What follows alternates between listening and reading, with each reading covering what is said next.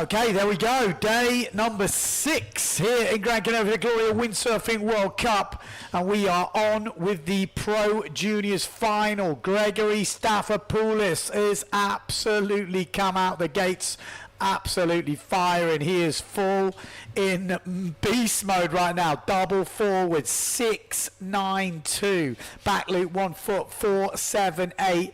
And he is looking very good without a wave scoring. He was 11.70 points, taking this under 21s brute final by storm at the moment. Anton Richter is right there. We got Takumi, I should say, Moria just landing that back loop, still in the mix, and Carlos Kiefer at the moment not found his groove. We've still got 9 minutes in this final to go, but like I said, the Greek rider Staphopoulos has really come out swinging in this final.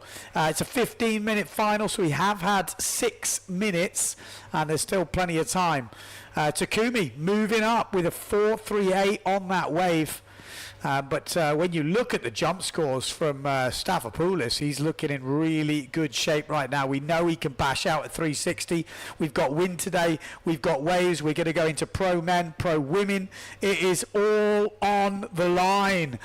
We've left it late, Gran Canaria, but it is finally turning up the heat. Not massive waves today, but we've got wind and we do have some lumps around. So it is all action stations right now. Let me know where you're watching from, where you are around the world.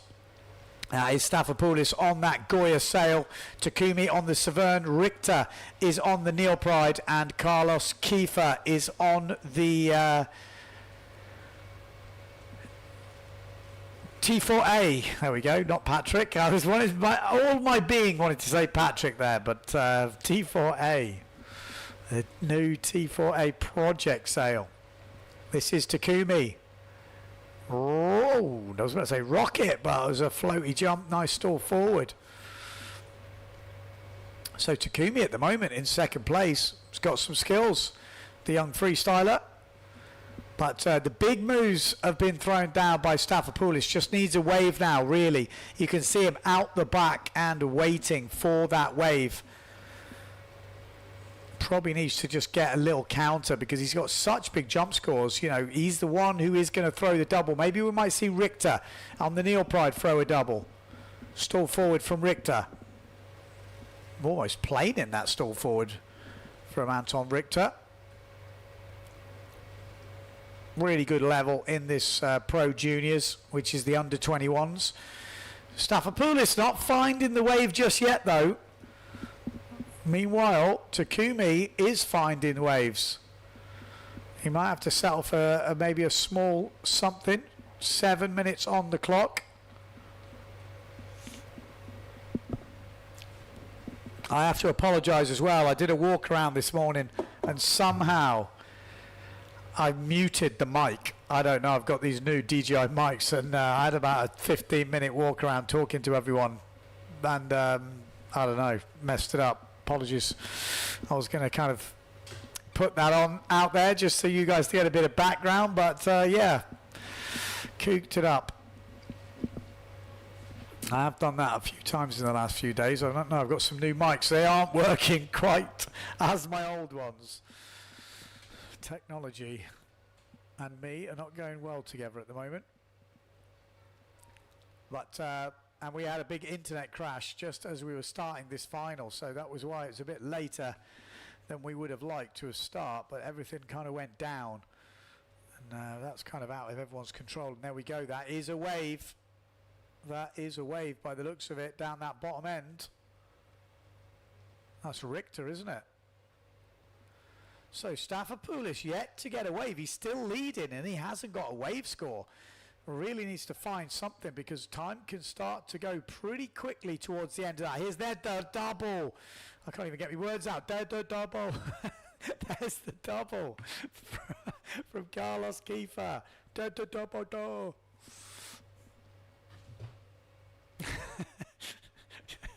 Oh, I love. Oh, he's found something. He wants the 360. Is he going to get into 360 fever? No, he does get a front side turn. He will improve his score because he didn't really have a score before on the wave, so he's still leading. But still needs to find a wave. Needs to get out of there. Time is ticking down. 4 minutes 50 to go. Staphopoulos leading at the moment. Takumi in second. Carlos Kiefer yet to really find anything of any note. Not having his best heat here. It can change very quickly. We've said it yesterday. In one run, you can get 2 jumps, and in one run back, you can get 1 wave. So your whole heat could be sailed in 2 runs. Is it likely that's going to happen? No. But sometimes it does. So you cannot count anyone out. I'll tell you what. I've just seen Carlos Kiefer maybe go to the top of the board. Like I just said, 2 runs. That doubles come in. The waves come in, and you might about to see that score change for Carlos Kiefer. And it does, but the wave score comes in for Staphopoulos as well. So Carlos Kiefer, like I said, up to second place, 5-1-2 for the wave score. He's got a 5-point double, and if he upgrades the other one, he's right in the mix now. So this is going to come right down to the wire. At the moment, Anton Richter in 4th place, Takumi in 3rd, Carlos Kiefer 2nd, and Staphopoulos still leading. Still 3 minutes 40 to go. Hotly contested here in this Pro Junior final. On my score sheet, I've got Carlos Kiefer in the lead with 3:13:30. So, be interesting to see which one is correct. Definitely on the laptop, it's a little bit different. Although that looked like a good first turn from Staphopoulos. If he can improve his wave score, we need to be looking at that wave. That's where the action is. There's nothing happening out here, boys. Oh, the wave rider's just finished as well for Staphopoulos, heading out. Well, we're waiting to see. It looks like Carlos Kiefer's come in for a change, maybe to find out what's happening. 3 minutes to go. All bets are off in this heat. Anything can happen. We have got a bit of high tide action, so the waves aren't that peaky, but they can be found. And Carlos looks like he's on a mission to upgrade that second jump score, I think. If he upgrades that second jump score, he'll be taking the lead. Yeah, okay, so now the computer has caught up with the TV. What you're seeing on your screens is correct. Carlos Kiefer leading by 0.03. Nothing in it. Nothing in it. That's a forward loop. Will it upgrade Carlos Kiefer's second score, which is a 2.97? If it's over a 3, he takes the lead. It's that backside 360 from Gregory. Let's zoom in on him. He's riding the wave now. Front side turn. That backside 3 and a couple of front sides should give him a better wave than a 1.5. And he might get a little another backside 3 down the bottom end. Staphopoulos is going into the lead here, no matter what that jump scores from Carlos Kiefer. I'm pretty sure Staphopoulos will take a bigger lead when that wave locks in. Anton Richter, I think he wanted the double. Didn't find the power on the takeoff. 1 minute 30 on the clock. Staphopoulos heading out. Could he upgrade? He's got a 1-footed backy and a double. I think he's happy with those jumps. He knows the big gainer for him is on the waves. So look at that. Very tactical sailing. Just not even looking at a jump. Knows he's not going to upgrade. But Carlos Kiefer can. Second jump for Kiefer.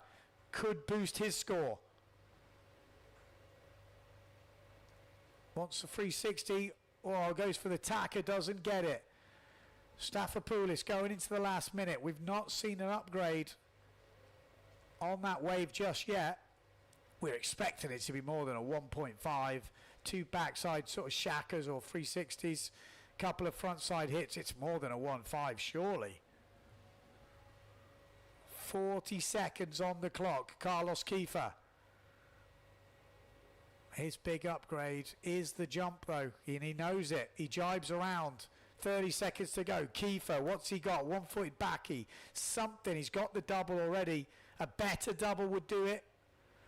A better jump. He's running out of time. There's the back loop. Well, a back loop could be better if it's compared to a forward loop. A little bit light on the landing. We've got down the bottom end. Anton Richter wants the double. 5 seconds to go. Both guys are riding. These waves will count. Wind has dropped on the high tide, and there we go. Staphopoulos' wave comes in at a 5 and absolutely smashes it in the end. Gregory Staphopoulos, that was the way to finish the heat. What a heat that was. Double forward, one-footed back loop, and then a wave with 2 backside 360s. Deserved winner. We'll wait for the...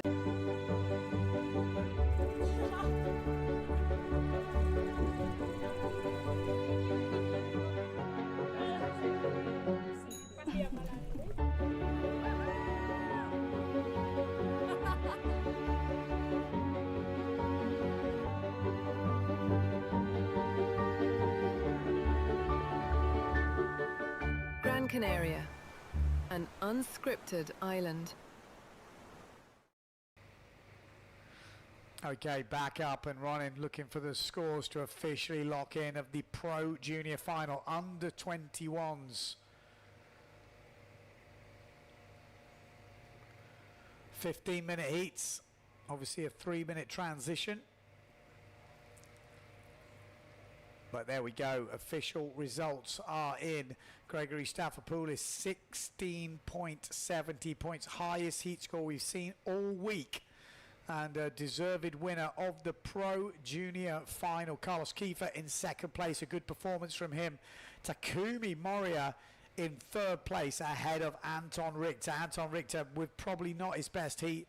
He sailed, and he'll be a bit upset with that, I think, with the way it went. Didn't quite fall for him. But that's the way it goes in competition. You've got to deliver in that final heat. And this is what we've got in the first heat. So we've got Marino Gill in this one, Jaden Tiger, Alessio Stilrich, and Mike Friedel. So this is the first pro men's heat. 2 jumps, 1 wave. We got a high tide POZO. Obviously not easy conditions, but in my experience, the cream rises to the top. You don't get, you know, it's not super lucky in these conditions. If you're good enough, you can make your own luck. But that was a hell of a way to start day number 6, and a thoroughly deserved win for Gregory Staphopoulos. And he is, I mean, he is in the training, that guy has been an absolute machine. So, you know, when you see that effort getting put in and then you deliver on the water, it kind of shows all the guys around that's what you got to do. You got to put the work in. Good start to the heat. Jaden Tiger loves a planing forward. If you got to count on anything, you'd count on Jaden Tiger doing a planing forward. The Brazilian was the real, like, iconic images of him and Liam Dunkerbeck back in the day going head to head on the same gear. It was on Severn back then as well, those little blue sails, if I'm not mistaken. And you now look at what Liam Dunkerbeck, wow, massive backside shaka there from Marino Gill. And that's what I'm saying, you know, yes, the conditions aren't epic POZO, but backside shaka, like with good height, into attacker from Marino. And these guys, you know, they're the best in the world for a reason. They can throw down. If there's some wind out there and there's some little ramps, they will show you why they are the best in the world and why Marino Gill is one of the best in POZO. Looking for another win here this year. Won it a few years ago. 3rd last year. This is Mike Friedel, obviously Masters World Champion last year. Had a good fight with Gobish though. Gobish unfortunately had to go home in the double elimination, so there's definitely some rivalry there, but this is obviously the pro men, so he's trying to cause an upset for the young guys. We've got Alessio Stilrich in this. He's going to be on the new T4A sails. Back loop landed from Marino Gill. Tweak push loop attempt from Jaden Tiger.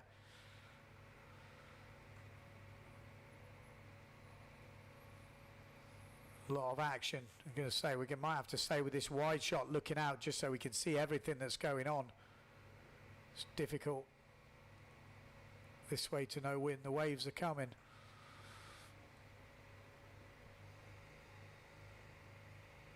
Oh yeah, Mike's going to get something there. Back loop, double forward from Alessio Stilrich. And there we go. That's just what I was trying to say before. Marino Gill and Alessio Stilrich at the top of the tree. The cream rises to the top. And you're about to see how, you know, average conditions can look world class when these boys are on the water. We were trying to get ready for the Masters heat yesterday, and there was Costa out there, Marino Gill, and everyone's like, oh, it looks pretty good. You're like, yeah, you got to remember, these guys are the best in the world. You know, Costa can.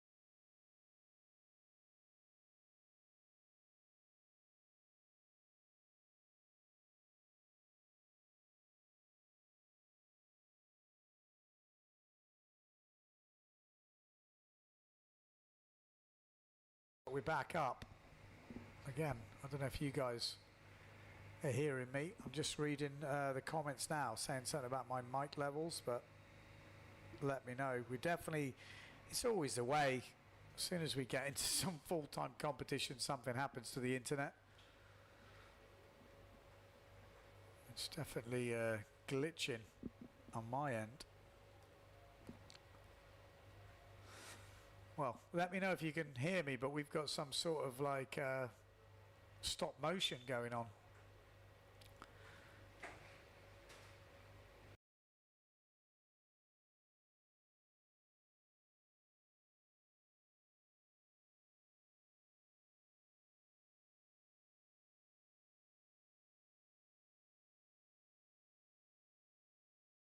Okay. Well, like I said, let me know on the mic situation. There we go. We are still in. Right, here we go. So look at that. 15-26. Alessio Stilrich. He's in my fantasy team. Marino Gill 12-08.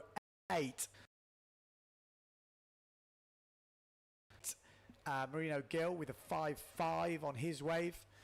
But the second jump score and third jump score for Marino Gill, that double for Alessio Stilrich is putting him right up there.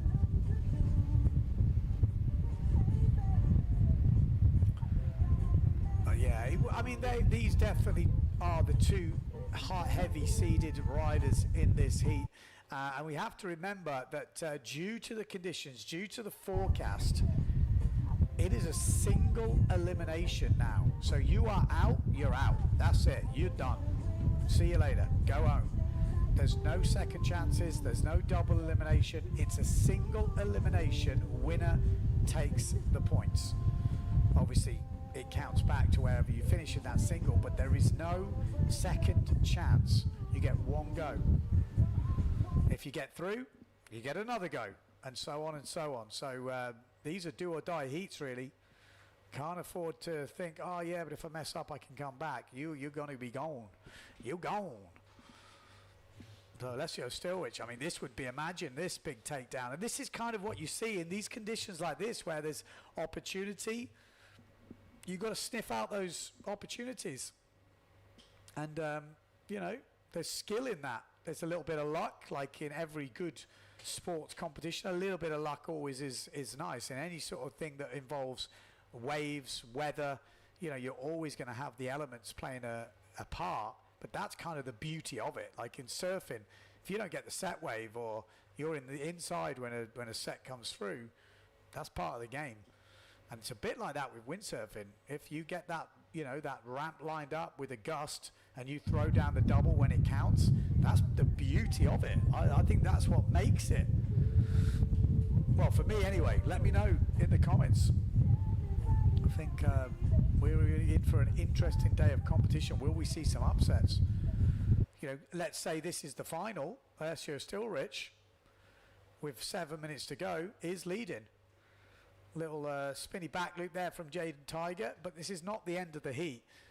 Is Marino Gill going to get a double? Well, you wouldn't bet against it, would you? Let's say that. There's 6 minutes, 6.5 minutes on the clock.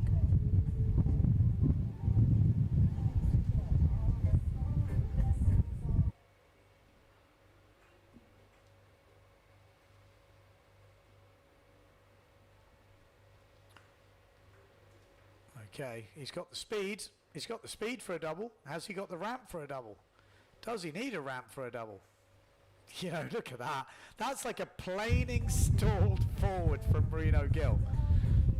I mean, you just saw the forward momentum there.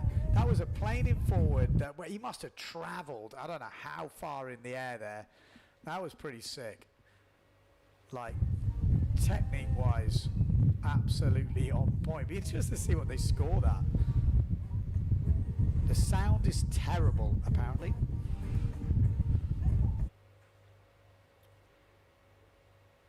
Ben, we have music and wind from outside the booth in the right ear. Okay, well that is definitely not my department. Okay, apparently it's okay now.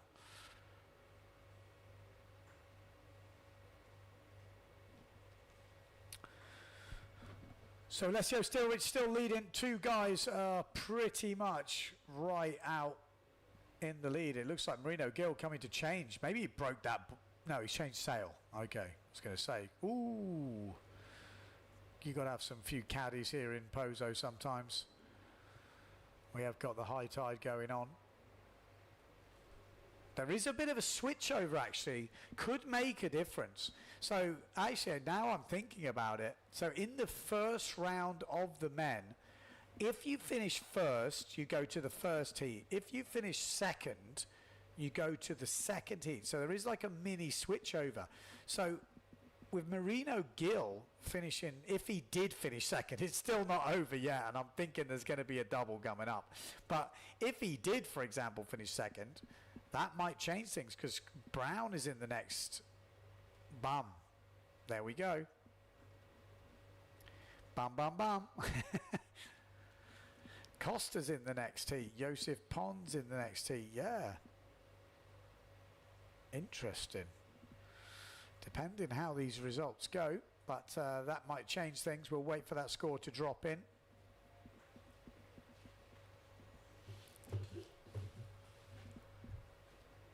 Like I say, the big boys can just pump it out when they need to. You know, we're already seeing doubles getting thrown down. And I'm sure we're going to get better conditions as we go through the day. As long as these guys have got wind, it's going to happen. Alessio Stilrich has actually improved his score, and so is Marino Gill. So 7.15 coming in for that double. But it's actually not enough to take the lead because Alessio Stilrich improved on his wave score there. 5.38 for Alessio, 5.88 and a 5.50. So Alessio Stilrich is counting double forward and a tweet push loop, like table push loop. Double forward, yeah, 7.10. So Alessio Stilrich still winning.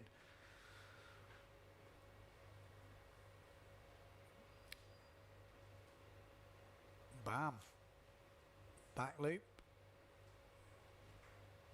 from Stilrich. Oh, tweet push loop from Jaden Tiger. But goes down. 2 minutes 40 on the clock.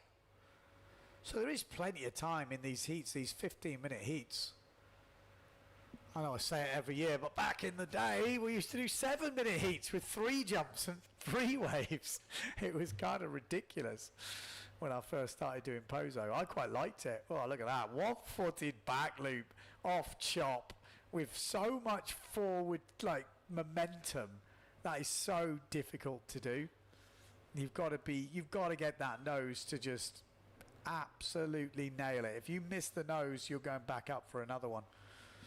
Like I said, that's why this guy, one of the best in the world here in POZO, because it is a different jumping style sometimes when you're trying to force stuff off small waves. It's that whole bit of forward momentum. When you're teaching back loops to, you know, normal riders, normal windsurfers, maybe you guys watching at home, you want to get rid of that forward momentum. Because if you miss the nose, it's a good night. You're going to end up with your head down the back end of the boom.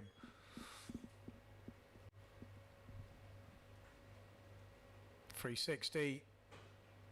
Attempt, James Tiger still moving around, but Marino Gill moves up to 18 points. Highest heat score of this competition so far. One-footed backy coming in at a 5.35, 4.95, just locking in the judges' scores at the moment. So 17.60, pretty close. Alessio Stilwich does drop to second place in the last minute, but 2 riders go through from the 4.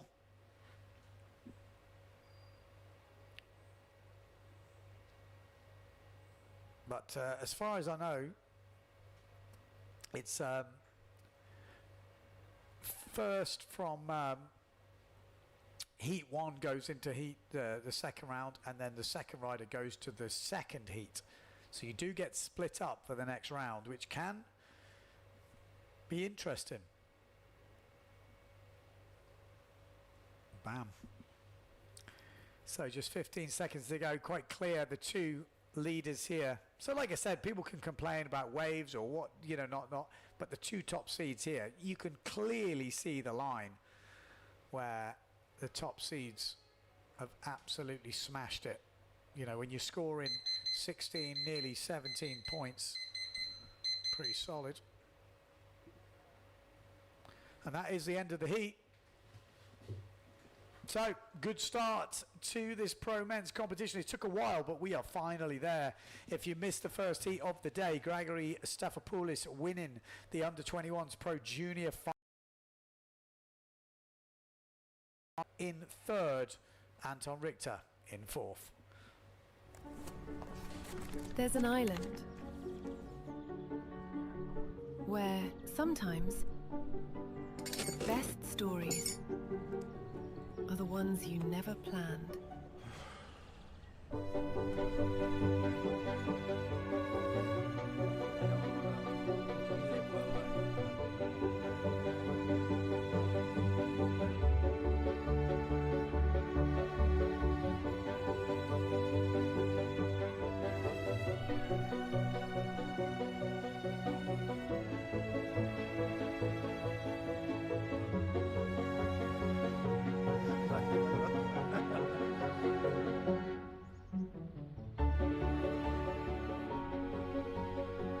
Gran Canaria, an unscripted island.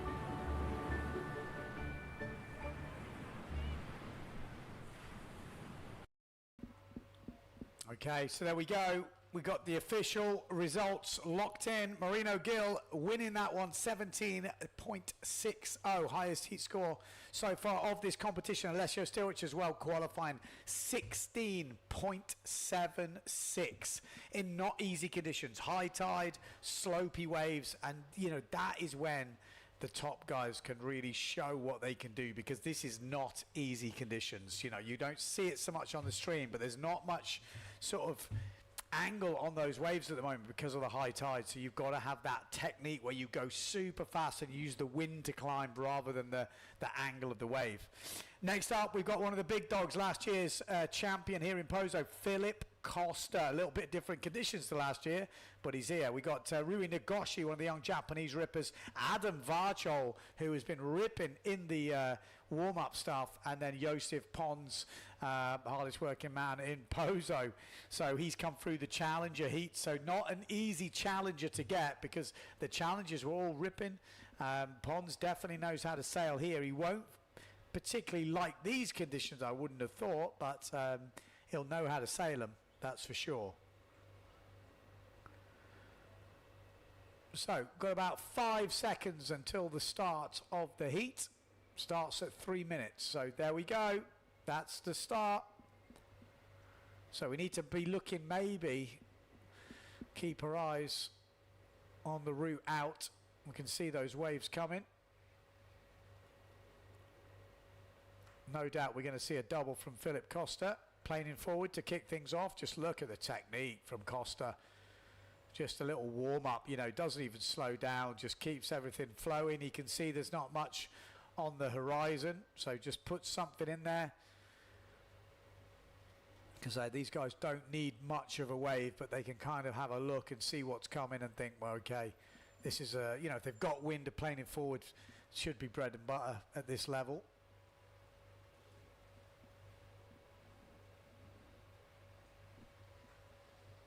Back loop, a bit of chop out the back from Joseph Pons. Say advantage Ponzi on the first run. Varchel would have loved a few more waves. He's got a really good technique. And again, I'm not saying this is suit Costa, because every condition suit Costa, but if there's a guy who can magic something out of nothing, if this guy's got power, he can still do everything, like we saw with Marino and Alessio Stilrich before. Oh, it's actually Rui Nagoshi with a 5.08. What did he do there? Was it a double? A wettish double, maybe? I'll have to have a look at that. Joseph is Joseph feels funny he's calling him Joseph. That is his name, to be fair.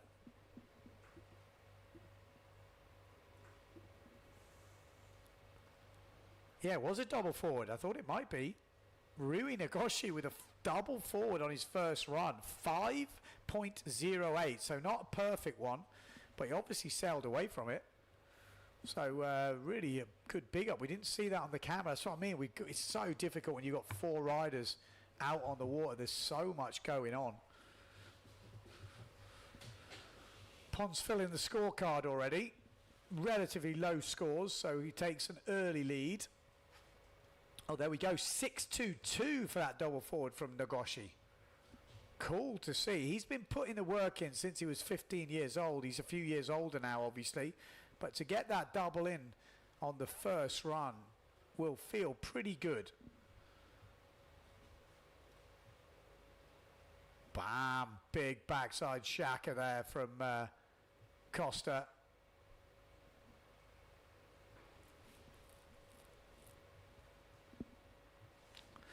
Kind of liking seeing the, you know, them hanging it on in these conditions.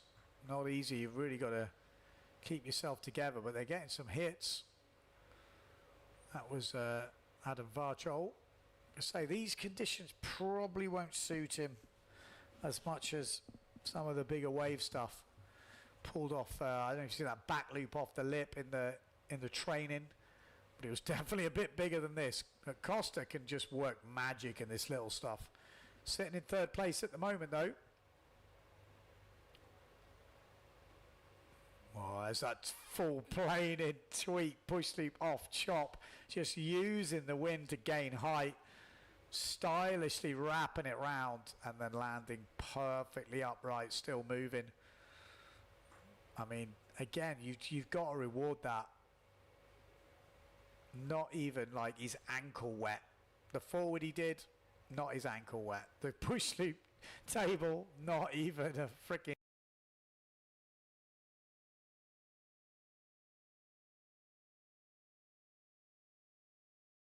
With that 4.45 for that tweet push loop. Ankle dry. Toe dry. We're going to see a double pretty soon, I'll tell you that. I mean, obviously small, but the wind is there. He doesn't need much, and he's got a kicker here. Keep your eye on Philip Costa. We're about to see a double, pretty sure. Oh, it just moved. It just moved. He looked like he was lining up, and it moved out the way. But, yeah, there we go. You got to keep doing those runs when it's like this. And sometimes it'll just sit up for you, but already on 11.44 points, 5 minutes gone. Joseph Pons in second place on 9.77. Although Rui is the danger man right now because he's got that 6-2-2. So although he's not, you know, he's on 8.34 points, he's got that bigger score. So it's much easier to change it. When you've got a lot of average scores, like Pond's got a lot of threes, it's harder to make a move. Where you've already got a 6-2-2, there will be a bigger move coming from Rui Nagoshi from Japan. So he is the danger man right now. Adam Varchol is probably wondering what is going on. This is not what I trained for. But back loop from Varchol. You can see the forward momentum again, just because there's not much steepness on the waves at the moment. You're having to use the wind and your speed to gain the height rather than the massive impact of the wave. Come on, we want to see that double, Mr. Costa. Ooh.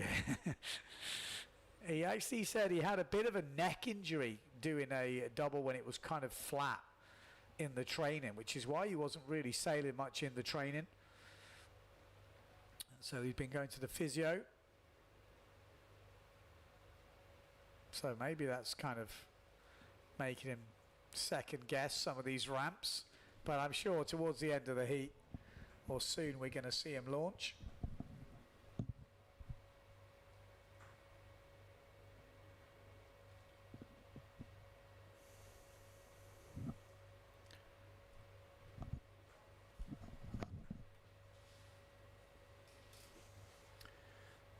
Rui Nagoshi.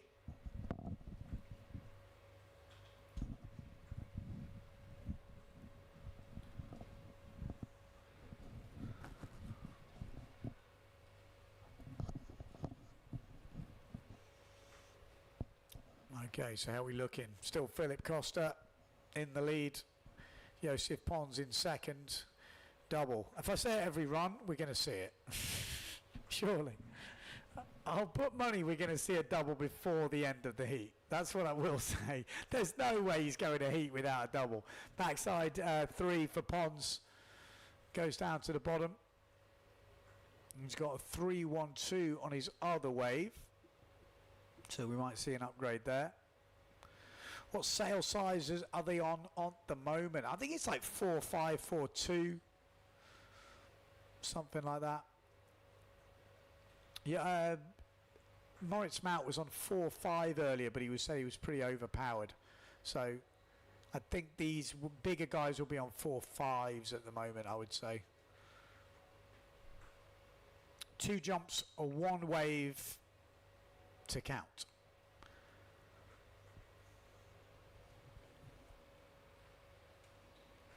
I have to say, if it was like betting going on, you know, bets 365 where you can bet on all the little bits, and there would be a pretty strong bet that by the halfway point Costa has already done a double. You'd get some good odds that he hadn't.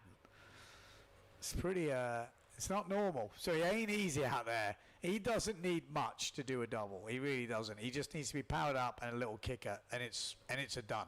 It's a done deal. We've seen it for the last... Well, it's nearly 20 years of Philip Costa. You do know that. He did. I think he won, or he was up there in his first PLA event. Was it 15 years old or something? Which he's now must be nearly cracking mid-30s, low to mid-30s. So it's nearly 20 years. 2000 was when did Costa burst onto the scene? Was it like 2007, 2008, 2000, something like that? So we're not far off. Nearly 20 years of Philip Costa on tour, which seems insane. Pons with the back heat. Maybe someone can check my stats. But it's still all to play for here. Varchol is kind of creeping up. No one's run away with this. With 5 minutes 40 to go, we are still all in the game here. We've got some good riders. Rui Nagoshi's got that 6-2-2 double. Hasn't even got a second wave yet, a second jump yet. If he gets a second jump score, which that is not it, we could see Rui Nagoshi causing a bit of an upset. And like I said, it ain't easy. We're not seeing a double from Costa. That just proves it. We're going to get some drama. We're going to get some late drama here, surely. Like I say, Costa's still leading, but not convincing. Everything he's done has been pretty much perfect. I mean, it's a long heat. If this was a 12-minute heat, we'd be getting a little bit twitchy right now. But it's a 15-minute heat, so still 5 minutes to go. So they have given them longer due to the conditions to sniff out the nugs. There we go. Costa's going right down that bottom end towards the bunker. And that is usually when you're trying to get right down to find a little bit of steepness, a little bit of steep chalk. I expect the double from Costa. I'm going to keep saying it. You know, a broken clock is right, what, twice a day? It's coming. It's coming. Here it is. There we go. I told you. Yeah, well, there you go. Perfect double from Costa. Usually when you go right to the bunker, you're trying to get those little steep ones. So he had a couple of good runs in the middle, and then on that run he was like, look, it's getting past the joke now. I've done 10 minutes and I've not done a double. This is unheard of.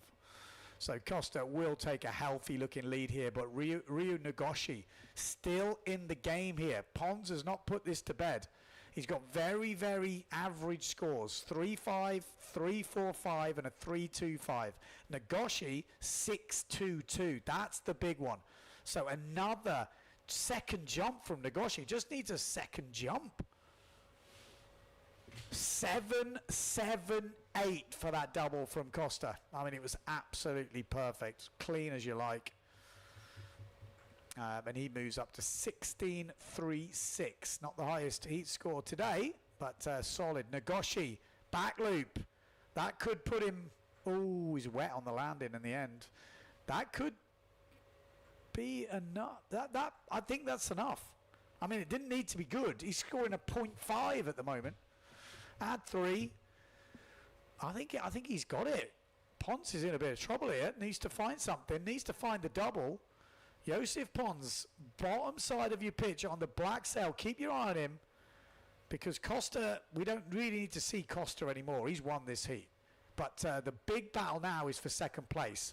If you're not in second, third or fourth, you're out. You're done. POZO is over for you. So this is...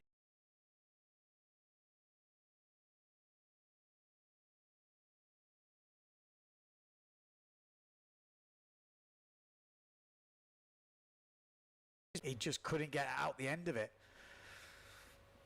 So still all to play for. Varchol, is he out of it? He's been very low scoring, but a good wave from him could change things. It's still all in the balance here. 2 minutes to go.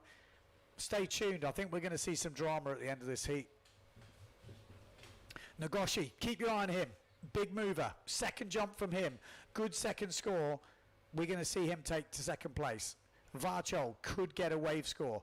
1 minute 55 on the clock. Like, you can literally forget about Costa right now. He's going to win it. Good first turn from Pons on this wave. Oh, and then he bogs. Back loop from Nagoshi. He lands it. He lands it. I almost think his backhand came off, but that could put Nagoshi up into second place right now. Pons under pressure. 1 minute 30 on the clock. Wait for that back loop score from Nagoshi. What does it need to be? It literally needs to be a 2. He's got it. Surely that's a 2. It is. It's not a big one. It's a 3.2, but he moves into second place. Ryu Nagoshi, with that double on the first run, doing the damage, has finally found the second jump. It took him 14 minutes to find the second jump, but it doesn't matter. He found it in the end. Josef Pons, if he now needs a double, I think he needs a double. Keep your eye on that black sail. Keep your cameras on that black sail, because that's where the action's going to happen. Ryu Nagoshi leading at the moment. Josef Pons needs something big. Needs to find 0.15. It needs to be a double. Oh, you've got to be feeling for him. Pons, here he is. That's the ramp. One-footed backy. Does land it. It's a good landing. But is that enough? Is that a 5?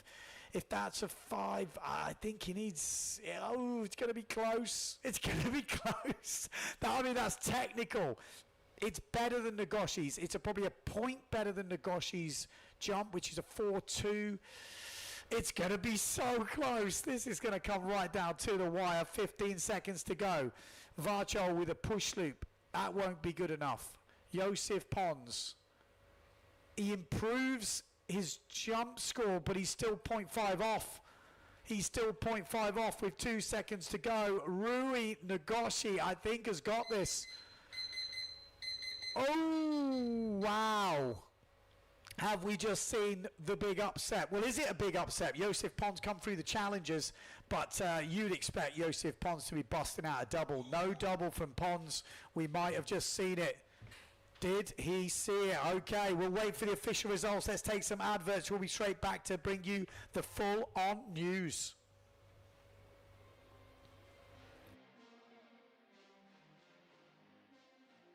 I really love the Dragon because it has a great maneuverability, power and wind range.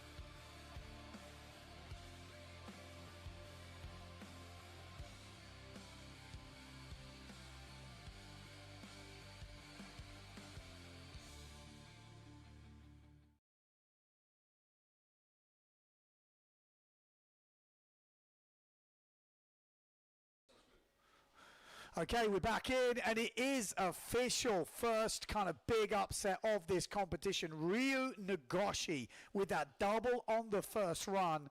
That was the difference maker. 6-2-2 for that, and that became the end. Obviously, Philip Costa getting through. Varchol going out. I mean, that's a big upset as well. But Ryu Nagoshi, Japanese, must be going crazy right now. And he has been the guy over the years who's been pushing super hard from when he was like 15 years old. Even 14, I was seeing him trying doubles, and it's finally paid off. Liam Dunkerbeck in the next one. Kimani Laurent. We've got Dieter van der Eycken and Tim van Dam. Got some charges in this. Kimani, I've seen this guy from Guadeloupe in the training. He's been pushing super hard. I think he likes a bit more waves than this, but he is a bit of a sender. He really does go for it. Obviously, Dieter van der Eycken, very good competitor, same as Mr. Liam Dunkerbeck. They are the two top seeds here. We'd expect Liam Dunkerbeck and Dieter van der Eycken, but as we've just saw, you cannot count anyone out, especially these young guys that are pushing so hard.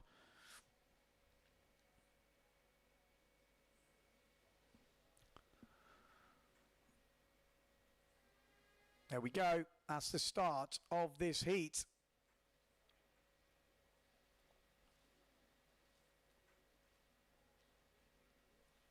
So we have got a few internet issues at the moment, but hopefully it's not affecting you guys at home.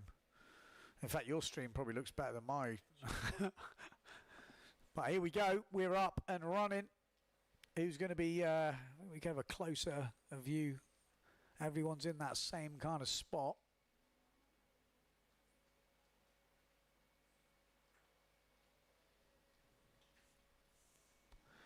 We have a bit of zoom, boys. Hey, there we go. Yeah, we've got a few glitching going on here, but Liam Dunkerbeck, Kimani Laurent, Dieter van der Eycken and Tim van Dam. Yeah, Pons is out. People are asking, Pons is out. It's a single elimination as well. There's no second chance. He is done. Same as Adam Varchol. I mean, he'll be gutted with that. Obviously, Adam loves a bit more of a wave to work with. But the big news, Ryu Nagoshi.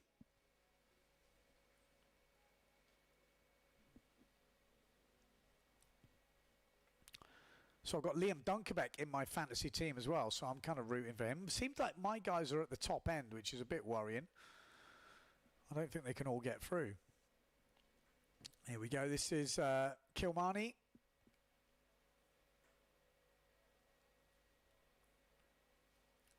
Like we saw with Costa, you've got to go right down that bottom end, close to the bunker at the high tide, to try and get that, you know, little bit of a lip. You can get them in the middle.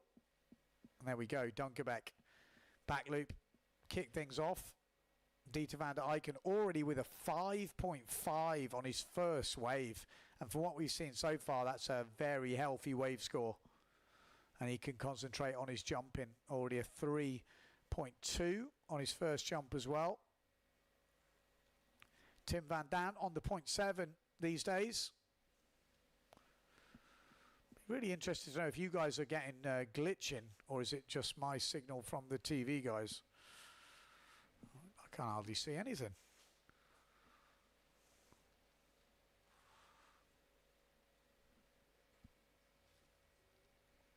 Billy says my stream is great now. Okay. Okay. Well, just in case the TV boys are watching, I'm getting like stop motion.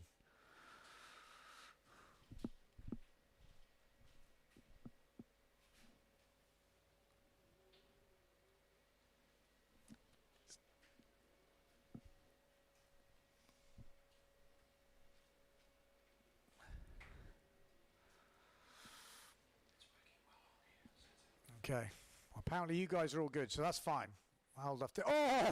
Big catapult from Liam Dunkerbeck there.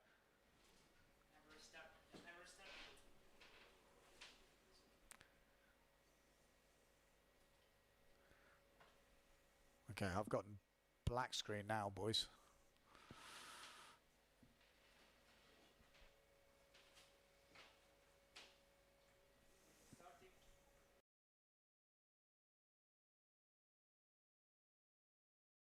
Just joining us. We've had the under-21s Pro Junior Finals. Gregory Staphopoulos winning that one in some convincing fashion. Carlos Kiefer in second, Takumi Moria in third, and Anton Richter in fourth place. And then we have already started the Pro Men's. Dieter van der Eycken with a pretty solid performance so far. 5.5 on that first wave, 3.20 and a 3.58. So just putting in some solid scores, and now he can start upgrading. He's still got 11 minutes to go. So as usual, Dieter van der Eycken just going about business. Very professionally. Liam Dunkerbeck with that 4.78 back loop, one-footed back loop there from Dieter van der Eycken, just trying to upgrade.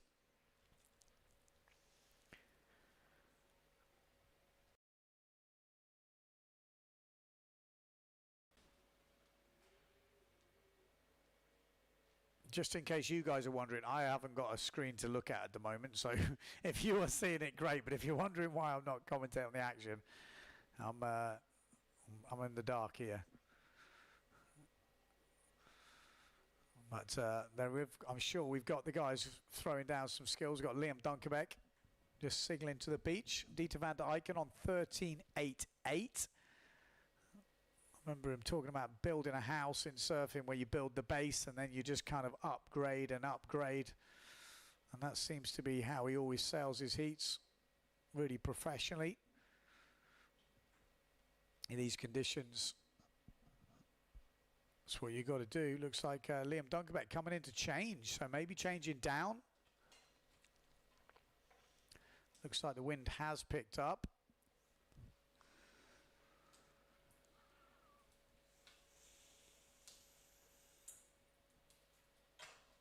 So not the waviest POZO we've ever seen, but it looks like we're in for a full day of competition, and whoever wins will be the master of POZO in whatever conditions we have.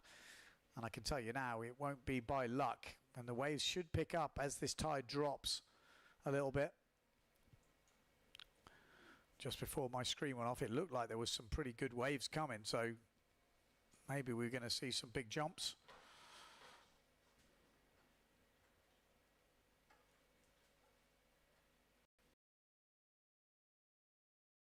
Or who do you think is going to win the day in the men and the women?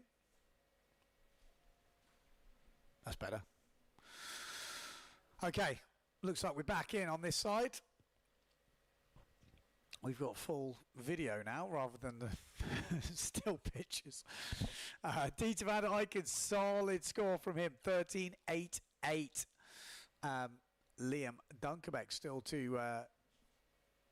you know, put together everything. But I think that was a 360 there from maybe Dieter van der Eycken.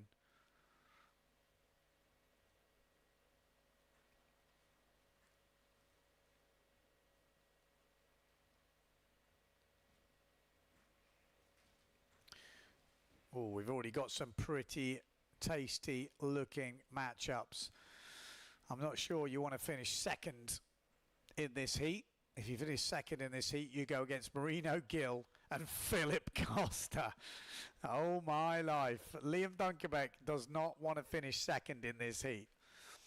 And I'm pretty sure Philip Costa and Marino Gill don't want Liam Dunkerbeck to finish second in this heat. But then Dieter van der Eycken is putting together a pretty solid number here. Wave score 6.62, so it was a 360 I think from Dieter. Like I said, one of the competition masters. When you used to watch him in freestyle, he would always put together a really solid heat. Always kind of steps up under pressure. Bit of a tough time recently, but it does make it for this competition. And he's on it. He's on it.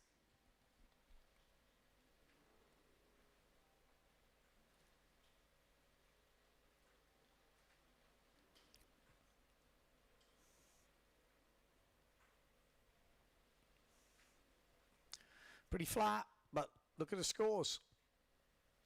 You know, like I said, certain guys will be able to put it together even in the flattest of conditions. There's waves out there. You've just got to sail a bit differently. And 15 minutes to find your moments. Back loop out the back just goes down. Some signalling going on down the bottom end. Dieter van der Eycken is looking good here. If he wins this, he would go into a heat against Alessio Stilrich and Rio Nagoshi. If he's second, Marino Gill, Philip Costa. There's definitely an incentive to win this heat. Oh, nice from Dieter, but just goes down on the landing. Wind is definitely picking up. And it looks like there's a bit of a forecast for tomorrow now as well. There's a nice goiter there from Liam Dunkerbeck. So I think we're going to see a good wave score coming for Liam. At the moment, only a 0.5 scoring. So I'm expecting a pretty decent score. Definitely Liam takes after his old man. He's got a way of turning it on in competition. We've still got 5 minutes left, so don't write him off winning this heat just yet. I think he's put together a pretty solid wave there. And comes in, well, he comes in at a 3.5. But are we going to see a double? I definitely wouldn't count it out. Looks like Dieter coming in for a change, maybe going a bit smaller. The wind does look like it's increased. And with not much waves, there's the double. Not his usual standard. He's going to sail away though.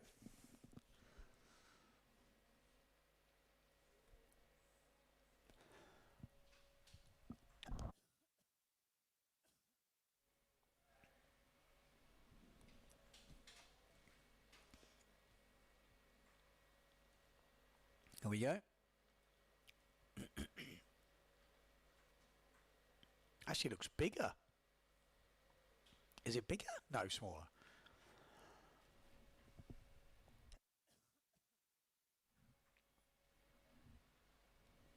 Well, he's definitely not planing as much, so I'd guess it's smaller.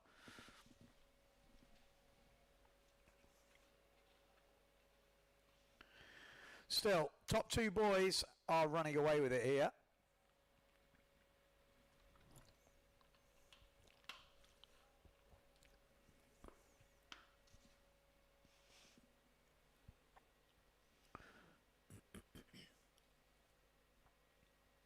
Bam.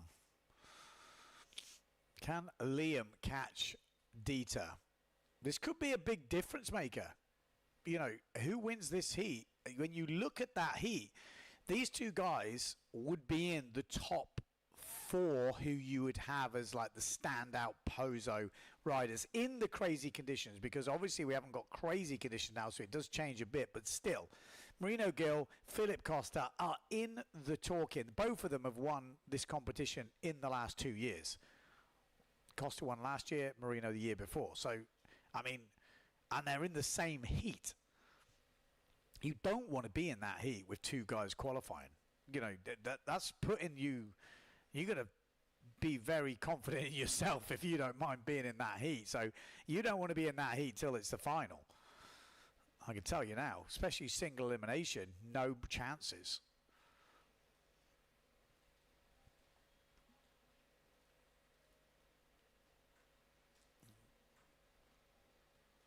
So Liam Dunkerbeck will have to find something pretty magical now. I mean, he's three points behind. He needs 2 scores. He's not comboed, but you know, a decent double we've seen so far is a 7. That's enough. A perfect double would be enough, but any less than a perfect one, he's going to need to upgrade another score. And we haven't seen many perfect doubles today, apart from Costa.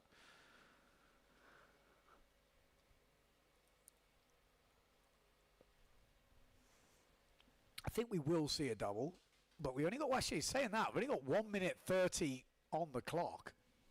Not long to go.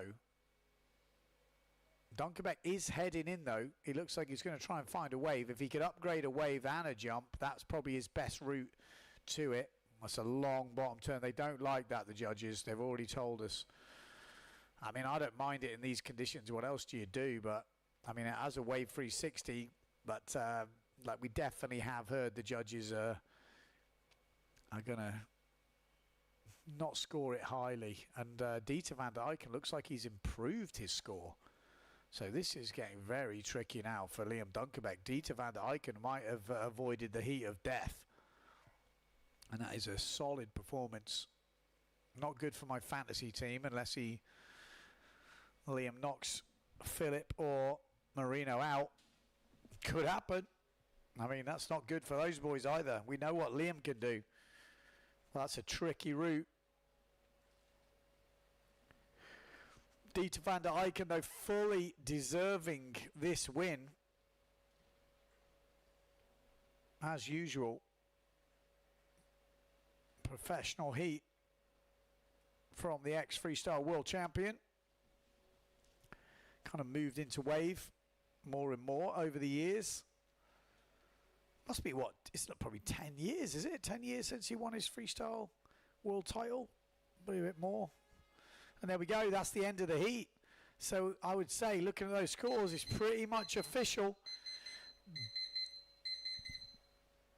Dieter van der Eycken will be the winner. Liam Dunkerbeck is second. We take the ads and we'll be back to give you the official results.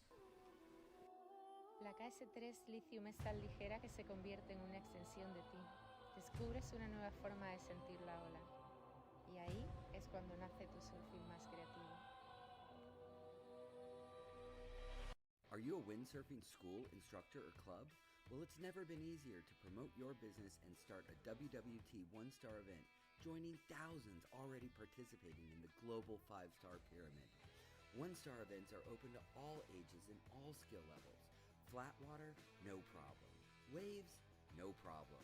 The only requirement is fun.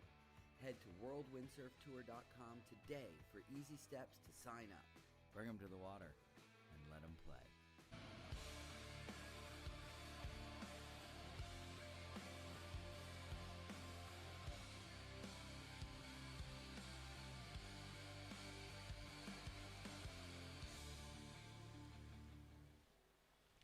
Okay, back in. I'm just having a look at the comments. Dieter van der Eycken does win the heat. And Liam Dunkerbeck, second place. I can see a few comments saying, with the seeding, I don't understand how Costa and Marino are together in the second round. It's to do, I think, with the rolling ranking. Because it's a WWT event, it's done off the rolling ranking. Because we've also got Brown in the top end of this draw. I'll explain it more in a minute, but we've got Marsilio Brown coming up next. Simon Tula in this one. We've got Mike Friedel Jr. and Leonard Neubauer. We have told me he wants the shifty forward. Is it wavy enough today? I don't think so, but the way he does those shifties, he is taking a wave board though. We're looking down there. Will he come in and grab the freestyle board? There is a rumour. There is a rumour. I'm hearing my volume is low. Let me turn it up. Is that better? Let me know how's the volume. Someone said it was clipping before. Now I'm hearing the volume's low. I've just tried to tune it up. Tell me how it sounds. But yeah, I do end up getting a little bit louder, obviously, when the action and drama hots up. But yeah, so it's done off the rolling ranking. I think in the pedal race system, it's done off this event last year counts double, and there's lots of kind of algorithms to it. Whereas I'm pretty sure the WWT, it works on the rolling ranking. So yeah. And there we go. That's the start of the heat. Brown in this one. Keep your eye on the yellow sail of Brown. We've got Tula on the T4A sail. We've got Mike Friedel on the duotone and Leonard Neubauer on the red Severn. Where is Neubauer? He might be already doing the double. That's a better angle, I think. But with the light, we were struggling. Always backlit. There we go. That's a good one. We get to see all the riders. I think duotone's launching. No, Tula. Stall forward. Oh, it's a flatty. Now we got Brown coming in late. He wants the double. Duotone forward. Let's keep an eye on Brown. Oh, we missed it. I was going to say, we need to keep an eye on Brown, but we saw the end of something there. Better volume, but still clipping. How can it be too quiet but clipping? I don't understand. Okay, we'll let the boys behind the scenes work the volume. So, okay.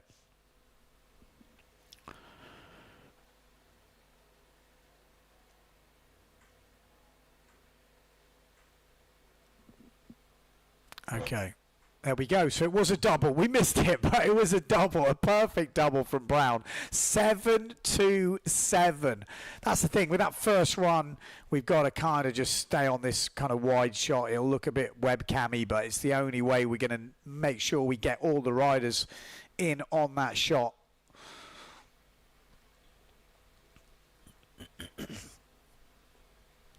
So Brown looking like he means business.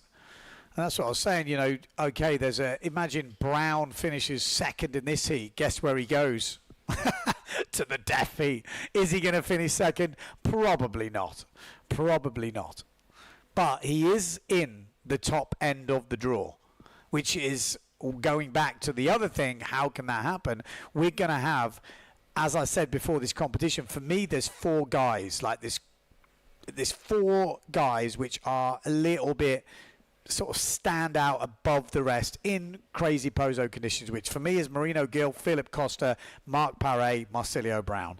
There's obviously others that are going to challenge these guys, but on an average day, on a whatever, these guys are standout. Can they be beaten? Yes. But if you were a betting person and the odds were there, these guys would have the lowest odds of, you would expect them to be up there. But three of those guys are actually in the top end of the draw, so they all can't make the final. It's impossible. So one of them will be going out before the top four, no matter what.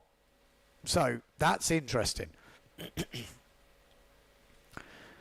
And again, it's to do with the rolling ranking. For me, I haven't looked at it actually, so I don't know how that happens. But usually what happens is the top place guy goes to the bottom, and then the second place guy goes to the top, third place bottom, fourth place top, and so on, and it goes through when you do the seeding. So maybe I'll have a little quick look at that to figure out exactly how that happened with this rolling ranking. Or maybe you guys can have a look at home.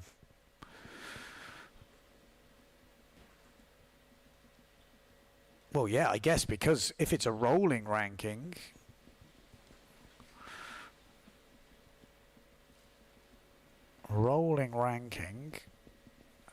no rankings available, rolling ranking. Yeah, so in the rolling ranking, Victor Fernandez is higher ranked than Marino Gill. Marino Gill's the one that's messing it all up. So Mark Paré in the rolling ranking is leading. Marcilio Brown in second. So Mark goes to the bottom, Brown goes to the top. Then Costa's in third, so he stays at the top. And then Mark would get the fourth place guy, but it's Bernd Rodiger. He's not here. But it's Victor Fernandez on the list. So Mark gets Victor Fernandez down the bottom. So you've got Mark and Victor down the bottom, and you have Costa and Brown at the top. And then it's Morgan Nareau and then Antoine Martin. So Antoine Martin now stays at the bottom with Victor Fernandez. And the next one is Marino Gill. So he goes to the top. So that's pretty much how it works. Then it's Liam Dunkerbeck. He stays at the top. You go down, it's Robbie Swift, he's not there, Miguel Chapuis, so Miguel Chapuis goes to the bottom. You know, that's kind of how it works. So that now makes more sense. But obviously, as a POZO competition, it's a little bit different. But Brown, and this is not counting out Victor Fernandez. I mean, he is definitely in. I mean, how many times has he won this competition? Probably the second most behind Philip Costa.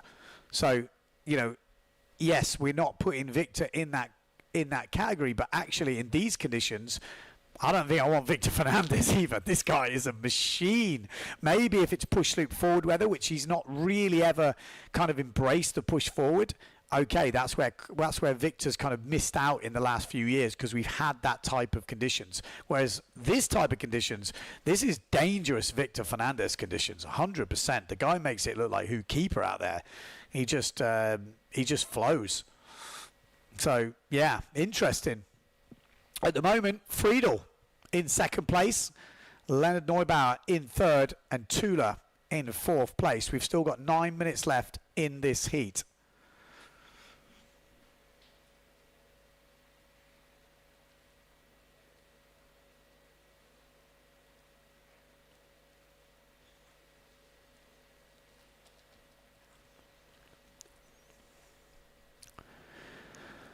So Brown already on 14.45, that double 715. The double, you know, for I don't know how many years now, probably since low 2000s, that double has always been a game changer here. Since they changed the scoring so it was even, you know, back in the day when I was down there, you know, jumps and waves were different. So waves were times by 3. So there was a bigger emphasis because they always thought that the wave wouldn't score very highly compared to a jump. So they times the waves by 3 and they times the jumps by 2. More complicated to work out, like, and for live scoring, it doesn't really work. So when live scoring and the live streaming came about, they basically dumbed everything down to what it was is what it is.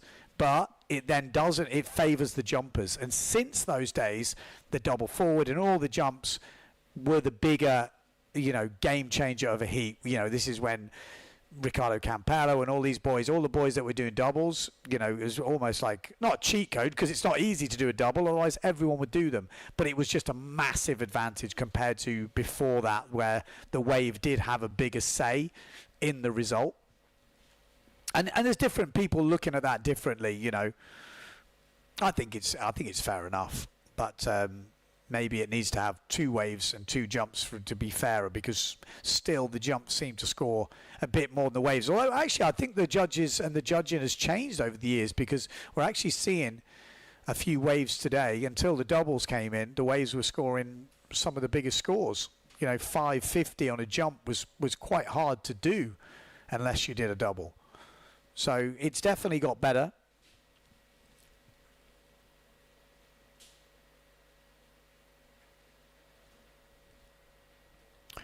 So a bit of calling out to the beach to find out what is needed. Leonard Neubauer, obviously a lot of talk about him before this competition, pulling off an absolutely massive and clean shifty forward. I mean, the judges said if he pulled that in the competition, you know, and there he goes. Oh, he's changing sail. I thought he might come for the freestyle board. He is going to change sail. So Leonard Neubauer changing sail. But if he pulled that off in the heat, it would be a 10. Height, execution, everything, landing was there. No one's doing them. No one can say it's easier. He had the height, technically. Oh, that was a little planing forward from Brown.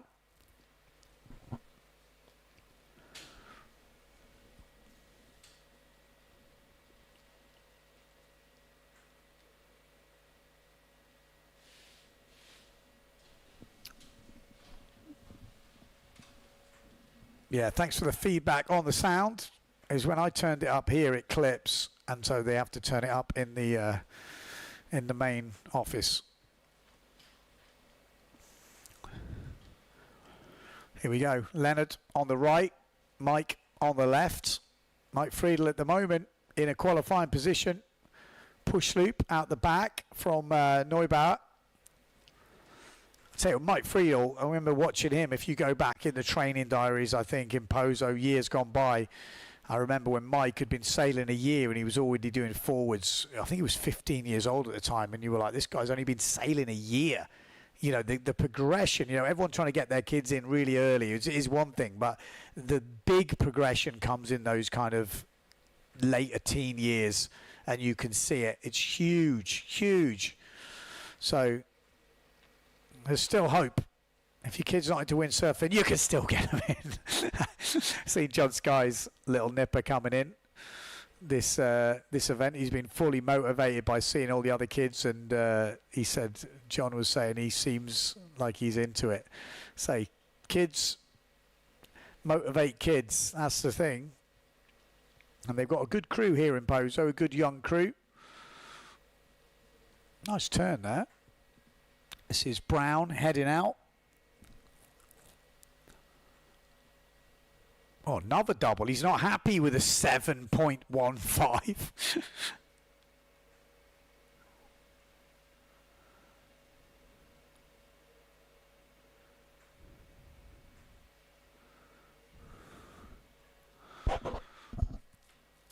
Well, 3 minutes and 50 to go. Oh, little tacker there from Leonard. Here when he's right in the rocks. This is all to play for here. He's got a wave score of a 188. Has he just upgraded that wave score? If he has, see a 7, doesn't need much. He has upgraded, and now he's got it to 0.05. 0.05. Are we going to see a double? Keep your eye on that red sail from Leonard Neubauer. Surely there's a double coming. There it is. Oh, and it's not bad. It is not bad. Ouch. Mike Friedel in a bit of trouble here as Leonard Neubauer starts to get the ball rolling. Wow. That double's going to improve his score, and Mike Friedel's going to have to find a double of his own. Yeah. I mean, he's got a 2.25 and a 2.92. Leonard for sure is going into second place, and there we go. 6.12 for that double. And there we go. Doubles are king here in POZO, especially in these conditions. You know, you just need wind and almost a bit of chop. And if you've got the technique, you can get round a double. Push forwards are off the table right now. You need a much bigger wave. But, yeah, Mike Friedel in trouble now. 2 minutes 20 to go. Leonard Neubauer trying to cause some upsets. He came through the challenge round. 360 from Brown off the back. Little back loop there from Mike Friedel. He's going to need more than that. He's got the advantage on the wave, Friedel, with a 4.5. But that 6.12, he needs a double. Someone needs to tell Mr. Friedel he needs a double. 2 minutes on the clock. Leonard Neubauer going through with Brown at the moment. Simon Tudor, what can he find? And the wave score, he did upgrade to a 2.58. Leonard. They'll be telling him on the beach now, Friedel, keep your eye on the white sail because we know he needs a double. He'll be getting told he needs to do something. So, He's got 1 minute 30 to go. White sail on the inside is where the action's coming from. Leonard's pretty much in second place here. This is it. Mike Friedel got the Desert Storm hat on. He needs the double. Come on, son. We want to see some drama at the end of this heat. He's got a little nugget and there's someone in the way. There's the double. Oh, and he gets it. It's wet. But is it enough? He's got a bigger wave score. What does it need to score? He needs 3 points. It needs to be a 5-2-5, I think, or 5-2. I don't know. I mean, it's going to be close, I think. It wasn't as clean as Leonard, so it wasn't a 6. Was it a 5? It's going to be, I think, short. I think they're going to punish that landing. I think it might have just dropped in. Let me just check the scores here. Oh.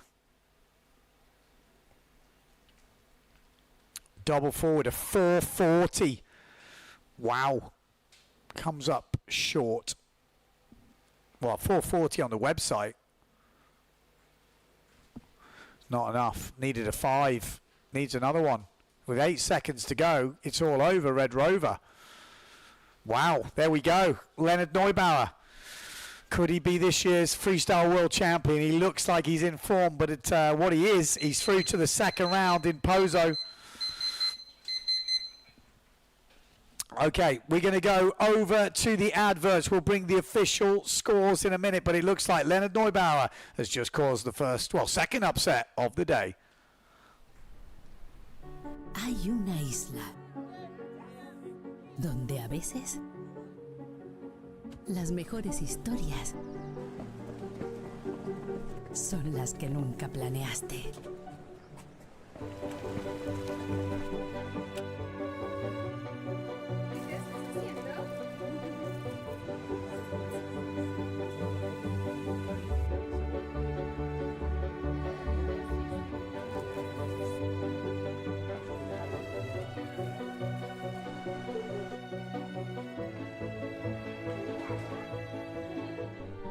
Gran Canaria, una isla sin guión.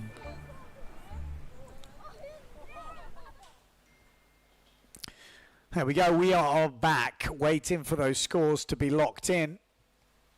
It was a close heat, but in the end, it is Leonard Neubauer that takes that second place, and he gets into the second round of this pro men's double. Marcilio Brown taking the win, 15-9-5.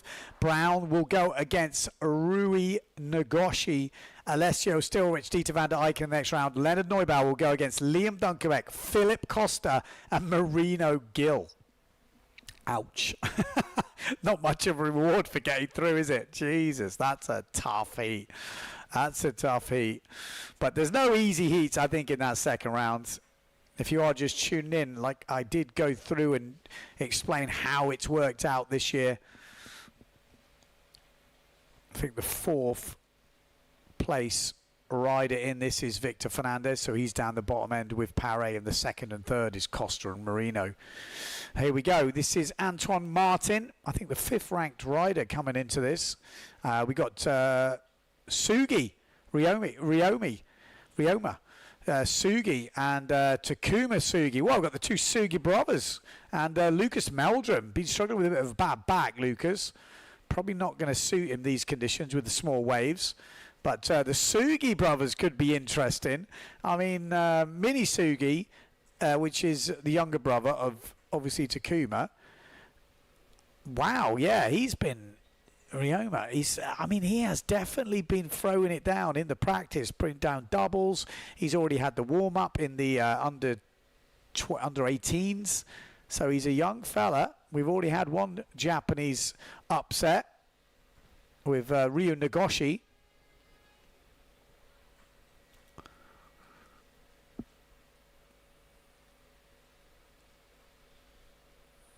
There we go, first one. Let's see. Looks like we've got a little ramp here. Ryoma. No. Nobody. So we've got Lucas Meldrum on the north sail. We've got Ryoma Sugi on the north sail. Takuma on the GA. and Anton Martin on the blue Goya.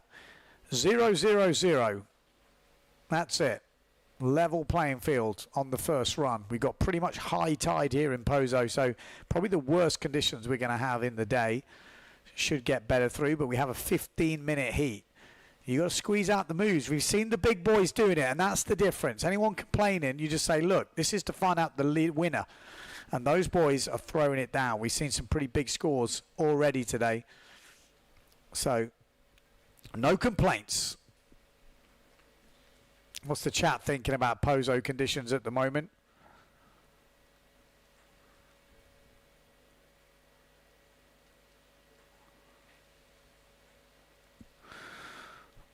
So this is a single elimination for anyone wondering. There is no second chances. There's no double option. It's a WWT event. So it's a dingle or a single. Nothing else as far as I'm aware.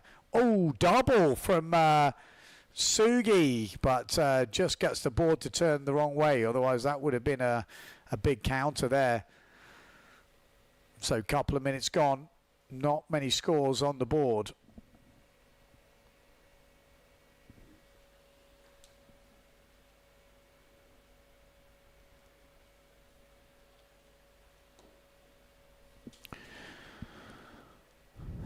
There we go, first score, 2.5.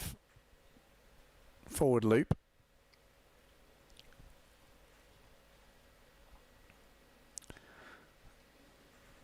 A relaxing start to this heat. Ryoma Sugi.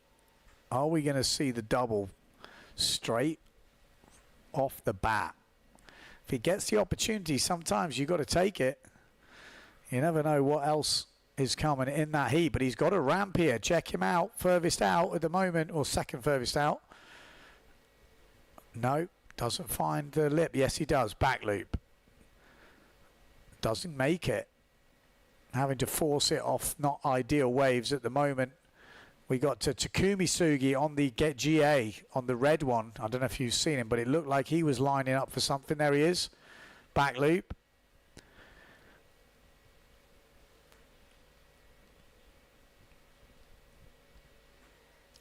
Yeah, that's Takuma. I think he's finished for the run. He's quite far out there.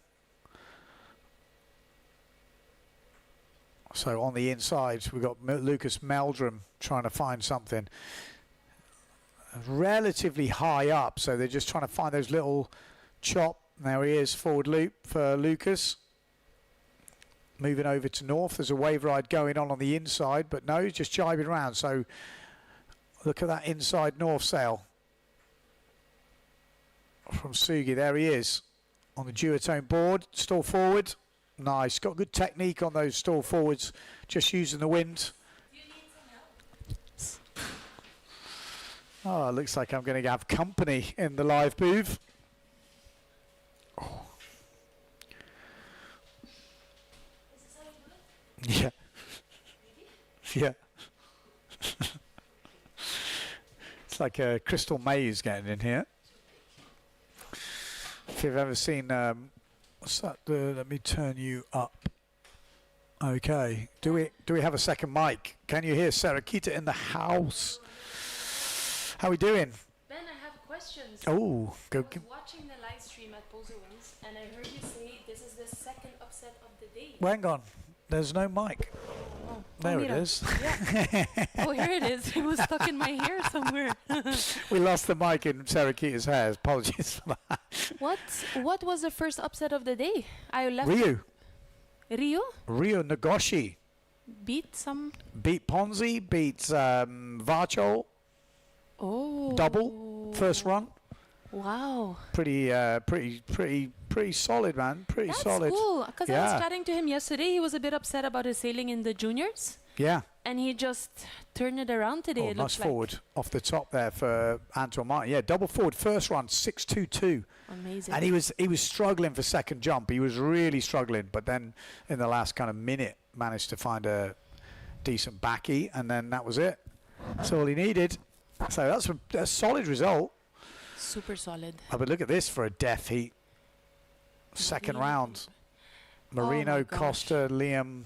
It's Leonard. so brutal, right? There's just no chances for anybody. Yeah, and there's no chance of a double, that's what I understand. It's just a single. That's it. We know it's either dingle or single, and Right. now we've gone single. That's it.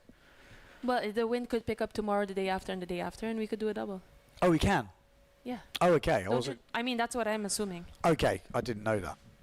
I thought because it was a WT, there was no Actually, chance of that. I'm Well, I'll find out. But so far, Takumi, not Takumi, I'm so used to saying Takumi the last few days. Takuma, the original.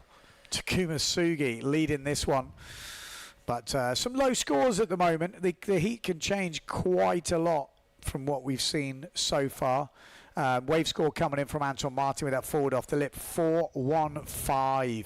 That's a pretty solid score. And now he's backed it up with a jump, 440. And That's that a pretty has high put him score, in. I would say, right? Yeah, Around 11, that's pretty 12 decent. points is pretty good. Yeah, it seems like 12 is getting you through. Yeah. I mean, Marsilio outdid everyone there with the 15.9. Yeah. Well, we've had 16.43, 13.49 going through, 12.04 and a 16.46 and a 17.6 from Reno and a 16.76 from Alessio. It's good that I So- came in here to check out what's happening. Yeah, 12 would get you through. 11 is still could be third, so from what we've seen so far. But maybe in this heat we might see. I mean, it has gone a little bit high tide now, isn't it? Should start to drop. We should be dropping. Yeah. What do you reckon with the with these waves and dropping tide? Maybe a bit more jumping opportunities? I think we'll get a few peaks. I think the guys are making it look good. I mean, They but are. it's windy jumping. You can see, like, I mean, Marino earlier, the distance he was covering, just stalled planing forward Today? because he just took off forwards, and Yeah. he's, you know, it was. I mean, we saw it from the drone, so it'd be interesting to see it from the land cam. But it looked like he just covered so much distance forward and landed planing, a bit like Costa used to do back in the day. Pretty hard going on the board, though. I think Costa stopped doing them as he got bigger. Yeah, I guess so. Ooh, pretty gnarly double there. I'm guessing that was from, Rioma. yeah, Oh, what's Takuma doing?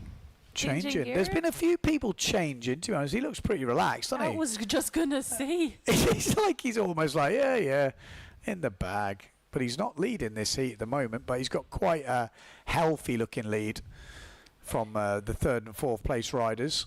He's quite relaxed in general, though. Yeah. I don't think I've ever seen him stressing. No, he looks pretty happy. Like Yeah. pretty like, yeah. I just won, or I Yeah, just yeah. lost, or there's no difference. It's But like, having said that, to me, it really stands out on the water, though. yeah, no, he's an animal. Yeah. When he kind of turns in, doesn't he? He tunes in, and he's confident as well. He's got some skills, that's for sure. But it's difficult out there, no two ways about it. If it looks difficult on the cam, it's way more difficult when you're out there, that's for sure. I went out there for a few heats for the Masters yesterday, and it's like, oh, it looked easier on the Yeah, commentary. I saw you riding, actually. Oh, nice back loop by Lucas. Yeah, but he's been putting together some good heats. So, but yeah, Anton Martin looking very solid at the moment. 415 on the wave is pretty solid towards the better waves we've seen. We've seen some 5, 6s. I think even Dieter might have even got more than that. But jump score 440. Again, on the bigger side, but not big. I think average scores have been in the 3s. So if you're in the 4s and 5s, you're there. So what was Dieter's best wave? It was pretty. What did it look like? 360 with What? some other turns on. What a legend. Yeah, he's been smashing. Yeah, 675 on his best wave. Wow. Biggest wave score I think we've seen today. But as usual, Dieter put together a very professional heat, you know what I mean? Really solid, bashed out all the moves first couple of runs and then just carried on building. He Boom. wants the double. He wants the double. No doubt about it. Sugi is looking for it. younger Sugi, and that's the problem. And we've seen that with Ryu Nagoshi. That's why it was really nice to see him nail that double. He's been pushing the doubles the last years since he's been, well, since I first got introduced to him. I think it was 15 or 14, and he was just absolutely, I mean, crazy. I was like, I couldn't watch some of the doubles. I was like, oh my God, this guy, he's not going to make it to 20 at this rate. He's like, but it showed that putting all that effort in over the years, nice one. It's come good. Nice one-footed backy from Takuma there. And that's going to definitely help his cause. He's going to upgrade on that 305. He's like, that's my brother on the wave. I can jump this one. Yeah, I think it is. It must be a bit like that with your brother. Nice forward by Ryu. Oh, that was a good effort. Yeah. He's got some good techs. Takuma shoots to the... Oh, what's happening?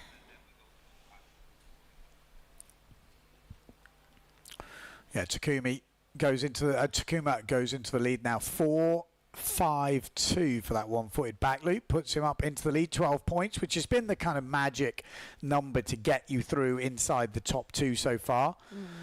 Lucas Meldrum, though, building his score up to 9 points.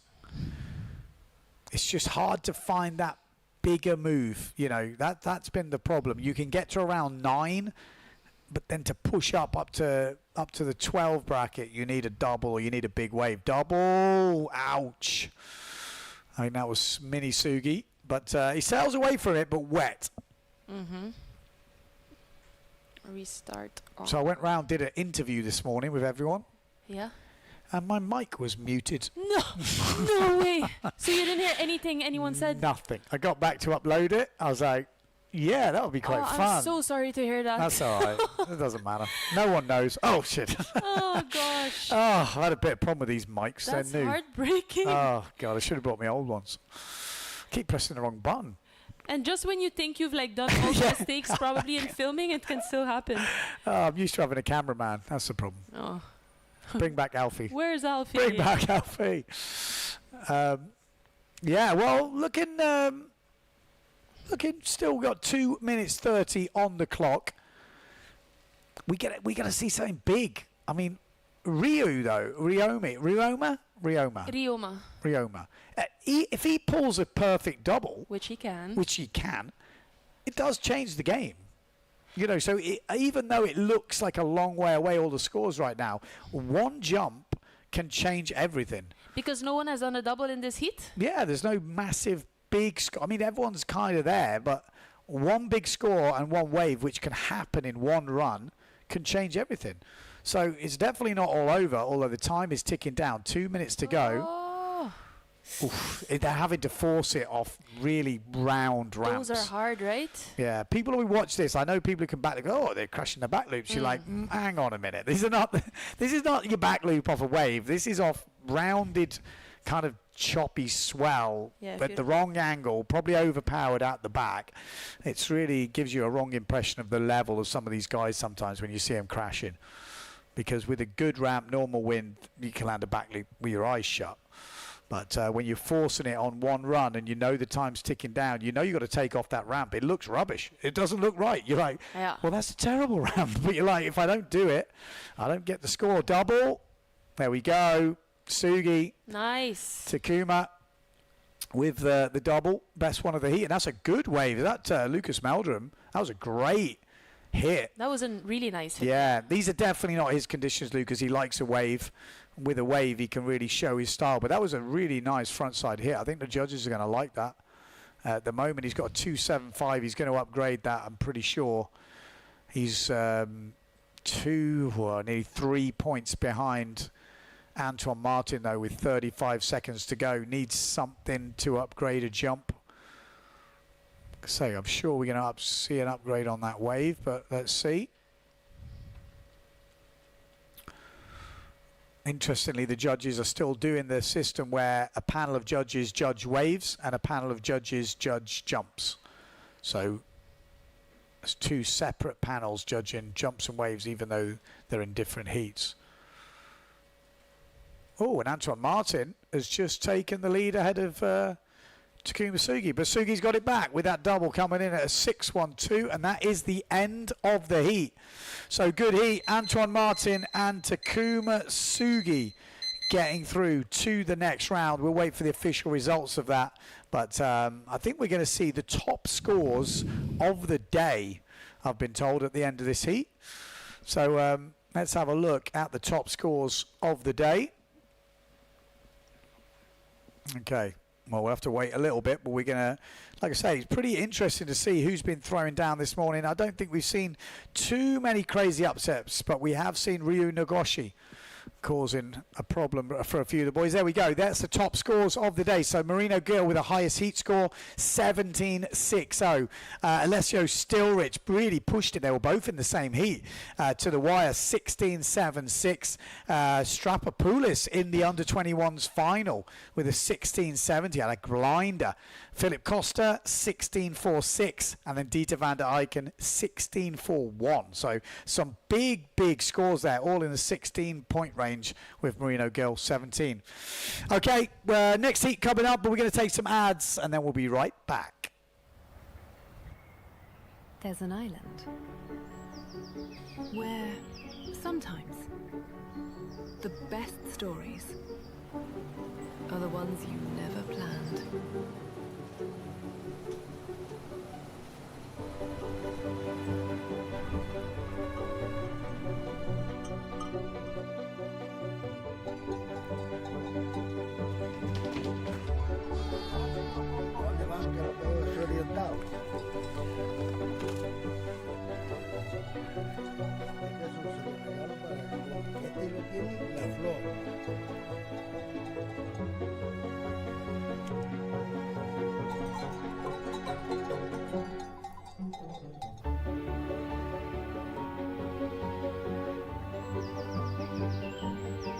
Gran Canaria, an unscripted island.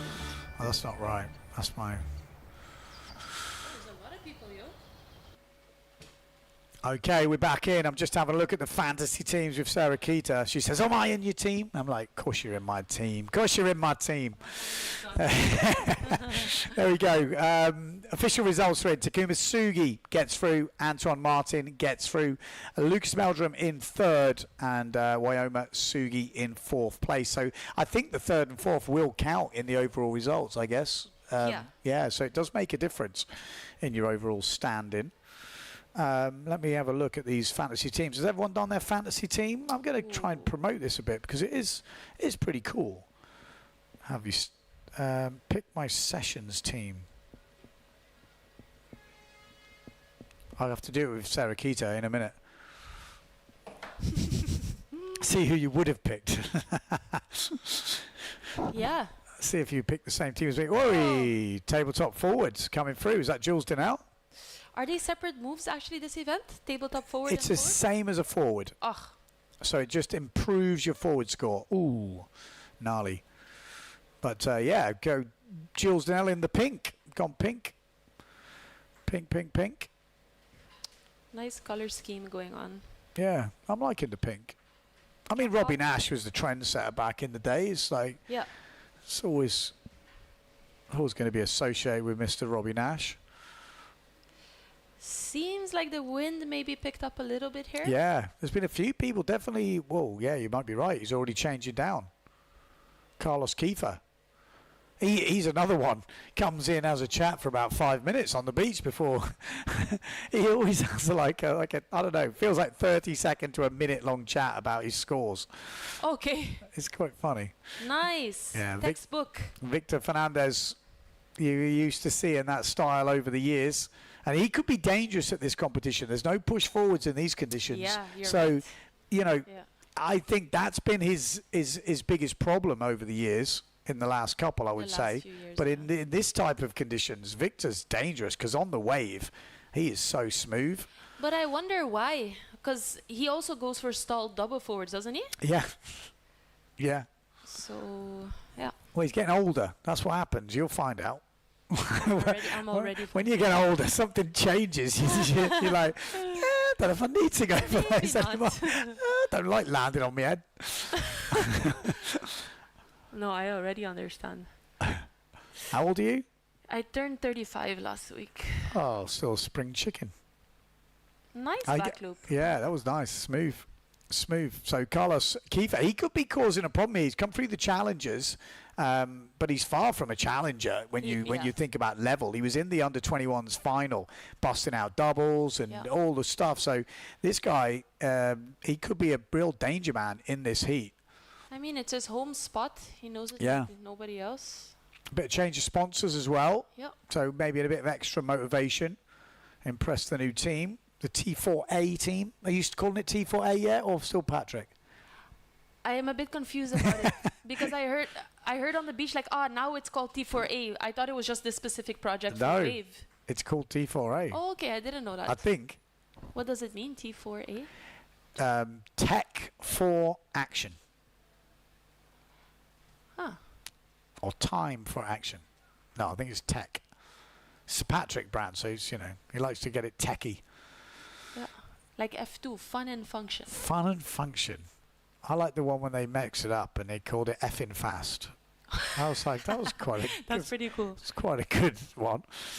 Arthur Rukin in this as well. Can't count him out, although he hasn't done anything so far. I think he likes a wave, doesn't he? I mean, most of us like a wave. Tabletop forward, that was nice.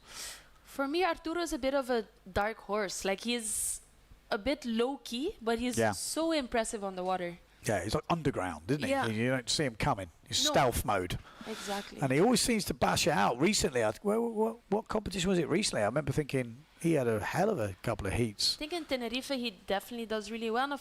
I think in Maui, he also performs quite well. Yeah, I think it was Maui. I thought he sailed really good.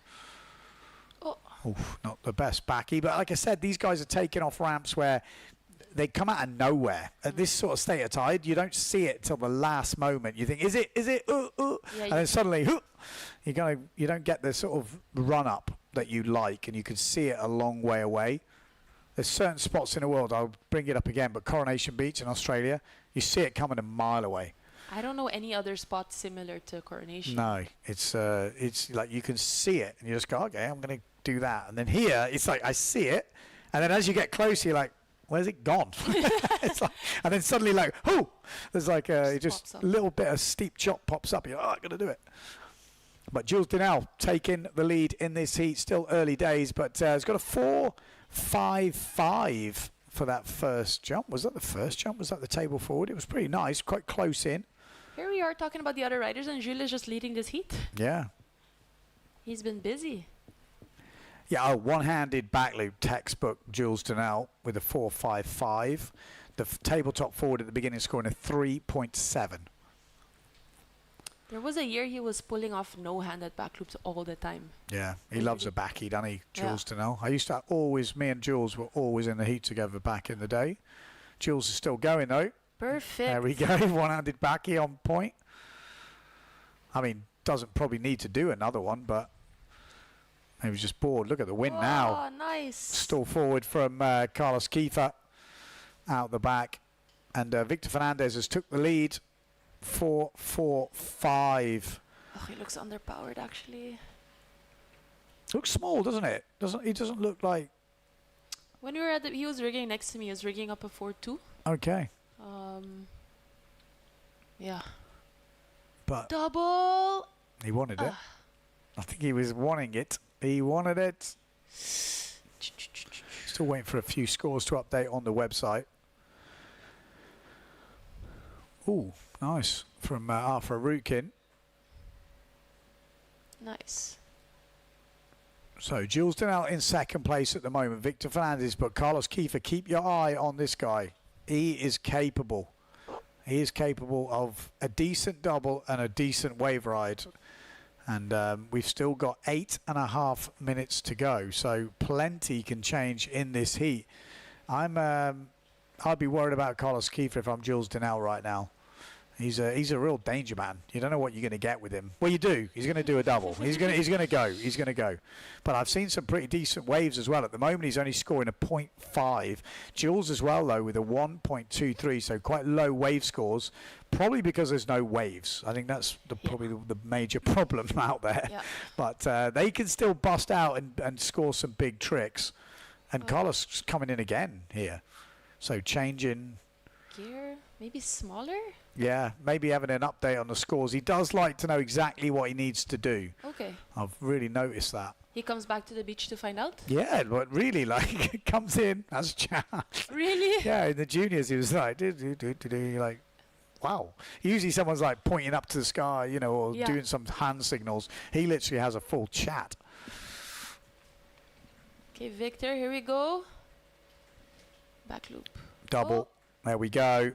Ooh, yeah. So that's kind of what we have seen. His doubles were not as consistent as they used to be. Right. He's still got a good double, Yeah. but they're not every time. Okay. I would say. Do you reckon it's a bit more onshore also? Yeah, I think it's pretty hard, and maybe he sounds a bit more underpowered now. Like that's sometimes how it goes. Again, people's styles change. You see some of the younger kids; they look like they're absolutely wound. I don't know. They look like they can hardly, but they seem to be able to hold it when they're doing the jumps. Which that's not how I sail anymore. Again, it's like I think it changes. Times have Changes a changed. bit, but I'm pretty sure Victor's going to get a good double here. 360. Yeah. Nice. There we go. You know, Victor is smooth. There's a few little lines coming in. I mean, it was a 360 and then off, and Jules Donnell still riding that. But Carlos as well was riding that all the way to the inside. Usually means that he thinks he's on a good wave. So we might have seen a trick at the beginning of that wave. I didn't notice it. Jules Donnell as well. You know, you're going to do that once in the heat where you ride it all the way, milk it to the end.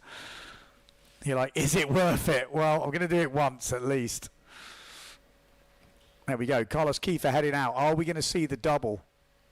He's in fourth place at the moment. Arukin has been going about his business, like you say, undercover, and he is sneaking up on the rest of them. Back loop from Kiefer. Nice one. Yeah. But needs a wave, so we need that wave score to lock in. Wow.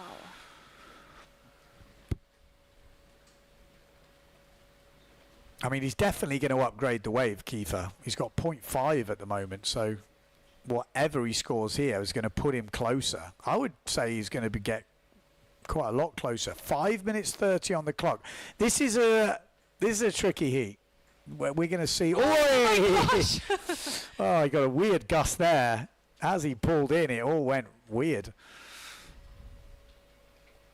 So still waiting for a Kiefer wave to drop in. Arthur Arukin in third. Jules Donnell still in second place. He's on the 11 points, which hasn't been a guarantee. 12 has been a guarantee in all the other heats. 11 has not. He's at the top of the 11s, though. But we still got 5 minutes to go. Kiefer's wave score does drop in on the website, and it is, well, 312.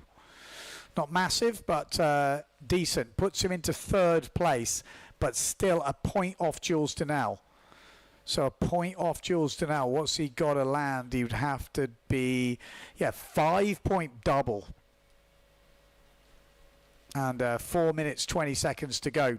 A lot can happen here. We know Arthur Arukin's got a double. We know Jules has got a double on him as well. But they've got to find that ramp. They've got to find the gust.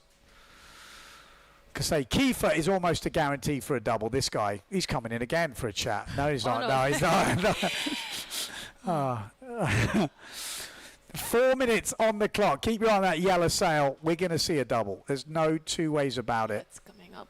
It's whatever it is, he's going to pull the trigger. He's a big unit now, Carlos. We've never said that in the past, but now he's a big fella. I had to look twice this year when I saw him the first time. I was like, wait, what? Yeah, he's changed a lot, hasn't Yeah. he? Yeah, he's gone. Oh, He really grew. keep your eye on the yellow sail. He's too far out. There we go. That one. Yes. There we go. Come on. No. Oh, he missed it. That's the point, isn't it? There's a little point where it's either going to happen or it's not. Or not. And now it's over. Going to tack around. How do you like these colors? I heard you talking about it on the beach. Since your mic was off, you couldn't hear the comments. You might as well comment on it now. Yeah, well, I said it looks a bit Swedish, but he was actually it's more like Canaries as well, Canary and it's colours. true. Like Gran Canaria football team's that colour, I guess. Canaries as well, the flag. So, yeah, they said it wasn't on purpose, but they have got a Canarian team almost. Pretty much. Oh, there Nice. we go. No 360. Time's ticking down. 2 minutes 50. Jules Donnell still in second place. Victor Fernandez looks like he's got the heat wrapped up. So I think it's pretty much safe to say Victor's in the next round. But who will finish in second? I don't think that's over yet. I think we'll see drama. Keep your eye on that yellow sail. Carlos Kiefer, the double is incoming. What a The wind six- is there. Would a 6-point jump get him there? Yeah. Just about. Oh, you're right. He's got to find 2 points. Yeah. Oh. Because his weight. Oh, yeah. No, you're right. It's not as clear. It needs to be a 6-point double. Yeah. 6.5, really, to be sure. Right. It's got to be a pretty decent double. He's capable. What was the highest scoring jump today? Was it about 6 points or maybe 7 Yeah. something for a good double? Where is Kiefer? he just went back to the beach? Okay.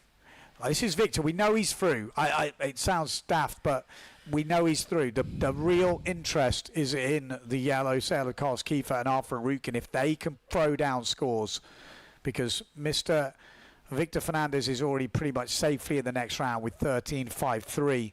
The drama is going to happen with the other riders. There he is. So Jules, backside, no. Carlos going to wave there we here. go. Keep your eye on the yellow sail. Oh, didn't go. There, Oh, there, yes, there. it's going. Yes! Sorry. Oh, I tell you. Are you kidding me? That was pretty good. That was pretty good. He knows it's pretty good. Is it enough? Oh. Is it enough? Not sure it's a 6.5. Well, but maybe it upgrades to 392. If that's a 592, Oh, I think he's got it because if I think he's got it. I think it's close. I think it's so close. I think he has got it. I think he's got it. He just needs a 5.5. yeah. I think. Yeah, it does. It doesn't need to be a 6. It's changed because he's upped his wave score. And he could upgrade the wave score. 45 seconds to go. Carlos Kiefer might have just done it, and he goes up into second place. A 6.22. Carlos Kiefer in the last minute has overtaken Jules Donnell. Donnell was second place for the whole of this heat, literally. And Carlos Kiefer, we knew he'd got it in his tank. He's been coming back to the beach to work out what he's got to do. He likes to know exactly what he's got to do, and he can upgrade a wave here. Yeah, he's Look at got this. a He's wave. got a little set wave. Well, we haven't said that today very often. We might even see some sort of wave move here. Nice. Kiefer has had all those years of winning the juniors. Could Jules Donnell get back in this? What does Jules need? Oh, heartbreak for Donnell fans. Whoa. Oh, Donnell's got a chance here, though. He's still riding. No. Oh, wow. I can't believe it. Whoa, what was Jules's last wave? Hang on, let's not get too carried away here. What was Jules's wave he needed to upgrade on? Because that could make a difference. He's got to upgrade on a 312. Well, it's not all over. We'll have to have some adverts, and we'll be coming straight back to find in the locked-in scores. It looks like Carlos Kiefer has just done enough coming through the challenges to go through into the second round, but let's wait for official scores.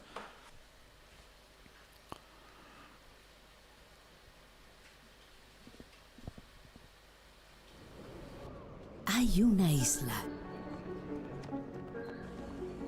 donde a veces las mejores historias son las que nunca planeaste.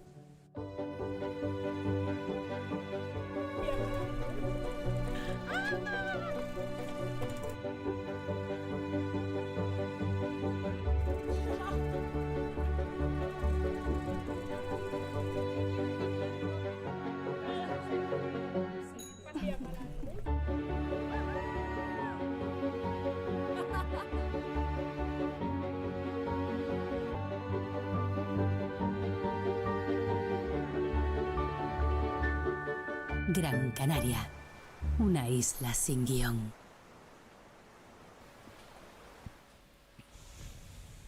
Okay, we are back waiting for scores to be locked in, and it looks like it is official. Victor Fernandez into the second round, and Carlos Kiefer from the Challengers ran the other day, and he has just took it in the last minute ahead of Jules Donnell and Arthur Arukin. Like I said, when we've watched Carlos's progress through all those youth juniors, he's a winner. You know, the guy is a winner. Yeah. He knows how to win. And talking of winners, we got Gregory Staphopoulos won the under-21s. He looked in great form. He set one of the highest heat scores of the day in that under-21s final, and he's now in the main fleet going against Moritz Mauk. We know he's not the biggest jumper, but he's got the wave moves. We got Samuel Ferraro in this, and Miguel Chapuis, who's been looking very good in the qualification. In the warm-up, I should say, in the training before this comp. So this is a tricky heat as well. These middle heats are usually kind of middle-ranked riders where it's much harder to have that real standout. Like in the early rounds, we have Marino, Costa. Yeah. You're like, okay, these are the top seeds. Whereas in this, we've got top seeds, but it's much closer in level, in theory, just to the way the seeding is. These are kind of the middle seeds. So, yeah, be interested to see what Moritz Mauk throws down in the jumping territory, because I have then seen all the training, and he can jump, but he doesn't practice. He literally doesn't practice. He has a solid back loop on him. Yeah, he can jump, but he just, you don't see him leave the water. There's the forward loop. Moritz Mauk, full planing. You know, never practices. But still full planing forward loop. And a back loop coming And up. he's leading the jump. I mean, that guy literally never does a jump. It's pretty interesting. Now he just concentrate on trying to get some big waves. Wow, nice forward by Sami. Yeah. And actually, this is turning out not bad for Moritz. You know, it's we are seeing some lines now, which we weren't seeing so much of before. Actually, this morning in the warm-up, I just like in the corner of my eye, I saw like the biggest goiter on the wave. Moritz. Yeah, and I barely saw a wave, so I'm not worried for him. No, he can throw it down. He's not in my fantasy team, which hurt me. Miguel Chapuis is. So I've got mixed allegiances here. You can't change your teams. Wow, I was looking at the forecast. I was thinking it's probably going to come down to doubles in flat water. Yeah. And, you know, you kind of like, oh, but actually, as it's gone on, as the event's gone on, I might change my pick, because the guy just throws down massive scores on the waves. But is their waves good enough? There's Staphopoulos. What a double from the Greek rider. I mean, he has been throwing it down in the training. Like I said before, in the final of the under-21s, this guy is never off the water. No. I mean, he is always there. You put the camera out, you're like, oh, there's Greg. Yeah, Greg's there. Yeah. You know, he is a machine, and he has put the work in, and it's paying off. He's, I mean, that's a hell of a double. One of the better doubles we've seen today. Yeah. I saw Miguel also doing a jump, but we just missed it. Maybe it was a back loop. Yeah, he's got a 3.95 locked in. Moritz getting a 4.15 for his back loop and 2.83 for his planing forward. Back loop there from Ferraro. 5.97 for that double. Wow. Huh. Well, that's pretty much it. Costa's ankle dry one was a 7, I think, or something like this. But what is the best move you could do to? We're not gonna see push forwards, are we? No, that is kind of it. So it should be an 8, I would say. I think they're trying to keep the scale the same. Okay. So you're not going to see a 10, basically. Yeah.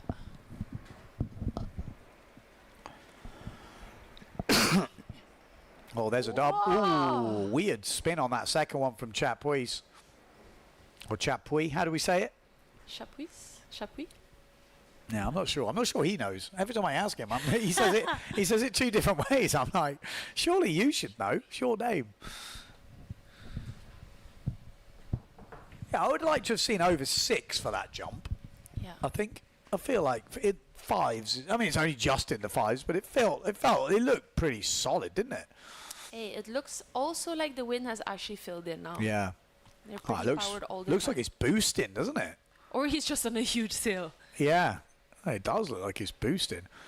Moritz Mauk leading the way at the moment, 8.48 with a wave score of 1.5. We know that's going to change.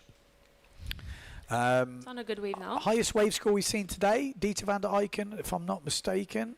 There we go, wave 360. Oh, Yeah. easy into Double wave 360, Taka. Taka. Are you kidding? Yeah. I mean, the guy, Is he in your team or not your fantasy team? no. Oh, Ben. I'm an idiot. I told him I'm an idiot, but I couldn't change it. After I re-evaluated my decision, I'm like, he's your teammate, and he absolutely rips. I'm editing the diaries going, how did you not put him in your team? Yeah. Yeah, ridiculous. Silly boy.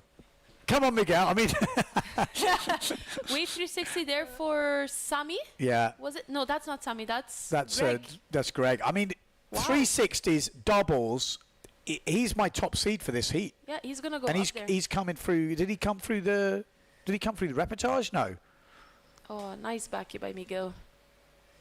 Did he come Through through? the challengers? No. No, I think he. No, has he a was rep. already in. Yeah, he was already in. I can see. Oh, there we go. Yeah, Moritz Mount. What? What's he got? Wave score 762. That's the difference. As he should. Higher than a double. You know, and, Yeah. and that's what I was saying earlier. They needed to do that because back in the day, waves were times by 3 to give it that sort of extra. And now the way they're scaling everything, it actually does make sense to have that wave score like that. It's not easy to do. No one's doing it. Like, it's the first person we've seen do it the whole day. And we've seen how many doubles? Yeah, I don't know, like not A so lot. many. I think Many? two waves would make it more fair if you're going to even it out. Yeah. So, yeah, really, I mean, 14.6, that's enough to get you through in any other heat. I think this could be a high-scoring heat. Like, Stavropoulos is going over 12. I think Miguel's going over 12 too. So, you know, we've got the sort of mid-rank guys here who are highly mid-rank guys. And that can be some of the toughest heats out there. Look at that from Miguel Chapuis. I mean, that's the end of a pretty long wave ride. Nice turn there by. Wow, Greg. this heat could be the nail biter. This could be high scoring from a lot of riders. Frickin' Stavropoulos is all over it right now. It's not showing in the points though. No, he's lacking a wave. Whoa, another Shaka. He's lacking a jump actually. Wow. I mean, he just It's 2 jumps. I forgot. yeah, 2 jumps. He's only got 1 jump. So as soon as he puts in the second jump, it's wow. It's going to be such a big score. Miguel's got to get his wave score to lock in as well. It looked like a pretty decent wave. Miguel Chapuis. There we go. 5 points for Miguel's last wave. That's pretty nice. Wow. Stavropoulos putting together a solid heat. He's got a decent double. He's just got a decent wave, which will be probably higher than the 3.5 So he just needs like a push loop or something. or a wet back loop. Yeah. Submarine. It's close. It is close. 762 for the wave from Moritz Mauk. And he's still waiting for waves. I think he needs to upgrade the forward loop, surely. For sure, Morris is thinking, my wave wasn't good enough. I need Yeah, a well, he better is. score. He is, isn't he? It's like, my God. But I guess maybe he thinks he can do better, and that could be an 8. So Probably he can. would upgrade. You've got to look at how you can upgrade. In his case, it would actually be easier to get a better wave score. Maybe, yeah, because he can do it. Haven't seen much from Sami No. in this heat. No, he's got some work to do here. Chapuis in second place, but I feel like he's got work to do because the Stavropoulos. Oh, hello, Wow. Moritz Mauk was table forward and Yeah. and pretty upright. Yeah. That will upgrade him. I take it back. The guy is a great jumper. I tell you what, that second jump from Stavropoulos, when that comes in, we're going to see. Oh, my life. And a bigger back loop maybe from Moritz. See, Moritz hasn't crashed a jump. No. 4 jumps, 4 landed jumps, you know. Obviously, I haven't seen a double. Nice start to the wave from Nice. Chapuis. 360 now would be pretty tasty. Doesn't get it. Doesn't get it. We're going to see a jump from Greg, though. Oh, yeah, this one. This is Right Greg. there, right yeah. there. Push loop. It's a little bit delayed, this camera. Just needs a nice back in. It's absolutely flawless. Not the biggest back loop, but clean as you like. He's going to move up now. He's going to go up into at least second place. Yeah. 4 points at least for that back loop. Yeah. Moritz on the wave. I think my man's out at the moment. He's going to have to find something because Moritz is having a great heat here. Conditions are looking better now. Tacker from Sammy Ferraro. Waiting for that jump score to lock in from, there we go. Strafopoulos moves up into second place. Miguel Chapuis drops to third.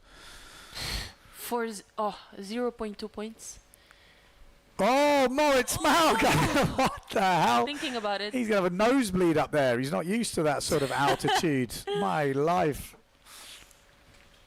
15.6 points. We all just think, imagine if he practiced jumping. Yeah, I say that every year, but he doesn't need to. He doesn't need to. 15.6. 15.6. That's like, that's got to get you through. Yeah. You would think that would get you through, but I don't think in this heat it's a guarantee. Okay. But it's not a guarantee because we know Miguel can bust out a double. Mm-hmm. We know he's got wave scores. It's going to be tough, though. Going to be super tough. Miguel needs a double. Well, actually, he needs a little upgrade. He doesn't need much. 0.2 would get him something. So it just needs a 3.6 on a jump. What jump is that 3.6 for him? What jump is it? It's I think Miguel is getting ready now to bust. It's a one-footed forward. Oh no, is it? One-footed forward. Who does one-footed forwards? Obviously Miguel. So it's a forward, so a double would definitely upgrade Miguel. There's a wave coming up, I think. Miguel Chapuis down that bottom end. Keep your eye on the right-hand side of your picture. Miguel Chapuis looking for the double, big backside. There's, that's sick. That's pretty cool. I was saying who does a one-footed forward. I'll tell you who does a one-footed forward. Miguel Chapuis, that was pretty rad. We like that. That might be enough. Oh. But I tell you what, Staphopoulos has just put together a pretty solid wave. Oh, I missed He really has. I mean, he was starting out there with that big backside and then finished. I mean, he was still obviously working it. 360, yeah. Miguel. 3 minutes 40 to go. Miguel Chapuis does go back up into second place. Gets a 3.8 for that one-footed forward. Feels like I might give him a bit more. That's pretty good. Yeah, it's pretty nice. I mean, I think it should score at least like a back loop. Yeah. I don't know, until we start seeing everyone taking a foot off in POZO. The way he did it, yes. like it's pretty unstable if the wind catches the Yeah, it board. was super stylish, high, landed clean. I think I'll be in at least the fours. Oh, Staphopoulos puts the wave score in 4.5, goes back into second place by 0.5. This is the highest scoring third place heat. 14 points would have got you through any other heat in this category. Oh, you're feeling for him now, but Gregory Staphopoulos, he is the guy causing the upset here. 100%. Oh, this is rough. Not guys. someone you want in your heat. No. He's a machine. But Miguel Chapuis still got some stuff up his sleeve here. He's still not out of this. He needs a double. He needs a double. A double is what he needs. Moritz doesn't need a double. No, he doesn't.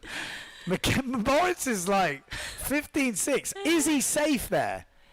I think for this heat he is. You reckon? I mean, yeah, I think he is. Okay, I think he is as well. But it's not guaranteed. It's not guaranteed. Oh, Greg. There's some... Oh, we're looking around. 360 from Staphopoulos. Front side hit from Miguel Chapuis. 2 turns maybe on this wave. Oh, he's just losing a bit of power.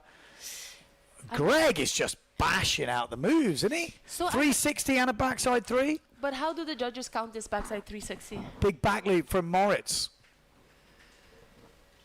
Hasn't crashed a single jump in this heat, Moritz Malk. Conditions have definitely got better. I think we're seeing some lines now. We've got 1 minute 25 on the clock. I wouldn't know what to tell him right now. Leonard is signaling What? something one-footed.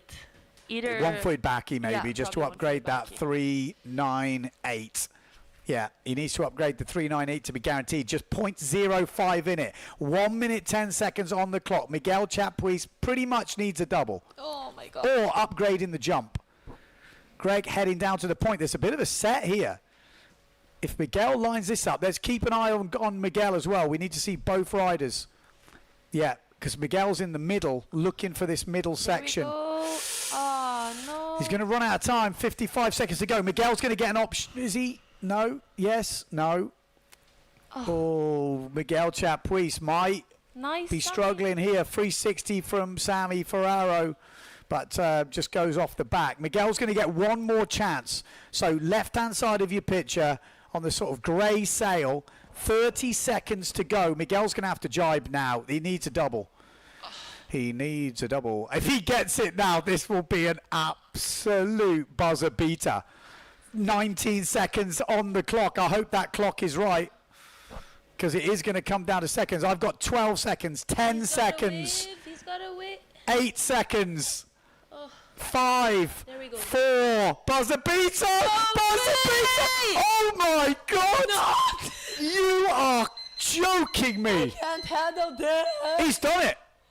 I think. Surely he's done it. What a buzzer beater. That was 2 seconds. Yeah. Wow. It was a good double. What, that was decent. That was same as, if not better. Goosebumps. Wow. Wow. Can they? Oh, my fantasy pick might have just come good. Oh, that's what you're. Yeah, I was more excited about that. I'm like, come on, come on. Oh my gosh. Wow. Okay, well, we're going to try and calm down. We're going to take some ads. We're going to come back and see how that has affected the scores. But by us, it depends. There could be a wave locking in. Could be lots of things. Let's go for the ads. Woo-hoo. Oh, my God. My. I really love the Dragon because it has a great maneuverability, power and wind range.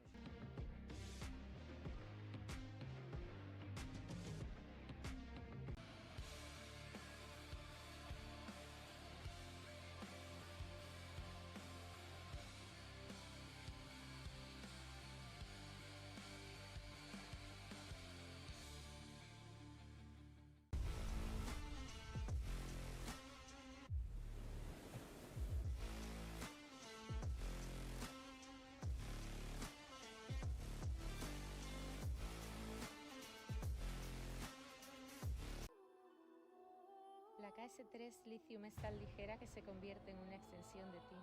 Descubres una nueva forma de sentir la ola. Y ahí es cuando nace tu surfing más creativo.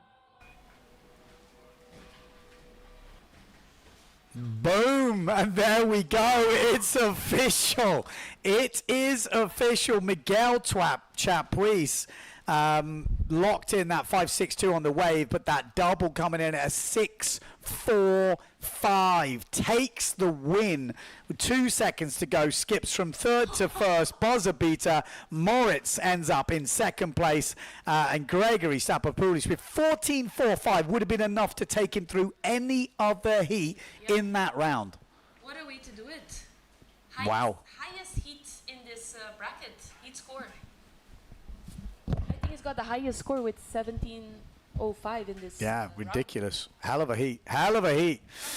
Okay, last heat of this first round. We've got Takumi Moria. We've got Marc Paré in this, Tatoon Fleche and Anton Richter. Thanks again for Sarah Keeter for joining me in the booth. I think we can turn her mic off now because she is gone. She gone. Good luck. But that was a heat. We could see it coming. I tell you, a few of these heats, you can already feel the tension. We know the level of these guys. We've got Marc Paré in this one, world champion from last year on the yellow and pink simmer. Really easy to spot. He's going to be going absolutely massive. But this guy as well, Anton Richter, massive one-footed backy to kick things off. Double forward from Marc Paré on the first run. Just 2 big jumps to kick off this last heat of the round, and a back loop spotted from Paré as well. So there we go, 2 solid jumps. Paré will be leading, but that was a great start to the heat for Anton Richter from Germany. I think he'll be upset of how that under-21s final went for him. He's been sailing so well in the training, and he just didn't quite, and he's been training well in the competition as well, but he just didn't come off in that final. So I think he's got some scores to settle, as Paré looks like he means business as well. I mean, he's just ripped the first. He's going to have such a score, even just after one run here. With 1 minute gone, not even a minute gone, Paré has filled his score sheet. Interesting.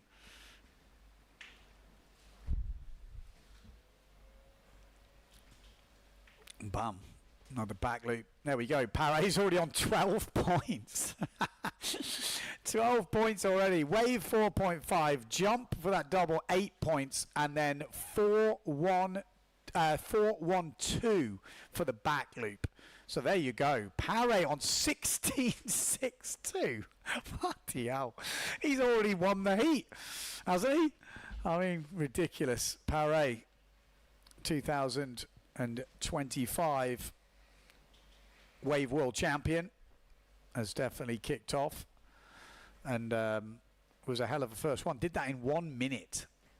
1 minute. The conditions have got better, no doubt about it. There's more lines coming in now, which is going to be some, we're going to see some great action today, no doubt about it. Paré trying to upgrade.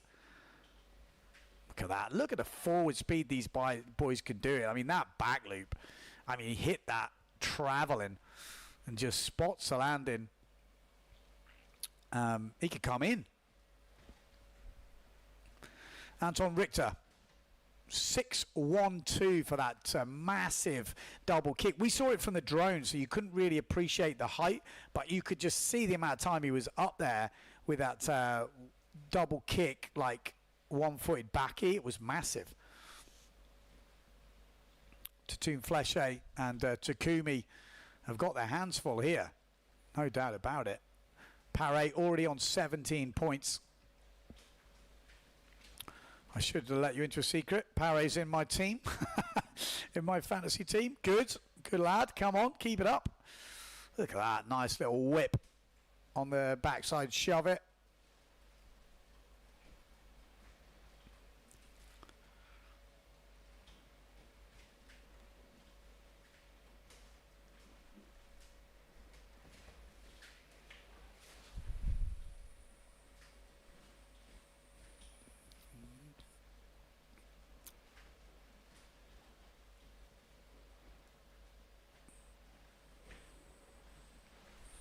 Nice. So, well, like I said, Paré is pretty much already through. 17 points would get you through in first place in every other heat. So, really, the race is on for second place.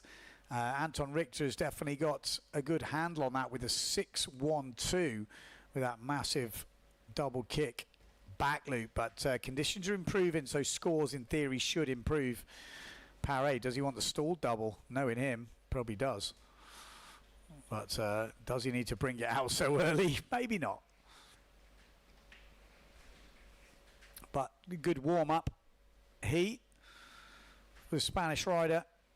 Big. Another one-footed backy. I mean, surely he doesn't need any more backies. That was a huge one anyway. Tatoon Fleche moves up into second place. As the scorecard starts to get filled.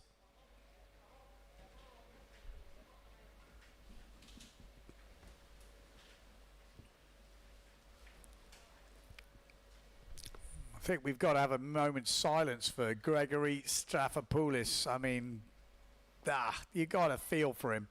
When you look at the scores of the other rounds and you look at that one, I mean, like I said, the conditions have improved, but to go out with 14.45, he would have made second place there, second place there, second place there, second place there, second place there. Ooh, only the Alessio Stilwich sheet he wouldn't have made it.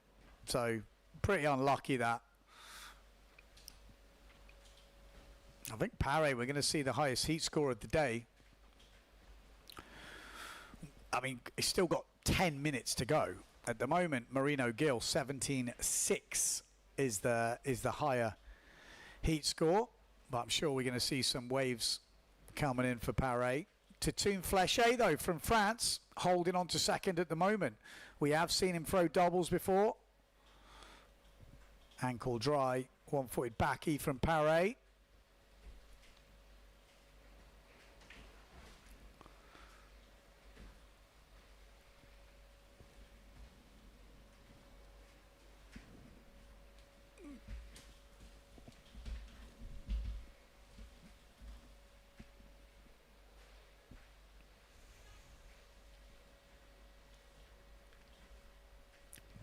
Tacker from Anton Richter, as he will upgrade on his 1.5 wave.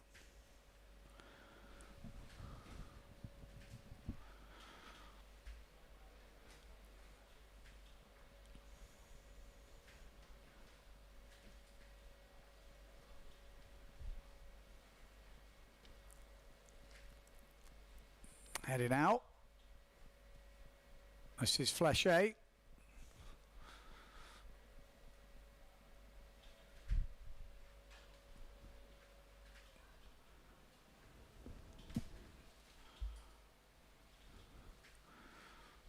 Say nice ramps, stall forward from Takumi.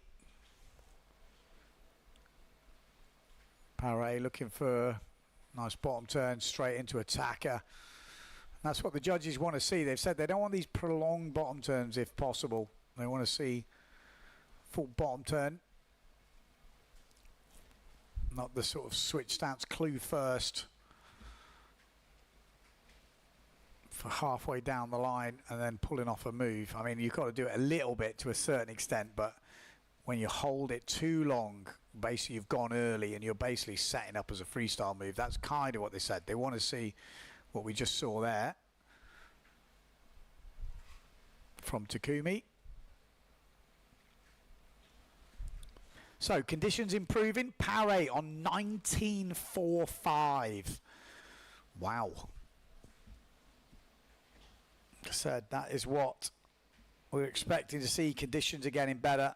The big boys are going to be coming out to play. All the top two from all the last rounds will be in the next round, so you can imagine the fireworks will be going off. There's going to be some close heats, going to be some exciting action here in Gran Canaria for the Gloria Windsurfing World Cup. Stall forward nice from Anton Richter. Really good style on that one.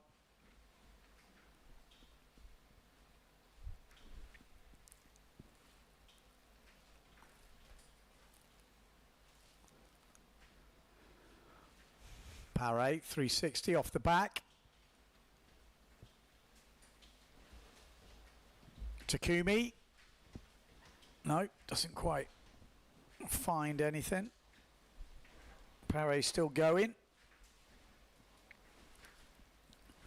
But yeah, easily the highest heat score of the day, 19.45. The wave 5.5. 5.95 and an 8-point double.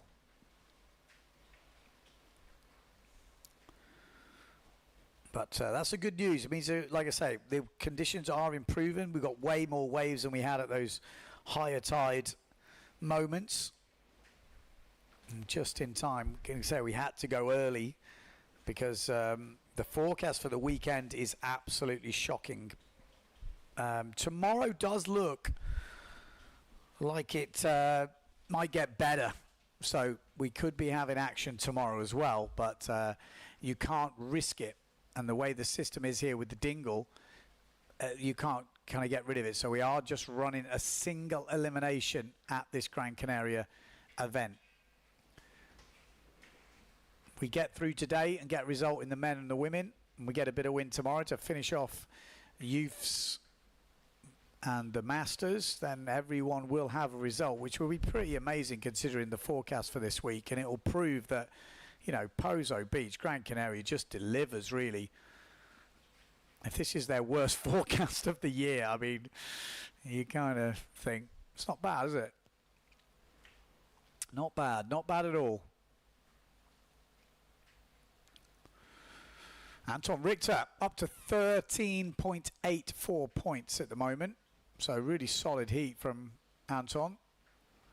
Looks like he's going to be going through this round. Still lots of work to do. Like I say, Tatoon Fleshe, Takumi, they've got the skills. They've definitely got the skills. But we're going to have to see something bigger. Maybe double rotations if they're going to catch Anton Richter.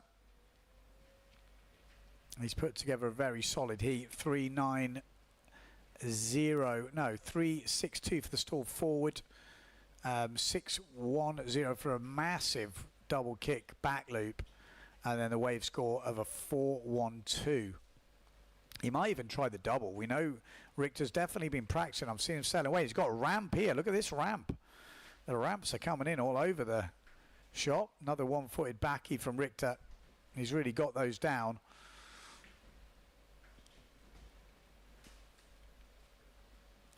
Mark Paré goes over 20 points for the first time today. So Paré with the highest heat score of this round as Fleshe goes round a little back loop. 6.38 for Paré's last wave. I mean, he definitely means business this year. Last year he finished fourth, and there was definitely 4 riders that could have finished in any position. It just so happened that Mark, in those heats, didn't quite find his form. Marino in third. It was Brown in second and Costa in first last year. So how will that play out this year? Well, it can't be those 4 in the final this year. 3 of them are in the top end of the draw due to the rolling ranking. So that can't happen. We will see someone else in that top 4.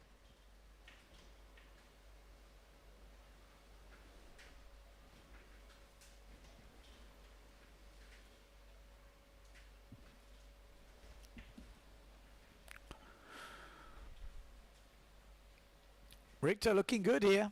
2 minutes 30 on the clock. This is Takumi. Double. Bang. Solid. It's going to water start away. I know how the judges will score it. It won't be a massive scorer, but just to be going for doubles and landing them like that is showing what he's got for the future. He's been tearing it up in the freestyle. But Takumi will definitely, I think, improve his jump score. I thought that looked... that's 1 foot one-handed backy from Paré goes down.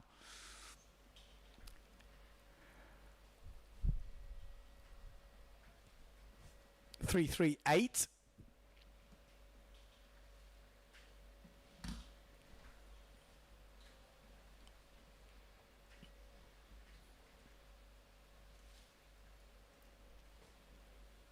Are we going to see any change in these scores with 1 minute 30 to go? We're going to have to see a difference maker. Fleshe needs a 360, needs something. Something of... It's a nice hit. It's a really nice hit from Fleshe, but is that enough to move the needle?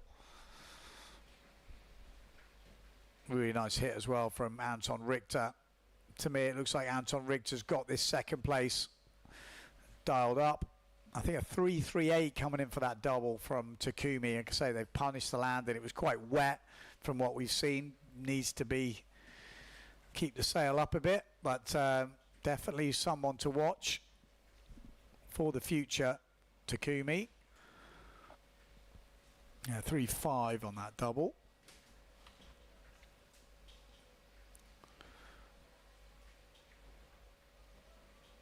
.40 seconds to go.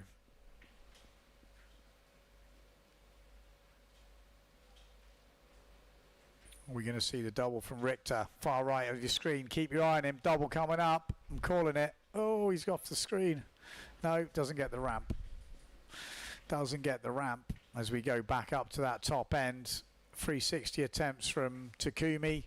14 seconds to go, and it is over pretty much. And that is it. That's the end of the heat. Mark Paré will take it with the highest heat score of the day, 20.33.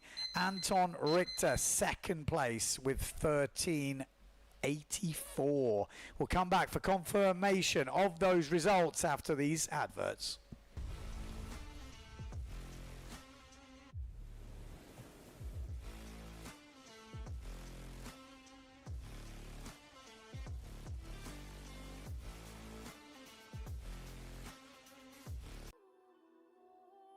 KS3 Lithium es tan ligera que se convierte en una extensión de ti. Descubres una nueva forma de sentir la ola. Y ahí es cuando nace tu surfing más creativo. Are you a windsurfing school, instructor, or club? Well, it's never been easier to promote your business and start a WWT one-star event, joining thousands already participating in the global 5-star pyramid. One-star events are open to all ages and all skill levels. Flat water, no problem. Waves, no problem. The only requirement is fun. Head to worldwindsurftour.com today for easy steps to sign up. Bring them to the water and let them play.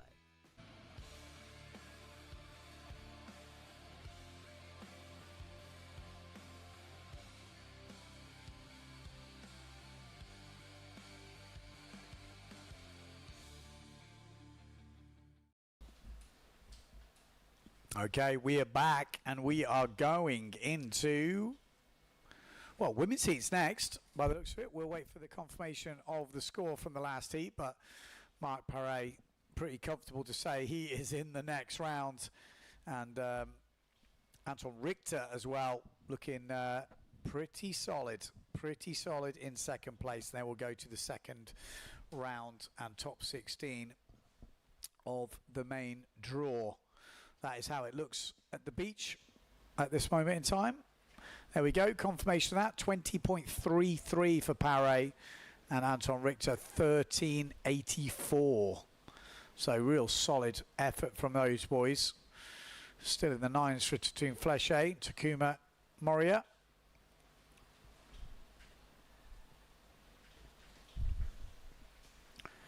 And now we're into women. So Justina Schnadi in this one. We've got Lena Vidrup. We've got Sol de Greek and Milanka Lind. So there you can see all the riders.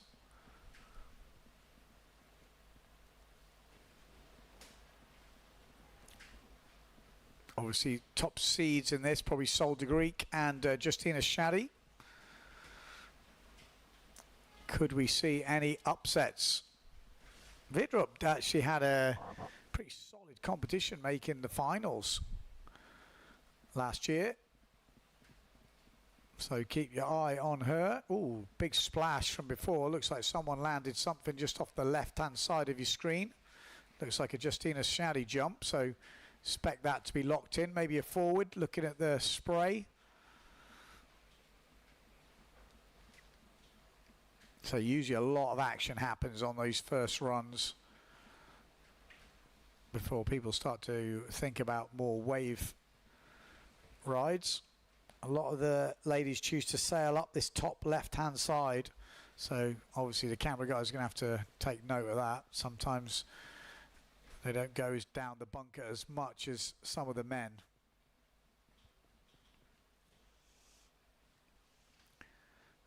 So Schnadi, nice backside turn. Looks like she's been sailing good in the training. I think she's seen a video of a day pulling off a frontside 360. So if she bangs one of those out in the competition, be pretty solid. Sol de Greek. Yeah, so 3-1-2 for the first forward loop from Schnadi. There's the push loop from Sol de Greek. Already got a 4-2 in there. And a 3-5-2 from Lind as well. Solid. Some good action so far. Schnadi gets a 3-point for her first wave.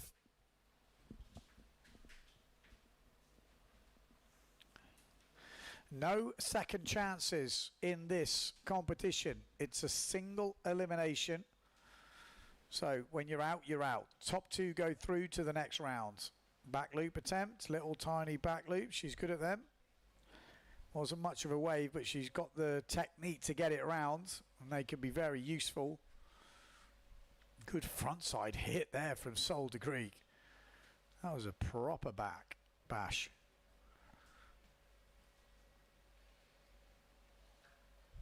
Look at the waves coming in now. I mean, after a week of flatness, these start to look like jaws. I know they're not, but you know, having to see some lips. I mean, Thursday was always the day at the beginning of the week. Nice style on that forward loop from Lena.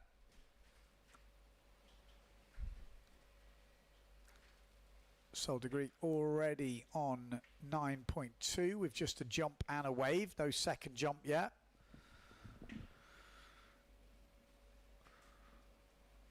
Oh, Schnatty, good wave there. Backside into front side and still going. Nice. Yeah, she started this heat well. I say they've got the good conditions here on this kind of tide drop in below high tide. A bit more shape in the waves, some lines coming through.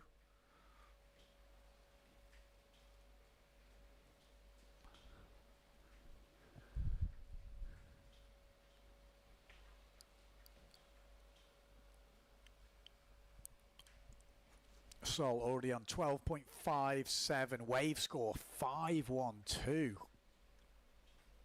Push loop coming in at a 420, I think, and a 3.25 forward. Shaddy with a jump 312, a wave 438, so solid wave score, and then a 2 point for that small back loop. I think that was harsh, but she's going to upgrade that now with a much better back loop, and that will score.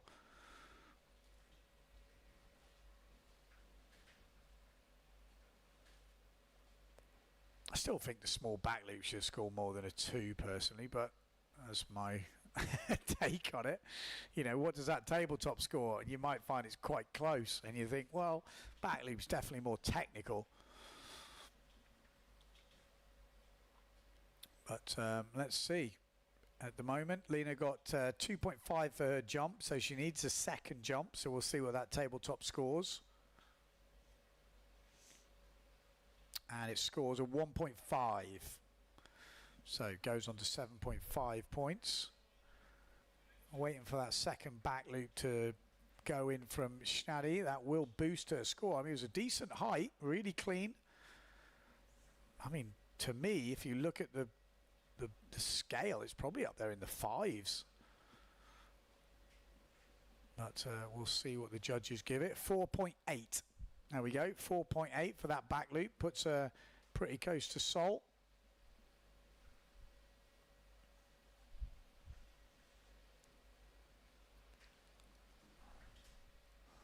There we go. Look at the conditions now. We got some nice stuff. Nice hit from Sol Degree. Oh, tries to go into the tacker. 9 minutes 30 on the clock.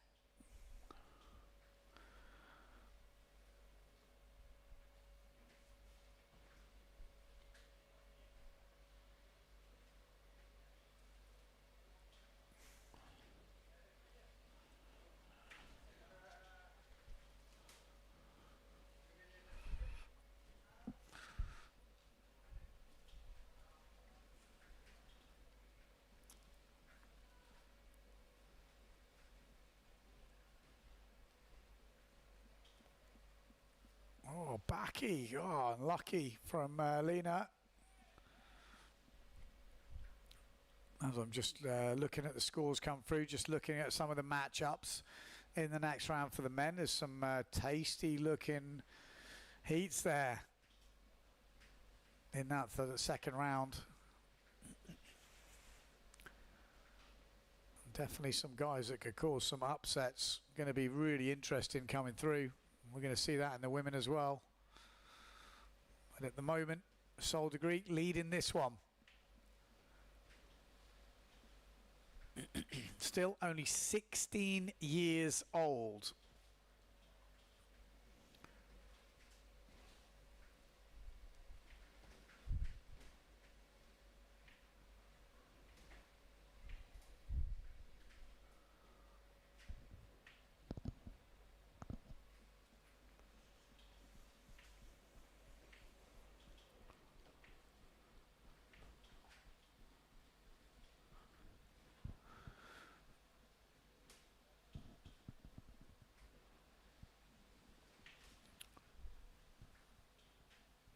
Is my sound okay? Just checking.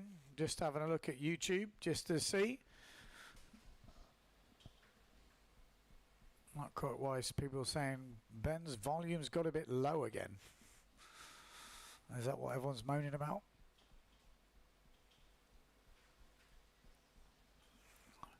That's not my department. That's the powers that be. If I turn it up, it starts clipping, so it has to be done on the main frame. But keep moaning about it, someone will notice. No sound.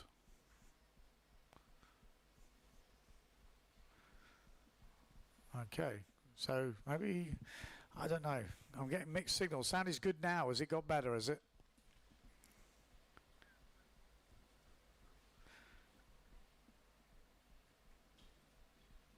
Again, I'm not in control of it.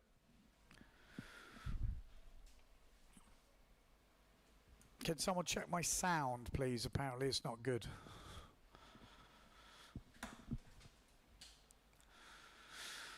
Six minutes and a half to go in this heat.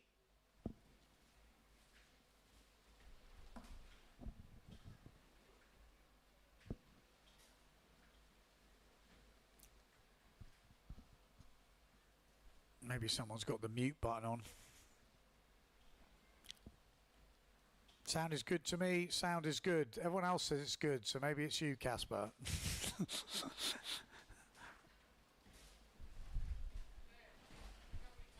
Yeah, sound is good. Forward loop from Shaddy.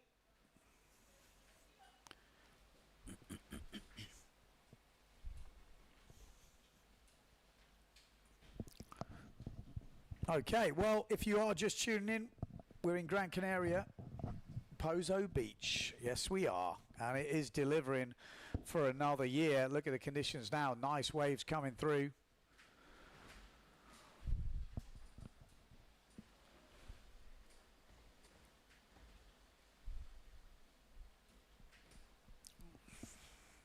Nick says, sound of the advert is slow. You can't even hear the price of cheese. That's because it's free. You get lost in the mountains. Someone gives you a big cheese. I like it.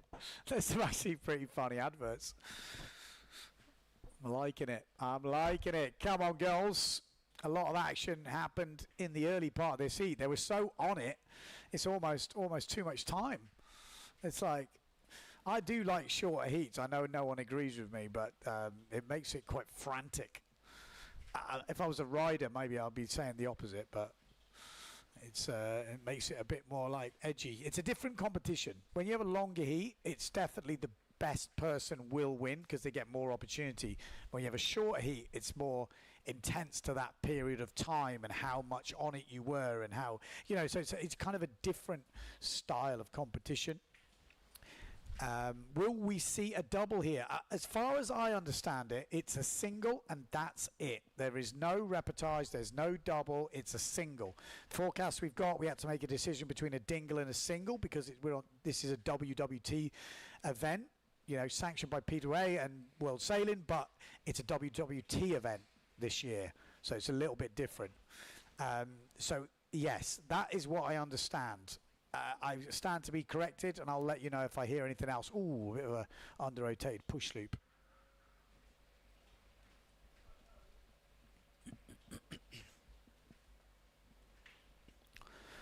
So 3 minutes 40 on the clock, and we've definitely got two front runners, Solder Greek and Justina Stadio. We've not seen much of an upgrade of the scores. They bust out their moves pretty early. You know, we've got some good conditions now. Conditions have definitely improved. They were not as good in the morning, which is why we had 15-minute heats. And now I think the conditions have improved. You know, people might say, well, you could run 12-minute heats now, but I don't think we're as pressured now. I think they feel they've got a good run coming, so there's no point in having to cancel a heat. As soon as you cancel a heat, you undo all the time you would save, you know, from the 3 minutes here, 3 minutes there, 3 minutes there. As soon as you cancel a heat, you lose so much time. So it is better to run longer heats when conditions can be changeable. Oh, are we going to see a double from Sol? Okay, there we go. Sorry, I understand now. So Sol de Greek, is she going to throw double? Maybe. I mean, I thought we saw some yesterday getting thrown. So keep your eye on that pink helmet. It's a good point. I spoke to Sarah Keita in my mythical interview I did earlier where the sound got muted. I've had some massive problems with the mic the last days. Got these new mics and I'm just having a shocker with them. Playing DJI buttons everywhere. Oh, there's a nice push loop from Soul Degree. That was stylish. Yeah, I heard Soul had an injury before the comp. A toe injury. Toe injury. You never know. Doesn't sound like much, but when you're windsurfing, your toe is everything. Is there a bonus in her contract if she lands it? You'd have to ask Mr. Severn that. I don't think so. There used to be the old triple one in Ricardo's contract, but a double, I think it would make sense. Clean double, dry. I reckon some sort of bonus. Why not? Why not?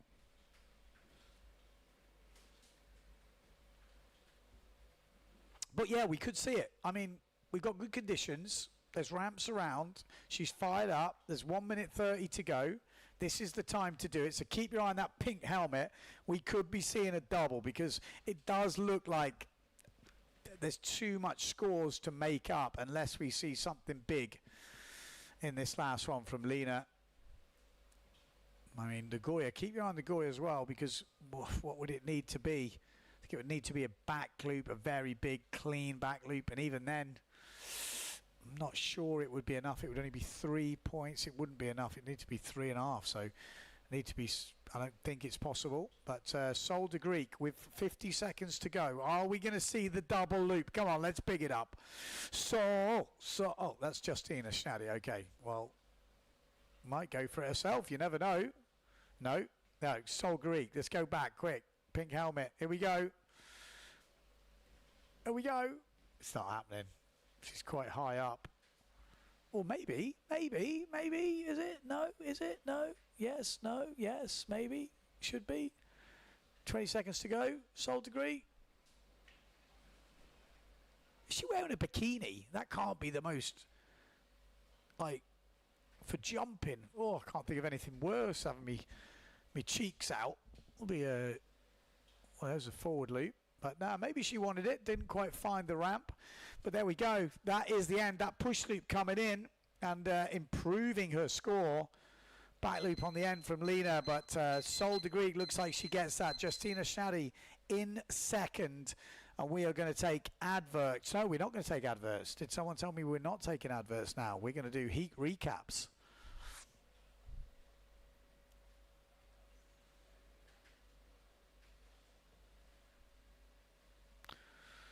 Okay, well, we'll have to work and find out what's happening. I did hear something about a heat recap, so let's see. I'm not getting told in my ear anything.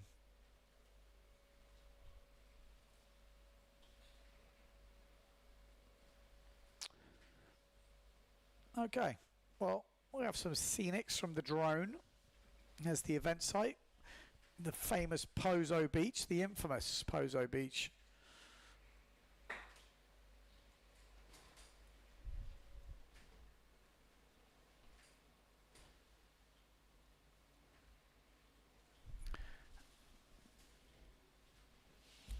Well, next heat then. Okay, so I did get told we might be having heat recaps, but doesn't look to be the case. So I think we'll just move on to the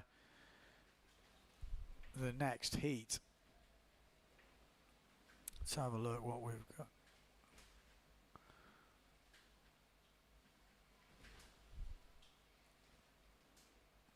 Okay, so next heat on the water will be Alexia Kiefer, Maria Behrens, we got Sybil Boda and Helena. So we'll be coming on for that.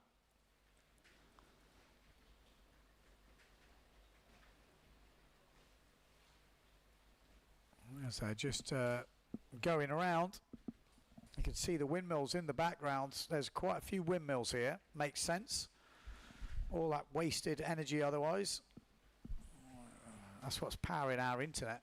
Although you'd think if it was, it would be full firing.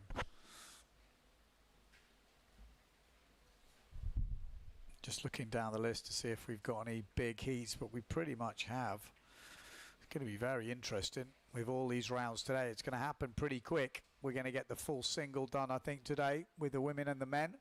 And we're going to have a result for this Gran Canaria Gloria Windsurfing World Cup. There's Table Mountain, the background. Kind of doesn't look like it, but it kind of does if you've been there and you kind of get rid of the mountain.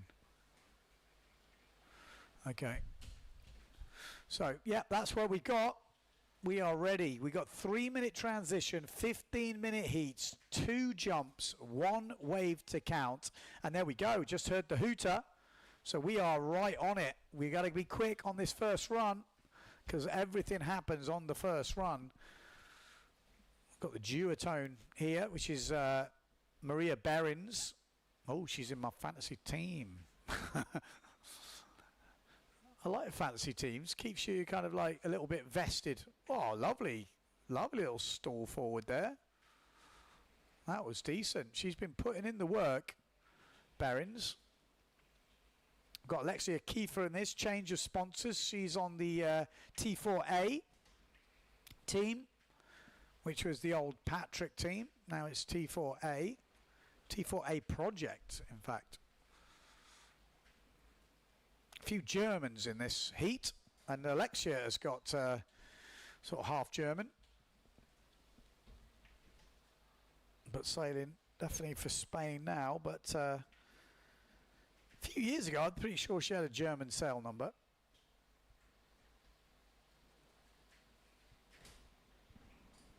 But she's been studying a lot, so hasn't been sailing by all accounts much recently. So she's been a busy girl off the water. This is Maria Behrens from Germany, just pulling out of that wave. Oh, look at this ramp. Go on. Bam. Forward loop. Nice. That was Helena, I think.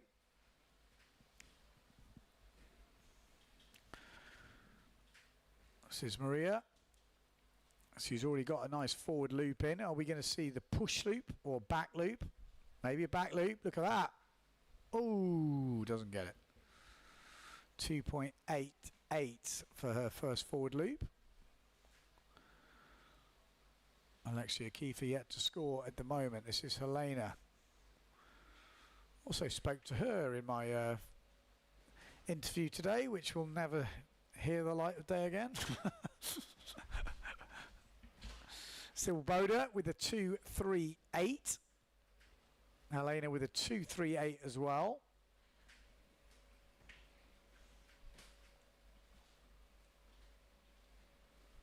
Getting a bit chilly in here. I might have to put a jumper on.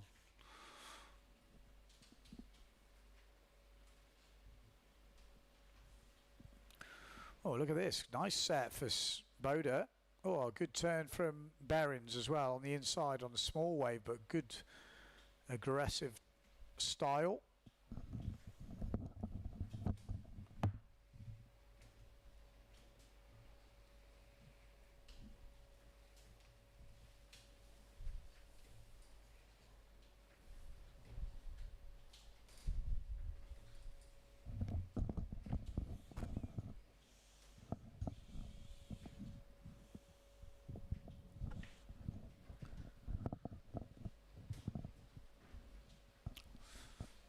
Okay, so 12 minutes to go. 3 minutes gone.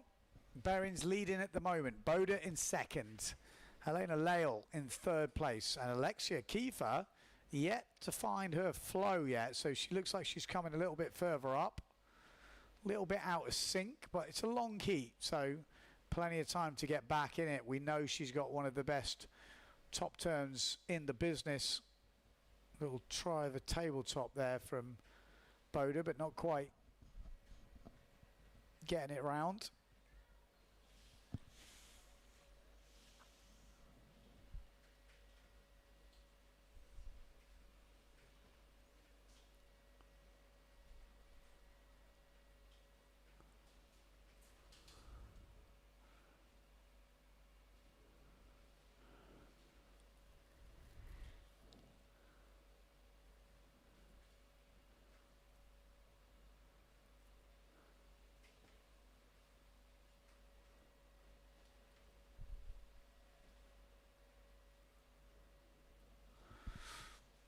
Okay, so plenty of lumps around. Alexia Kiefer. Tide is dropping, someone's asking on YouTube. Yeah, when the tide drops, the waves get a little bit more bitty. Bitty. But, I mean, we're a little bit way off that yet. If there's a big swell, you can get around it, but with this small swell, when it gets lower, it gets quite peaky, maybe a bit choppy at the very low tide. But it can be fun. It kind of moves up to the left a bit. We've already had the high tide. We've gone through the high tide and got the rounds in. So we're in good shape, I think, as long as the wind doesn't drop early like it has done the last days. Just looking in the background then, Alexia Kiefer was throwing down quite a nice looking wave. I think we're going to see a good score from her there, just finishing it on the right hand side of your picture on the yellow sail. So I think that's a good counting wave from Alexia Kiefer. Expect that to drop in. It'll be her first score. 5 minutes gone and literally no score for Alexia Kiefer. That's kind of crazy. I know she likes to do the forwards usually on a smaller sail. She had her back loops down last year. Haven't seen any this year, so maybe just waiting for the wave. But there we go. Wave score 6-6-2 for one wave. Alexia Kiefer, I could see her in the background on the drone just working her way all the way down the point. So you knew it was going to be a big score, but that's a monster. 6.62 for Alexia Kiefer. Ooh, like a shove it, tweak there from Lael. This is Boda. At the moment, just trailing to Maria Behrens. Behrens yet to find that second jump. There's the back E from Alexia Kiefer, and she does make it. Oh, someone's at the door.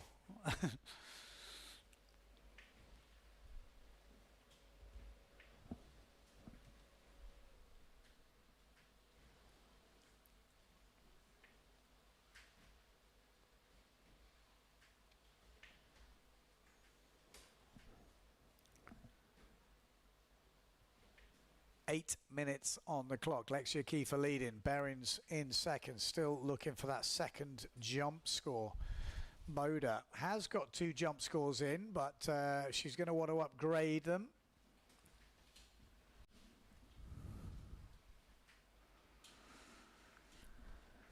Nick says, does anyone know why Julian Salmon is not competing?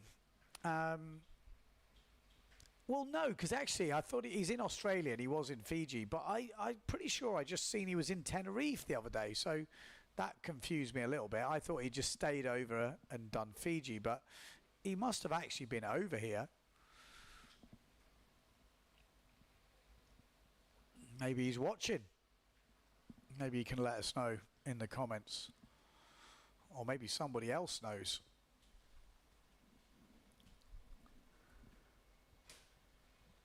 There we go. Alexia Kiefer's got a jump in now. A 2.85, a 6.62. You know, 15 minutes is a long time, so you don't need to rush to get those scores in, but it definitely helps calm the nerves. Looking for the back loop here. Maria Behrens, oh, she's got a nice ramp for that back E. She's been working on it. No, not on that one. Back loop from maybe Alexia Kiefer coming up. She obviously needs a second jump as well, or she might be throwing in the forward loop.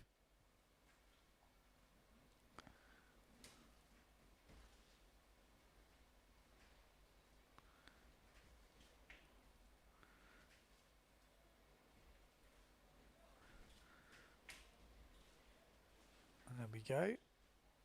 No, doesn't happen.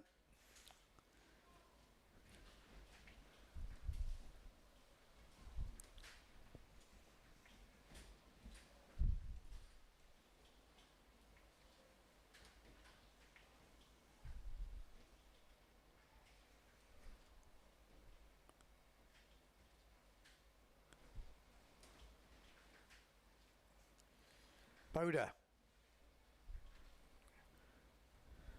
Oh, just got tagged by the wave as she took off. But Alexia Kiefer is starting to flex her muscles a little bit. 9.47. Still waiting for a second jump. Like I said, she did really start to nail her back loop last year.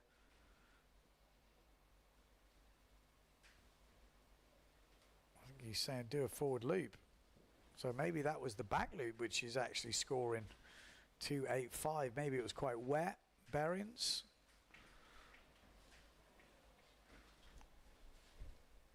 The backie's a difficult move, but once you get it nailed, it becomes quite consistent, but not easy to get it consistent. We're going to see that forward loop. Alexia Kiefer still leading without it, but there it comes. Looks like she's ready for it. No. Yes, no, yes, no. Are we going to see it? Place your bets, please. Doesn't look like it. A little tasty tack on the outside.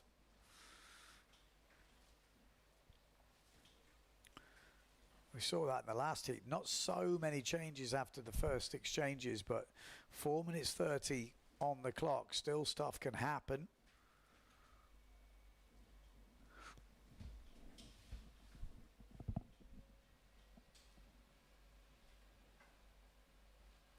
Nice front side turn from Behrens.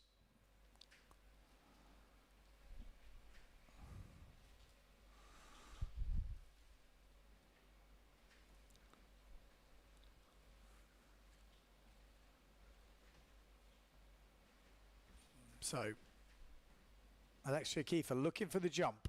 She should have this wrapped up anyway, but she needs that second jump to confirm it. There's the backy, big backy. Oh, spots it, but goes down on the landing.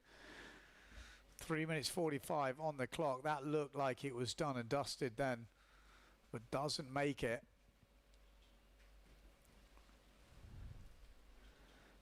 Yeah, Alexia Kiefer is already scoring a back loop. So realistically, if she wants to guarantee added points, she needs to do the forward loop.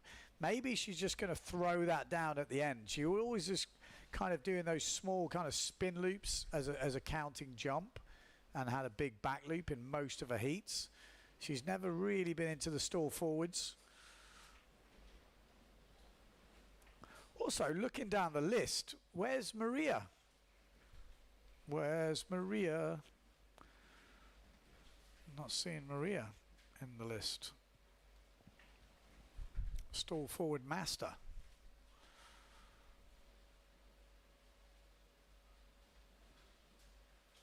Maria Morales is missing. Anyone got any word? I'm still hearing the sound is a bit low. Are you boys? Yeah. Okay. Okay, so I've asked them. I'll keep asking them, but hopefully it's good. But maybe you guys can keep me informed.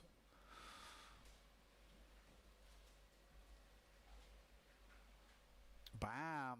Nice hit there from Boda. That was decent. Proper hit. Could she do some damage? She's got 188 on the jump. There's this little spin loop from Alexia. Back loop. Could it change anything? It's only top two going through with 2 minutes to go.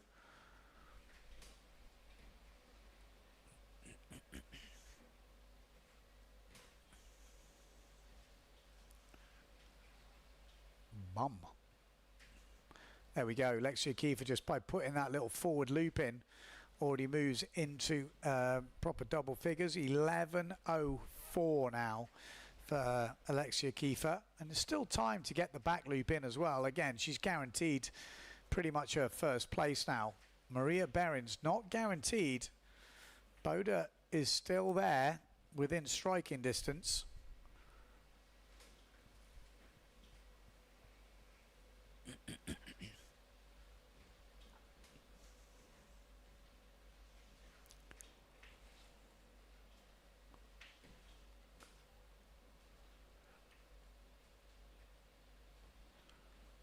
Less than a minute to go. Boda, this is who can make the difference, but she's going to have to find something special.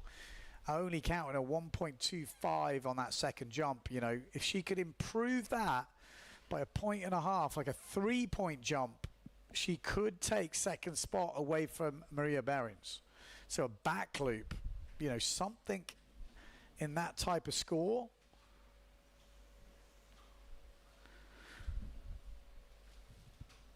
Here we go, Behrens heading out. Lael on a wave down the bottom end. Oh, forward loop, I think. On the outside from Alexia. In the middle of your picture. Are we going to see a back loop? It's the end of the heat. Maria Behrens, I think, is going to get a massive back loop at the end. But I don't think that was in time. But she did land it. That's a shame.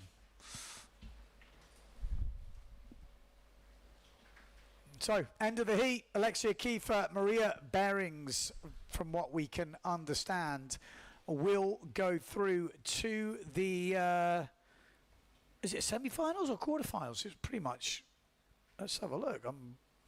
It's semi-finals, yeah, through to the semi-finals. This is the quarters. We've already done the challenger rounds. And we are into the semi-finals next. So Solde Greek already through. Justina Schnaddy already through.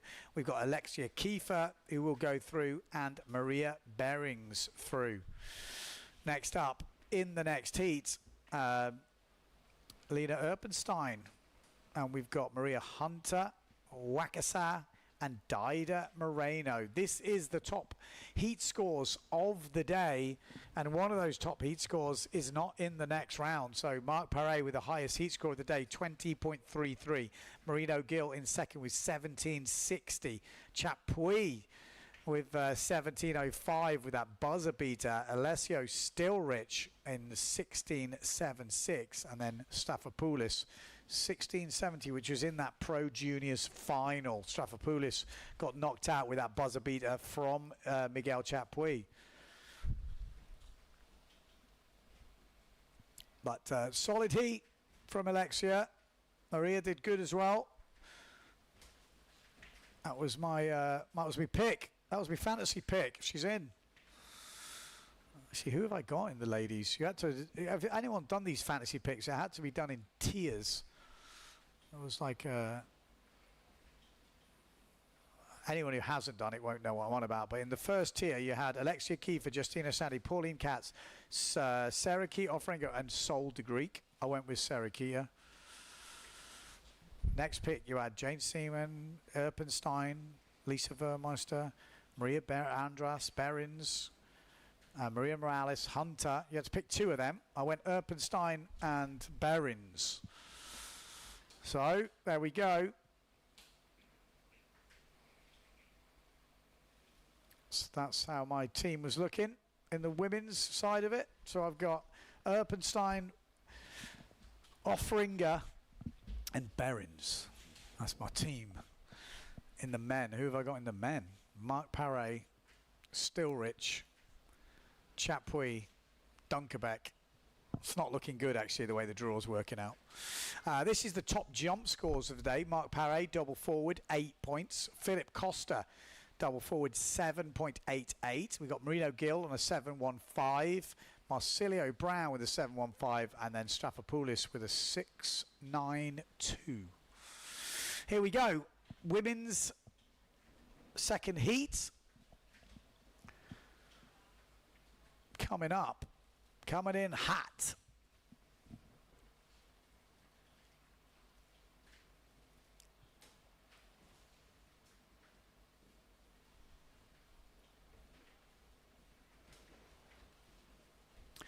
We got Erpenstein in this. There she is, coming back from injury. Still forward. Kick things off. We've got Maureen Hunter, been spending a lot of time in Maui. Obviously been winning at some events as well. Looking in good form. We've got Natsuki Wakasa.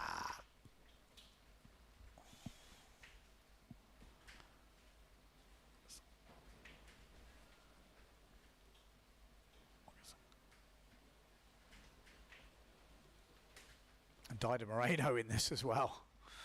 Dido Moreno, there is Hunter, I think it is, on that multicoloured Goya. Obviously Dido Moreno on new sponsors this year on the Goya stuff. Came through the Challenger heat. And there she is. I mean, if any event she's not a challenger, it's probably here in POZO. Look at that turn. Yeah! Aggressive. Rare if you ever had any physio from Dido. That was one of those. You're like, ah! She loves it. Marine Hunter already putting a 2.88 on her first wave solid. And a 2.15. Whacker as well. Wackasat.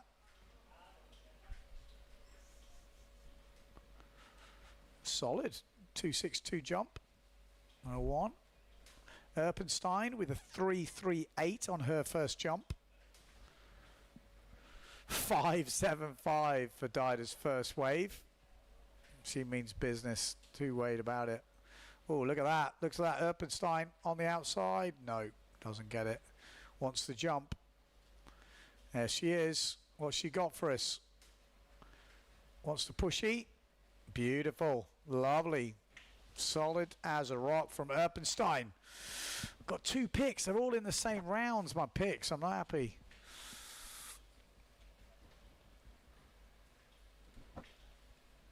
Oh, we had Dido as well. Dido was a wild card in my women's heat as well. Dido, Sarah Keita, Erpenstein and Berens. My fantasy team. Come on, who's your fantasy team? If you haven't got a fantasy team, where you been? Dido, back loop. I mean, it's hard to bet against Dido here. It really is. Did Marine Hunter enter the contest? Yes. Oh, look at the stall forward from Dido Moreno. Pretty much can come in. Stall forward, back loop, and a wave of 5.75. Erpenstein looking good. 3.38 for that stall forward, and then a 4.25 for the push loop. Just waiting for her wave scores to lock in, but it's going to be tough. It's going to be tough for the other riders in this heat. Marine Hunter and Natsuki Wakasa.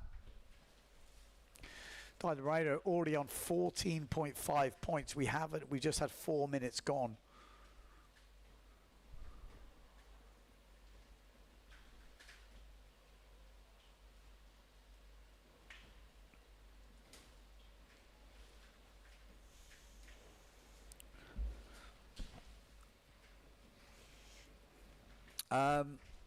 The under-21s final happened this morning. There was a bit of an internet problem, and I think it joined it relatively late, but it's right at the beginning of this stream. If you just go back to the beginning, in theory.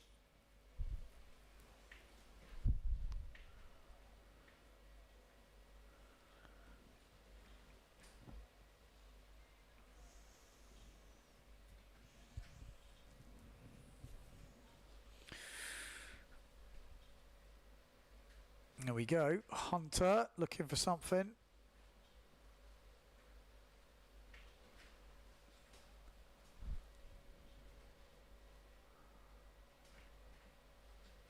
Yeah, that's a bit better. I mean, we can go a bit tighter. Thank you. Stall forward from Erpenstein.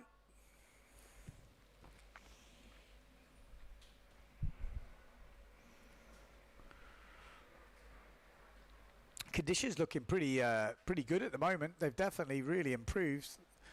The ladies getting a really good run at this. Got a couple more ladies heats before we go back to men.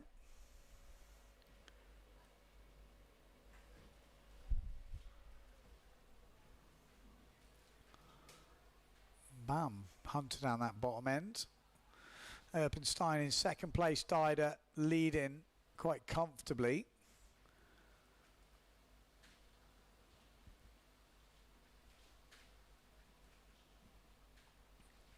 This is Dido. Oh, is it?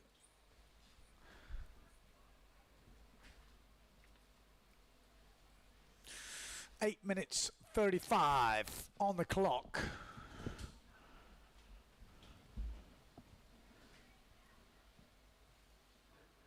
Nice hit there from Erpenstein.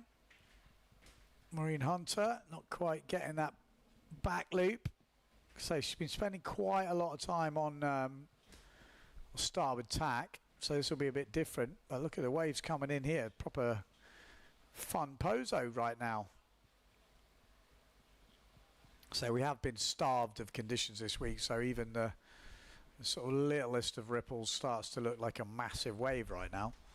But I'd say this looks pretty good. 4 riders out. Obviously difficult when you've got 4 riders to make sure you get all the moves. A different team this year.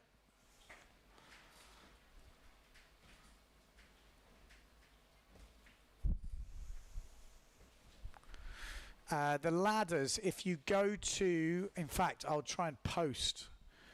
I don't know if I can post a link on YouTube, but I'll see. Maybe they're going to ban me. I don't know if that worked. Did that work? WorldWindsurfTour.com events, Gran Canaria, Gloria Windsurf World Cup. Then go to the tab and pick which category you want. You should be able to find up the information. It's obviously a new site to a lot of people, so you know, like anything, it takes a bit of getting used to where you are with everything, but when you do, it's all there.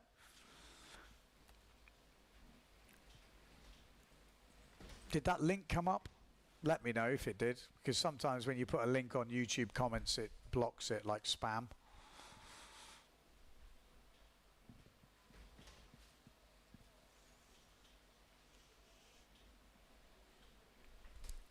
So Dido Moreno looking pretty solid here. 14.83. Lena Erpenstein 11.80.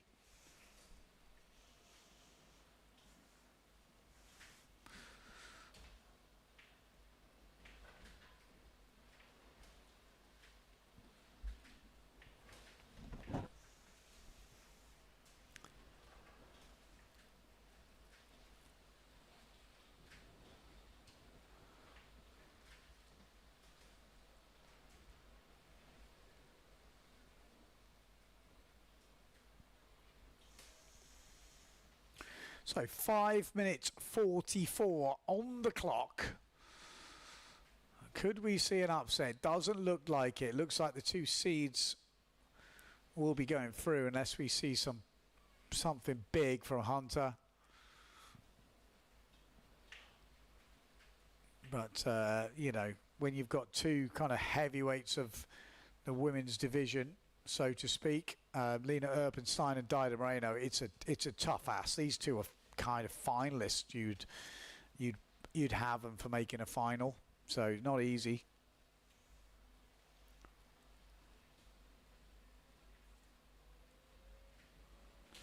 No link possible. Okay, well, go to worldwindsurftour.com.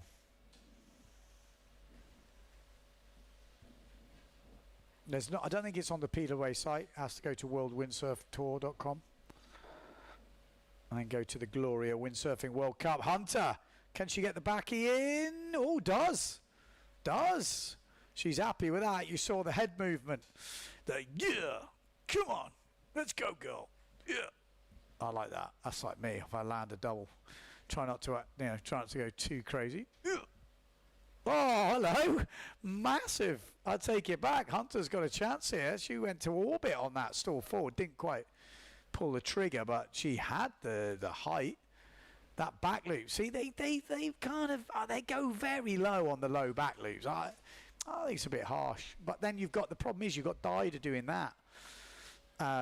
So Maureen Hunter just getting 2.5 for her back loop. You know, in her head, it takes a long time to learn a back loop, and then you only get 2.5 for it. You're kind of gutted. But the problem on the other side of it, you've got Dido, you know, doing huge, like really stylish back loops. So it's a tricky one. It is a tricky one. It's always the same. It's quite that low end of the scale gets very squashed, and then something kind of can make a difference, which you think, oh, but at the moment it's still Lena Erpenstein looking solid in second. Dida leading.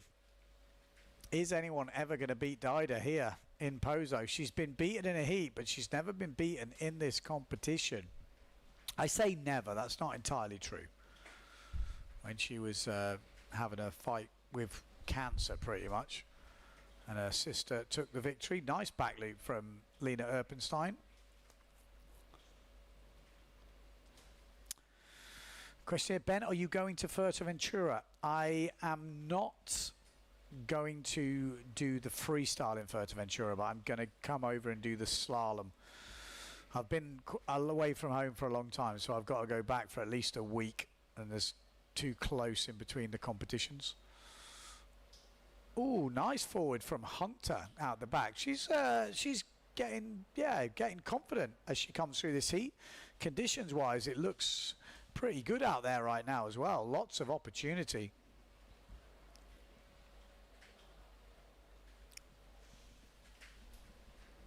Bam, great hit there from Erpenstein.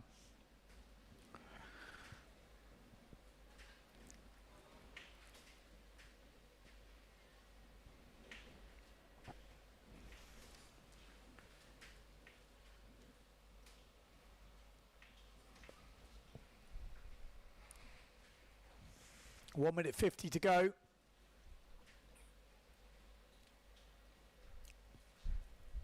And, you know, you got to remember, Dida came through the challenges. So, in theory, this is an upset. But we obviously know that's not correct. But she had to push through the challenges because of the rolling ranking. Or maybe it would have happened anyway, but I'm not sure, actually.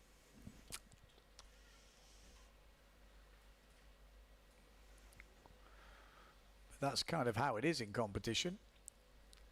She is kind of a wild card because she only does one event a year, which is obviously this one, and usually wins it. So she is the ultimate wild card right now because she doesn't do the whole tour. It's not where you want to have her in your heat though, is it? At 15.10 points. Oh, Hunter was kind of lining up there as the clock ticks down.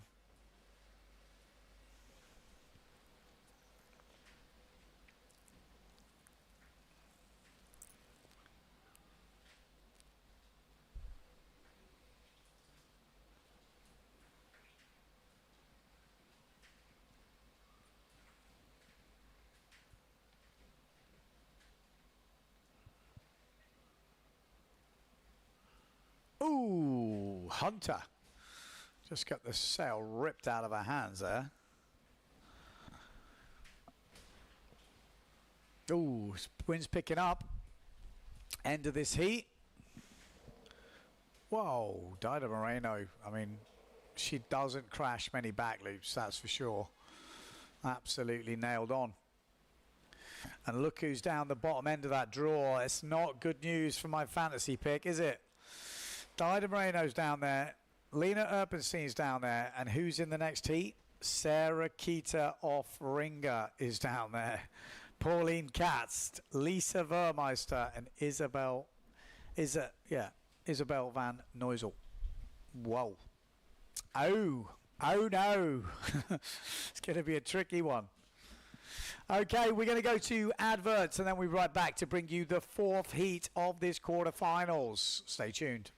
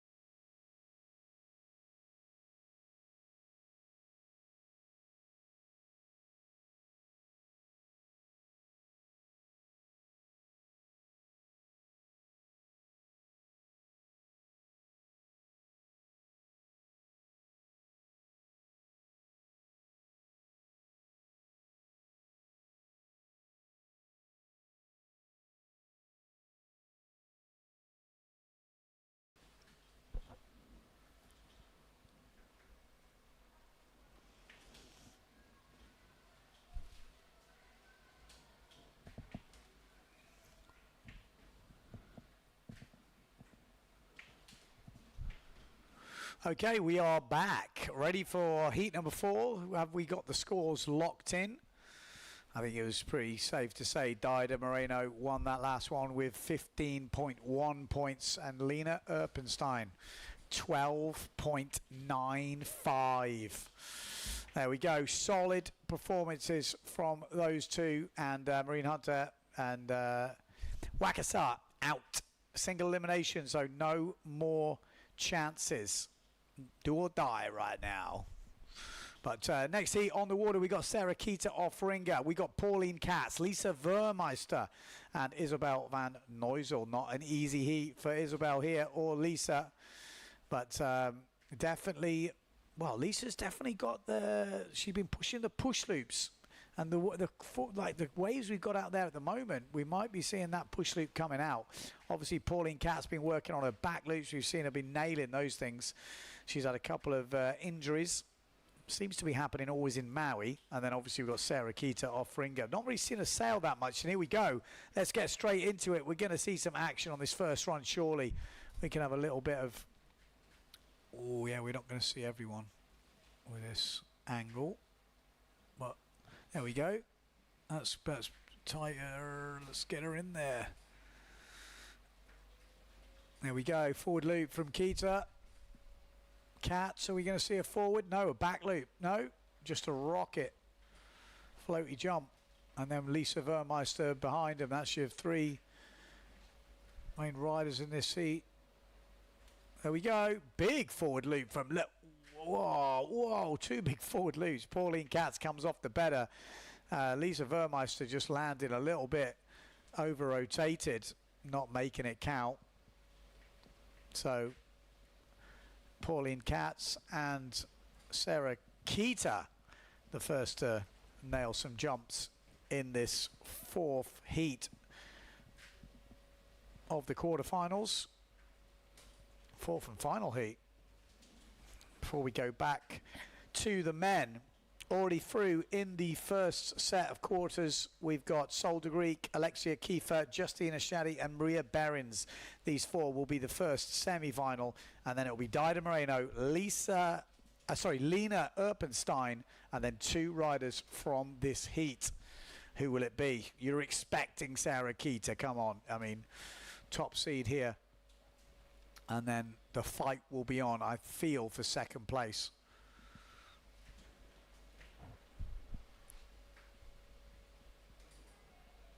Vermeister, oh, big stally down that bottom end. Nice. Nails it. She definitely goes for it. Lisa Vermeister, she's been putting in the work. Obviously, Lisa from Guadeloupe. We've got a good Guadeloupe contingent here. And then going for the backy almost. Did she get that? She sails away from it. Wow. A little bit wet on the landing. The judges are going to punish it. And Pauline Katz with a really nice back loop on the inside. Like I said, she's been working on that move for a couple of years now, and it's finally down to being really consistent. So she's going to be super happy nailing that in the heat. It's all right doing it in practice, but nailing it when it counts under pressure and getting it done early so you can relax is the big one. So Sarah Keita, got a bit of work to do here. Pauline Katz coming out strong.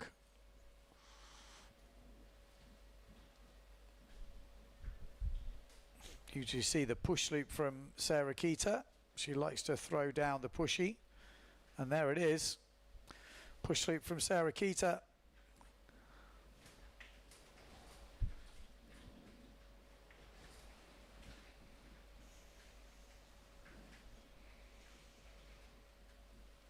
Look at the waves now. This is actually turning into a pretty decent day. Some good conditions on offer. Got the men's round quarterfinals coming up next.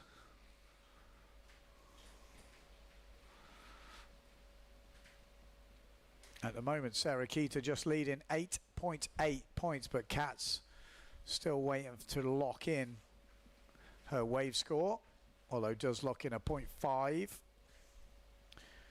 I say lock in. hasn't really rode a wave yet. Not a complete wave anyway. But still all to play for in this last quarter-final on the women's draw at the Gloria Windsurfing World Cup.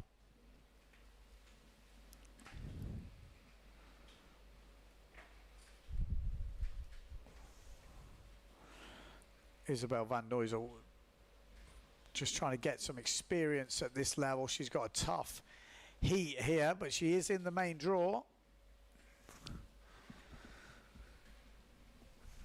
She came through from the challenges with Dida Moreno, so she's had to fight her way to get here. So already a big achievement for Isabel is getting in this main draw. It's not easy. Only top 16 riders in the world. That's a really nice hit. Pauline Cat sailing good here. Could she push Sarah Keita all the way? Although Keita already on 11.92. Back loop from Cats coming in at 4.62. Push through from Keita at 4.15. Couple of forward loops at the 3.62 and the 3.25 range. And we got Vermeister with that big forward 3.28 and that back loop which was kind of wet with a 2. Still some wave scores to upgrade. Van Nooyzel with the 2.5 forward. Oh, Vermeister moves up into second place right now with a wave 5.33. Very nice wave score. Could that be a big difference maker towards the end of this heat? Because if she can find those jumps. Pauline Katz now goes into the lead with a 5.62 on her wave. We did see that hit. It looked pretty nice. So this is a really good battle. Another good back loop from Katz, but she's already got one. I think she needs to upgrade. What did I say? It was going to be a one-horse race? Maybe not. The battle for second, I think it's still on, isn't it? I mean, it's always a battle for second in these qualification rounds. Quarterfinals, top 2 go through. But Sarah Keita's got some work to do here. No guarantees of winning this, really. I mean, with Katz with the big back loop and the big wave score, forward loop might be a bit lower than Sarah Keita's, but she's got the skills here with that big backy and the wave score to take the heat. Again, does it matter if you're first or second? No. But it's just a sign of maybe what could happen later on.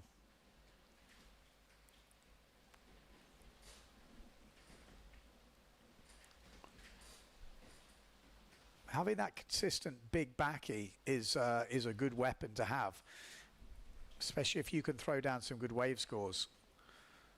And then just getting that maybe stall forward push loop would obviously be ideal as your second jump. Here we go, Lisa Vermeister. What's she got for us? Looking like a nice little setup here. This could be good. Goes for the forward, cleaner landing. Solid.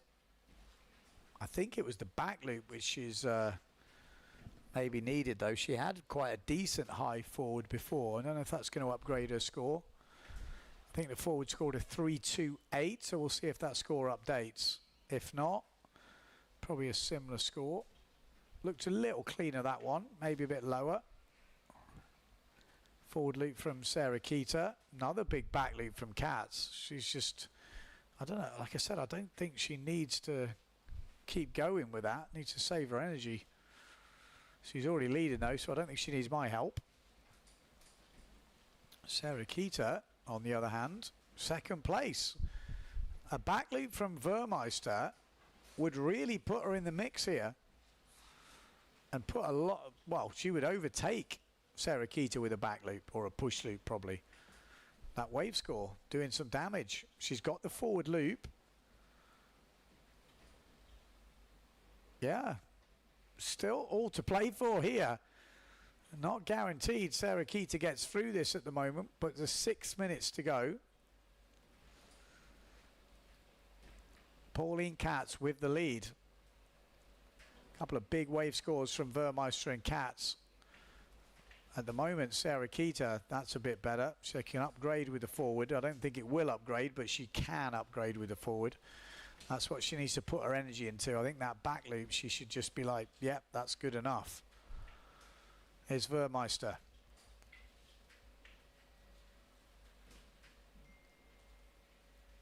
Is Van Noysel.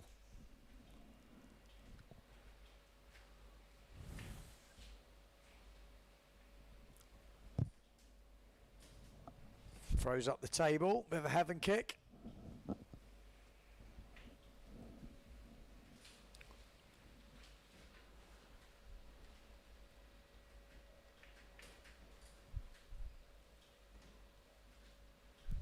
Five minutes to go.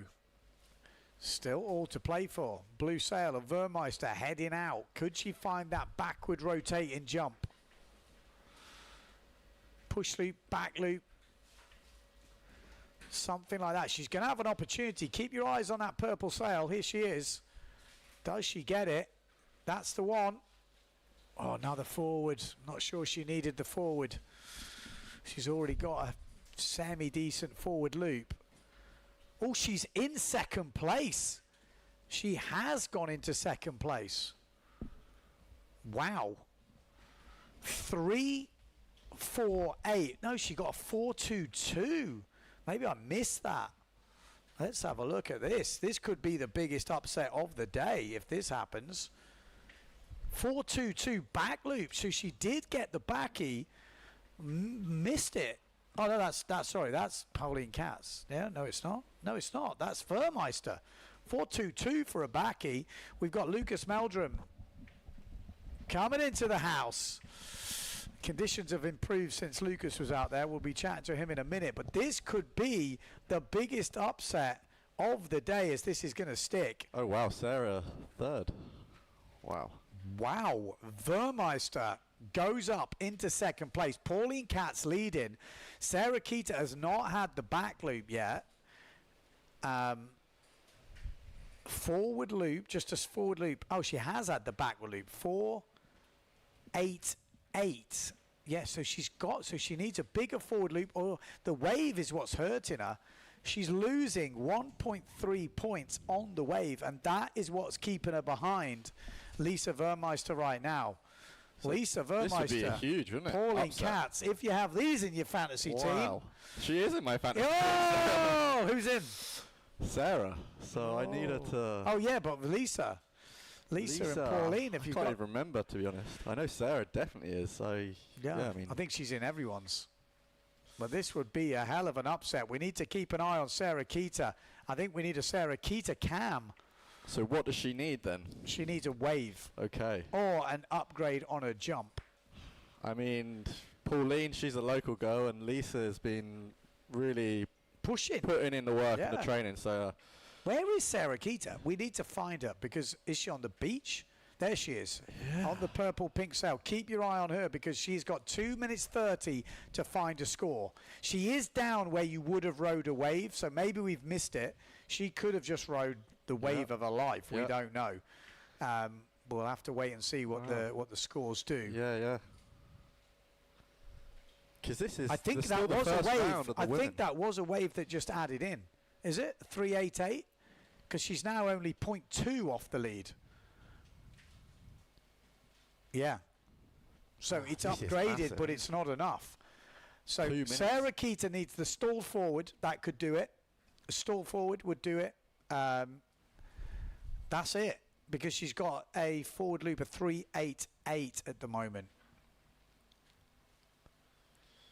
Wow. Wave. I mean, the thing that people don't realise is these first rounds of the men and the women, it's actually... Oh, here we go. Here we go. Sarah Keita, good wave here. Bam! Okay, that's gonna good night. Gonna improve it. That's already massive because that is a hell of a hit. Should be able to get a bit more. Loads of power. Backside turn. You know what she's going to do to the rest of this wave, but I would say from what we've seen so far, that's been scoring big. Those big frontside hit, lots of power, lots of risk. You know, you can't hit it like that without risk. And that's what they've been rewarding. So I would expect a pretty big score for that wave for Sarah Keita. I think she might go back up the rankings here. But Pauline Katz having a hell of a heat leading. There we go. Sarah Keita does move up. It's not by a lot. The wave coming in. No. No, yes. No, yes. A 4.28 for that wave. So not as big as the other girls. Still a point away. But her jumps are giving her the edge by 0.2. So it's all down to this. 45 seconds to go. Eyes on Lisa. She was there. Sarah Keita. Are we going to see the stall forward? Are we going to see the push loop? Here we go. She's got a ramp here. Keep your eye on Sarah Keita. Oh, she's on the wrong side of it. That could be it. She might not get a ramp here. She needs a jump, Lisa. Yeah. Push loop she from doesn't Keita. Need much either, big does push she? loop. Big push loop on the outside. I think that's going to improve the 4.15 for the push loop she's already got. No, she's only a 4.15 for the forward loop. I think she improves. Sarah Keita improves. I think it's done. It's done. Wow. Wow. It was like, oh, Lisa at the end. Oh, stalled forward. Big stall forward and nicely landed, but it was after the buzzer. But she really pushed that till the end. Yeah. I mean, today we almost saw a pretty big upset with Miguel. I was actually on the beach helping him, but I didn't even have the scores. 2 seconds. I know. And somebody had to tell me, Miguel's losing. Yeah. Like, oh right, okay. So I had to. Okay. Well, we're gonna go to ads. We're gonna get these scores locked in. We're gonna be coming back to give you the rundown.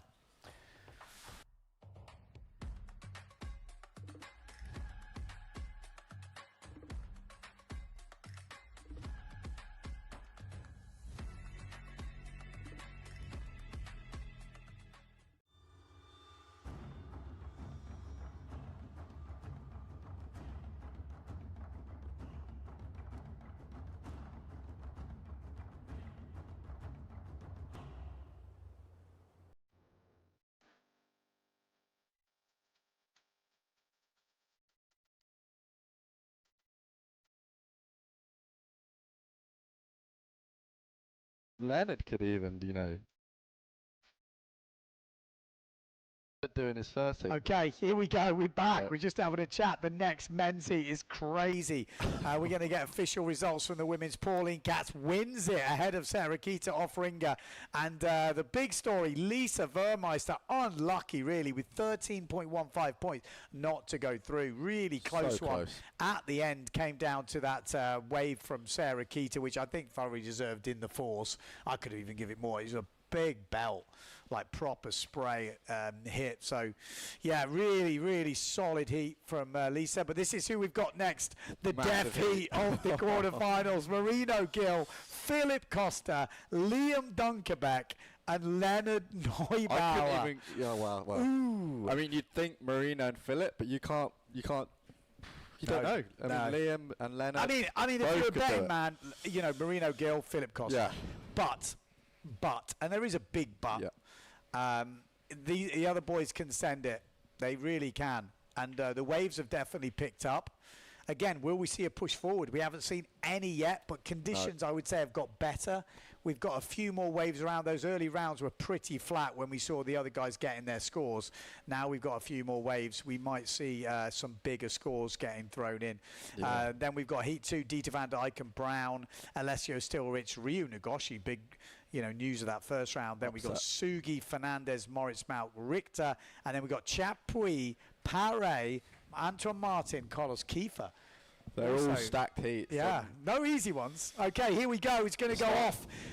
Sometimes this cam is not, you can't quite see the waves coming, but we've got Marino Gill leading the charge out. He's going quick, isn't he? Wow. Yeah, been doing well to keep up with him. I put a GPS on him last year. He was over 30 knots. 30 knots in POZO, fast, isn't it? Which is ridiculous. Ridiculous. He looks like a slalom sailor, just the way he does. Yeah.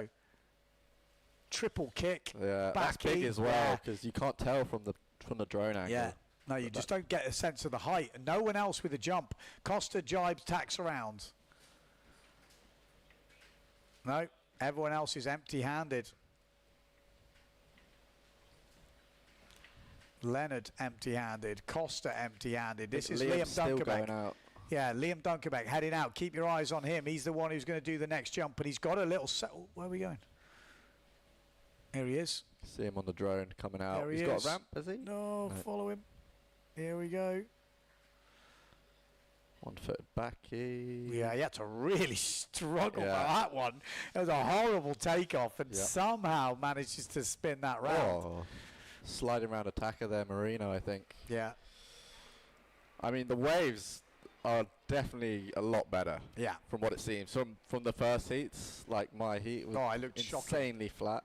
Yeah. And I just turned on the live stream a little bit afterwards, and there was just waves appeared. So I don't know when that happened, but yeah, tide dropped a bit, and they definitely come through. It's the best waves we've seen all week. I mean, they've called it. You know, this is definitely the best day. This is the best day for sure. So hopefully we will bang out the result today, which was not looking likely at one point this week. I was a bit worried. Yeah. No, and I think it was a good decision to, although it's hard to do a single elimination with no chances, but it kind of had to be done, really. Yeah, you've got to have these conditions. Like, if you've got this is when the business end of this draw needs to be happening. 360 from Liam. I think double. Leonard. Wet. That's not going to score that well at this level. At any other level, Got to step it up against Costa. Yeah, you need to be landing clean. You need to be landing clean. Yeah, I mean, I think what the judges have done really well is just allow the heat times to be a little bit longer than what we usually have here. You know, just so you have a little bit more time to make a mistake or two, just because no one has a redemption round in this event. So yeah, we're seeing some people struggling at the first half of the heat, but making it back towards the end, which I think it's fair to have a little bit longer without having a double. Yeah. Here we go. So Liam Dunkerbeck leading this heat so far. He's had a wave of a 6.5. Must have been the 360 then. Yeah, he must have had a few things on that. They don't just give out 6.5s for nothing. No. So that is a good way. He's got a 5.33 for that one-footed backy down the point. And he's got a ramp here. I thought he might look for the double, but just can't get sorted. So Liam Dunkerbeck's in this, no doubt about it. What's happened to Costa? Costa's got nothing so far, right? Is that right? I don't know. I feel like, did we see something? I mean, it's a long heat, so he's probably not in a rush. But, I mean, that's nearly 4 minutes with nothing. Oh, yeah. I guess if he's doing jump runs and it keeps coming up empty, he knows he needs a double. Yeah. Here we go, double. Talking of doubles. There we go. Pretty decent. Marino Gill, body wet, though. Sail upright. Like, at this level, these are the little bits which can make the difference at the end. I'm guessing Costa's done a double there with his 7.7 jump. Yeah, I would imagine. Look, see that backside reverse air. That was like that is ridiculously hard. Oh, double from Leonard. Oh, and it's a good one. Really Absolutely pinged it. I mean, this heat is... It's starting to heat up. It is starting to heat up. Again, the camera guys, I think they're staying wide in case they miss stuff, but it's tricky. I wonder if Costa's going to be able to pull out the push forward today. I think if he can do that, he's going to win it. I think he can. If you can push forward and double today, I think if anyone can, he can. He can, 100%. Costa, 15 points, 7.25 on his wave, 7.78 on the jump. Now just needs to lock in another jump, and surely it's good night. But Leonard just putting together a couple turns near the bunker, like back to back, which I guess the judges will like. I wonder what that will score. Yeah, we've got Marino Gill getting a 5.95 for his jump. So Costa's double must have been pretty good. Oh no, jump 6.65 I think for the double. It was the back loop 1 foot, wasn't it? That was at 5.95. Yeah. So Costa's a point better. So it would have been clean. I was going to say, Marino got the body wet. Costa would have just landed ankle dry. Because I'm pretty sure that's the highest score you can get for a double these days. Liam Dunkerbeck gone from first to third. Still in the game, but Marino Gill is leading with the wave 3.75. But Costa yet to count a second jump. And still in second place. He's on it, isn't he? Yeah, Leonard getting 6.5 for his double. That just goes to show how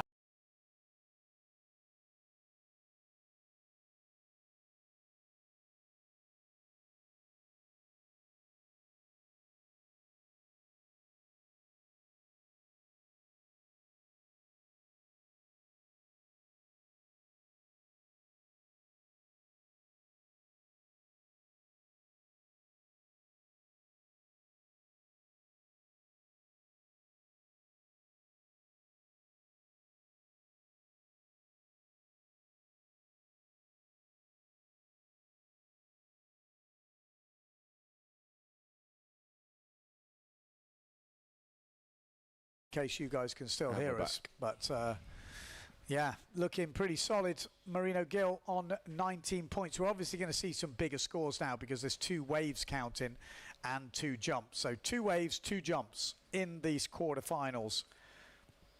Okay, Leonard is just taking 3rd place. There's going to be a lot of swapping around, I think. Well, you know, Marino's got a solid lead, but I think anyone, you know, Marino's got a solid lead, but I think any one of those 3, Well, with 2 one of those 3. Well, with 2 waves, it's going to help Mr. Moritz Mauk. 2 waves, it's going to help Mr. Moritz Mauk in this round. It's going to help anyone He's who... going to love that. Yeah, I think it's definitely going to help. But a lot of the top guys, they've all got some amazing waves on them anyway. They've got all the tricks. They've got everything. Yeah. So I don't think it's going to make too much of a difference. Leonard coming in. Is he going for the freestyle board? Oh, No, he's going for a bigger forward. no, he's going bigger sail. He's close to Costa Leonard. What does he need? Yeah, but there's 2 waves, and you know, it depends on. So okay. It's going to change around a lot It's going now. to flip It's 2 around waves. a lot now, isn't Costa it? Yeah. obviously goes up to 20.35 points, but only 1 wave is counted. Still got another wave to lock in. So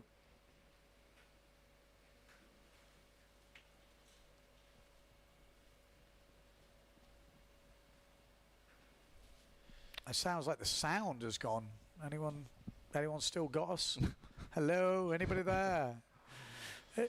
Okay, apparently it's working. I'm just looking at the comments on YouTube. I'm getting all my lovely little information. tacker there, little Yeah. kind of Here we go, Marino air into Gill. it. I guess Marino's looking at the jumps right now and probably thinking, you know what, I need waves. It's going to be waves. Are we going to see Leonard pull out some mad freestyle moves? Be cool to see something a bit different, wouldn't it? Yeah. I mean, I'll be honest, Liam Dunkerbeck's my in my fantasy Double team. from Liam. Solid. I think he lands it quite wet though. That's not going to be enough in this heat, I don't think. I'm not sure if it was wet or not, just because his sails kind of blend. They disappeared, didn't they, a little bit? Yeah, those blue ones.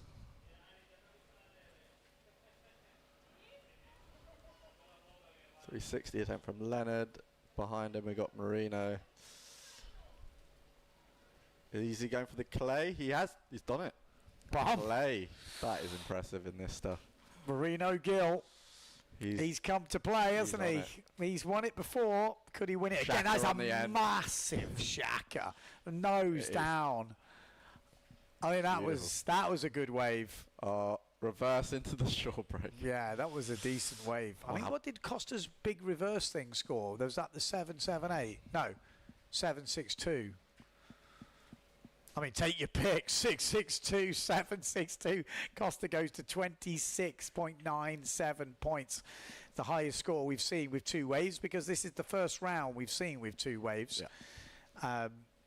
But if you take away his worst wave, 6, he's still above 20 points. Oh, that was a nice section. Just didn't quite get it right. Liam Dunkerbeck at the moment got a bit of work to do. But he can really upgrade his second wave score, so he's still in this. Yeah, I mean, I think they're all in it. Yeah. They are all still in the fight here. I mean, wave scores, Leonard not really there yet. You got Liam with a 6.5. You've got Marino with a 5.83, and Costa's 7.62 and a 6.62. So wave-wise, you know, Leonard's on 2 and a 2.75. So it really has. That's what's really costing him, which we knew that anyway. That's obviously going to be his weak point. Yeah. I mean, Liam, you can actually see his second wave is very low scoring, so could take the second place, couldn't he? If he gets a decent wave. Oh, it's going to be close. It's just 3.5 minutes to go, so it's getting close now.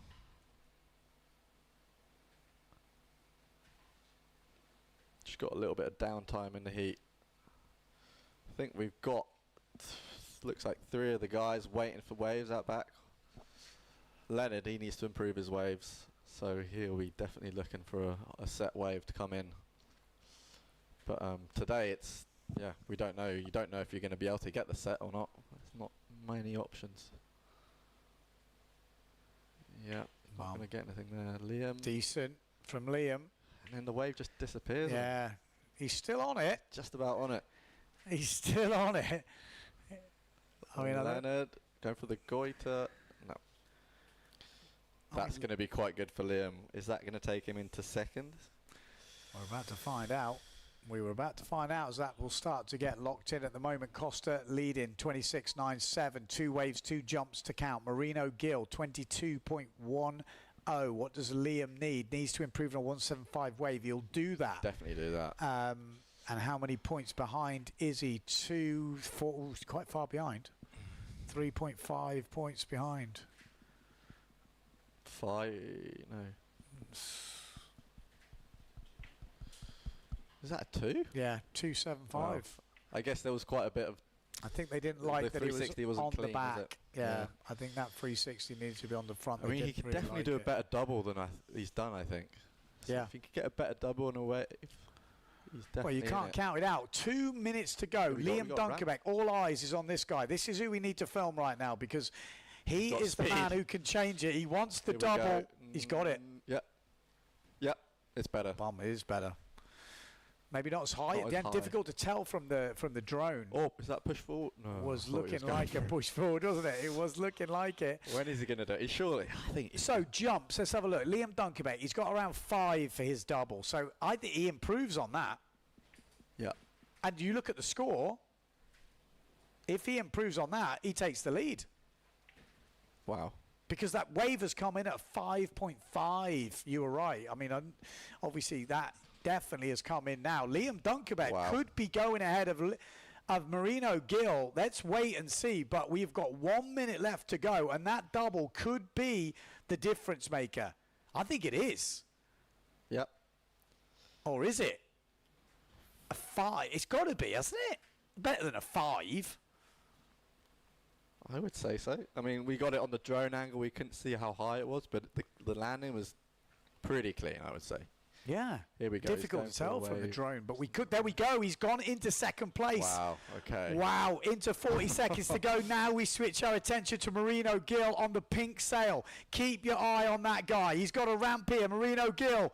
No, that's not what he needed. A freaking amazing playing it forward, but that ain't going to count. Marino Gill, this could be the biggest upset of the day right now. But is it an upset? Well, for sure, Marino Gill was top tip to win this event. 100% people were calling the win. This could be huge. Marino Gill wasn't really up there in the overall rolling rankings, which has put him up into this top half. And that's it. He hasn't even started the wave. Oh, it's a disaster for Marino Gill fans. Wow. Oh, it's a disaster. But it's massive news for Liam Dunkerbeck. And he has smashed it in the end. Wow. That double comes in at, I'm guessing, a 6.28. Wow. Yeah, 6.28 for that double forward. Puts him to 23.61. And there we go. Liam Dunkerbeck. What a fantasy pick he turns out to be. Come on, Liam. Wow. I think I got him as well, so yeah. Happy days. Happy days, but not good news from Marino Gill really fans. Not good. I mean, he'll be searching. He's been searching for the world title probably for a couple of years. He's pushing for it, and this event he needs to capitalize. Big. That's big. I'd love to see his face right now. Zoom in on that man's face because that is a huge heat. You look at that heat, Costa, Marino Gill, you're thinking, ouch. And those two, best of friends sailed together the whole time. That is a huge, huge win. Yeah. Wow. Again, we'll have to wait for it to be officially locked in. But it looked like it couldn't change. We didn't see anything that would have changed that. I mean, that was for sure the hardest heat of that round on paper when you look at the guys. Yeah. Huge, that's man. Really tough. That's going to hurt a lot. Big. Top 4, I would have put him in top 4. Yeah. But I guess when you look at top 4, I would have put him in top 4. Yeah. But I guess when you look at the heat, It's not an easy. But in saying that, that top four was already out of sync because Marino didn't do Maui. And there we go. Official results come through. Philip Costa takes the win. Second place, Liam Dunkerbeck ahead of Marino Gill and Leonard Neubauer. So the big news, Marino Gill. I mean, you looked at him in the training. He was on fire. Liam always steps up in competitions. He's just got this way. That was kind of the reason I had him in my fantasy picks. He's just got this way of just, well, look at his dad. I mean, it shouldn't be a shock, should it? It shouldn't be a shock at all. Wow. Impressive stuff. I mean, that top end of the draw is loaded because of Marino being up there. Now Liam's took him out. You've still got Brown up there. You've still got Costa up there. It's a really rough heat. And here we go. Dieter van der Eycken, Marsilio Brown in this heat. That's not this heat. It's heat number 2 next. Yeah. Okay. Heat number 2. Is Brown going to be able to do the push forward? Because his technique now is on it. Wow, yeah. I'm going to say, Marino's not the one who does it when it's small. He always goes big. He always does massive ones. Yeah, he does huge ones, doesn't he? Brown, I mean, Ricardo is actually the master of those low ones. Yeah. He seems to be able to do them off anything. So we'll have to see how windy it is. Here we go. There's the double from Brown. Kicking things off. Let's go. Bam! Just as good. Right in front of Brown. Literally landed on him there. Oh, my life. We love to see it. These two have had some of the bigger heat scores of the day. Alessio's in my fantasy team too. Bum. Wow. Nice Good start. Side hit. Yeah, good start to the heat from the boys there. Alessio, I feel like the last couple of years, his doubles have got really good. And Alessio could have a chance there for a sure. good result. He looks like he's feeling good. Agreed. And again, maybe not push forward weather is going to suit him. It's going to suit him, yeah. You know, there's a few guys, I said that before the comp, like, without the push forward, a few more guys come into it. Victor comes into it as well. Victor, you know, people count him out. Well today. He's knocking on a bit now. He's in the 40s, but he's still got the skills. So we will have to see. Miguel Chapuis. You know, they all come into the mix a little bit more without the push forward. Still trying to get over that Marino exit. Quarter-final exit. That's huge, isn't it? Yeah. Huge. What does that give him in terms of the event? Is that well, 12? It's a third, 9. 9. Yep. Equal 9. Equal 9th. Yeah. Yeah, not where he wanted to be, that's for sure. But, yeah, always tricky. Brown looks, I mean, like I say, not too many people talking about Brown, a bit like last year. And then you just saw him sailing, and he was just on form. He looked as good as he ever looked. And this year was the same. I was kind of like, well, I wonder how he's going to be sailing. I've seen him training everything, just bash, bash, bash, everything. Yeah. So he is going to be danger. For me, at the moment, it's Brown and Costa. I'm thinking Parot. He needs to win here. Actually, yeah, I forgot he needs about to that. win. He needs to win here. Like, he wants to win here. Yeah. And yeah, it'd be interesting. But I think it's all open. There's so much talent at the moment, especially without the push forward. I think a few more talents come in, and the waves start. You know, 2 waves, 2 jumps. Also has a say on it. And then it's going to come down to judging as well. What the judges like on the wave and what they're scoring. Yeah. So I don't think any of us is. It's going to be an exciting competition, that's for sure. And it's all going to get played out today if this forecast just keeps coming, which there's no reason why it should stop. Alessio Stilrich leading at the moment, 4.38 on his first wave and an 8 point for the double. I did think it was just a slightly bit cleaner than Brown. Yeah. Brown with a 7.8 and a 3.5 on the wave. So Alessio just edging it. Dieter van der Eycken, he's got the waves, he's got the jumps, but he hasn't got the double. No.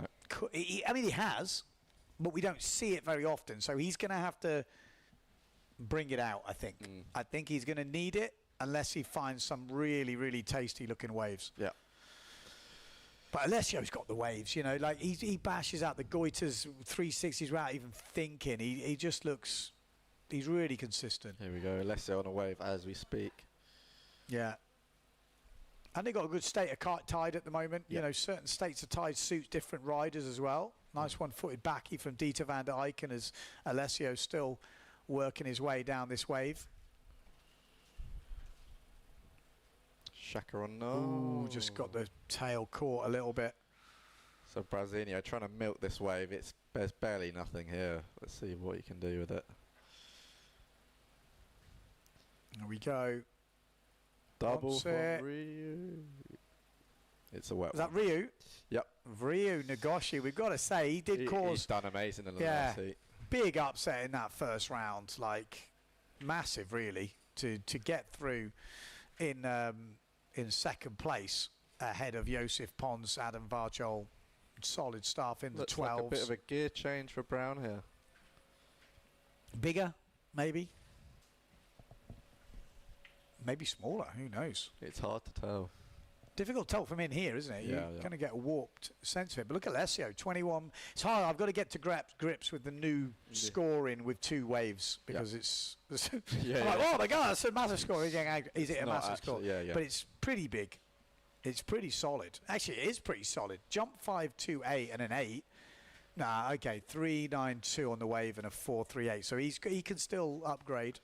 What did we see on Costa in last heat? 27 or something like that? Yeah, total, nearly 27, 26.97. So let's see how close these guys can get. He's the man to beat at the moment. Yeah, that's the benchmark Costa. right now. Oh, forward off the lip. Face plant from Ryu. This is Brown on his new setup. He's got a ramp here. Here we go. He's like a magnet. He just finds him. Back loop from Brown. Pretty safe. Yeah, I don't think that's going to improve a 4.9. It's pretty safe, wasn't it? I guess he just came up. It was one of those quick ones where you don't get to take your hand or your foot off, and you're already like, well, it's almost easier than doing a jump for these Do we know boys. how much of a difference it makes if you come first or second? Do you want to come first? Doesn't matter now. Doesn't matter. It did before because you'd switch sides. Exactly. Yeah. But now it doesn't matter. Top 2 go through. Yeah. At the moment, Brown and Alessio looking pretty comfortable. Looking pretty comfortable. But it's fair. At the moment, Dieter hasn't had a wave. One of those waves that we know Dieter gets, you know. And it's still got 8 minutes to go in this heat. There we go, backside Shaka from Brown. Ryu just getting out of his way. Ryu just wants the double, doesn't he? He's like, just give me the double. He's looking at the drone. He's like, yeah, you want to see this? Look at this. Oh, rocket. Oh. It felt like he was looking at the drone going, be careful, I'm coming up there.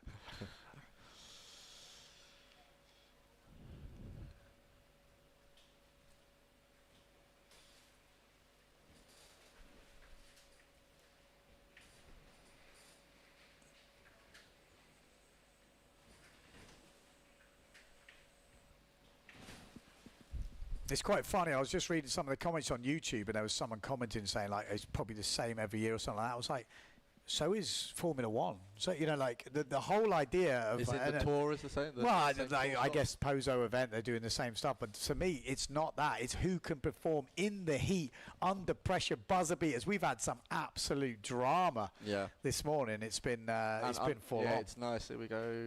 Nice. I think this is probably the most upsets we've seen, like, in recent history, actually. Here we go. Dieter's on a wave. Let's see what he can do. Can he get it a bit closer?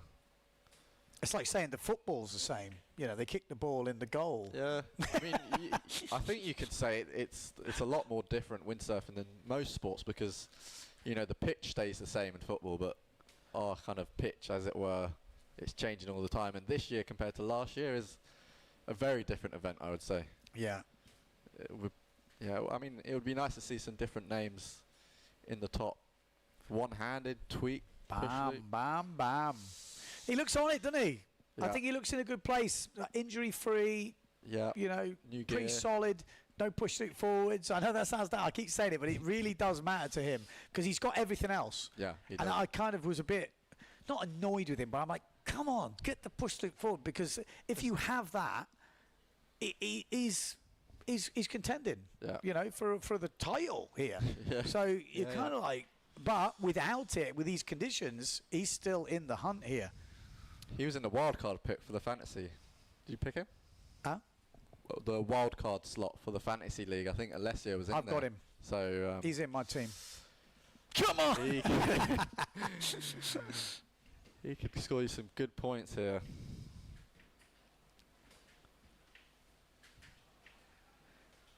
In Formula One, you have different locations, do you? You go to the same places every Pretty year. sure it's all the same, isn't it? Apart from Most boring thing in the world. Oh, sorry, I shouldn't read the comments, but it's like totally, it's irrelevant. Like, what, the 100-meter race is boring? What? Because they do the 100-meter every time. It's like, shut up. Come on.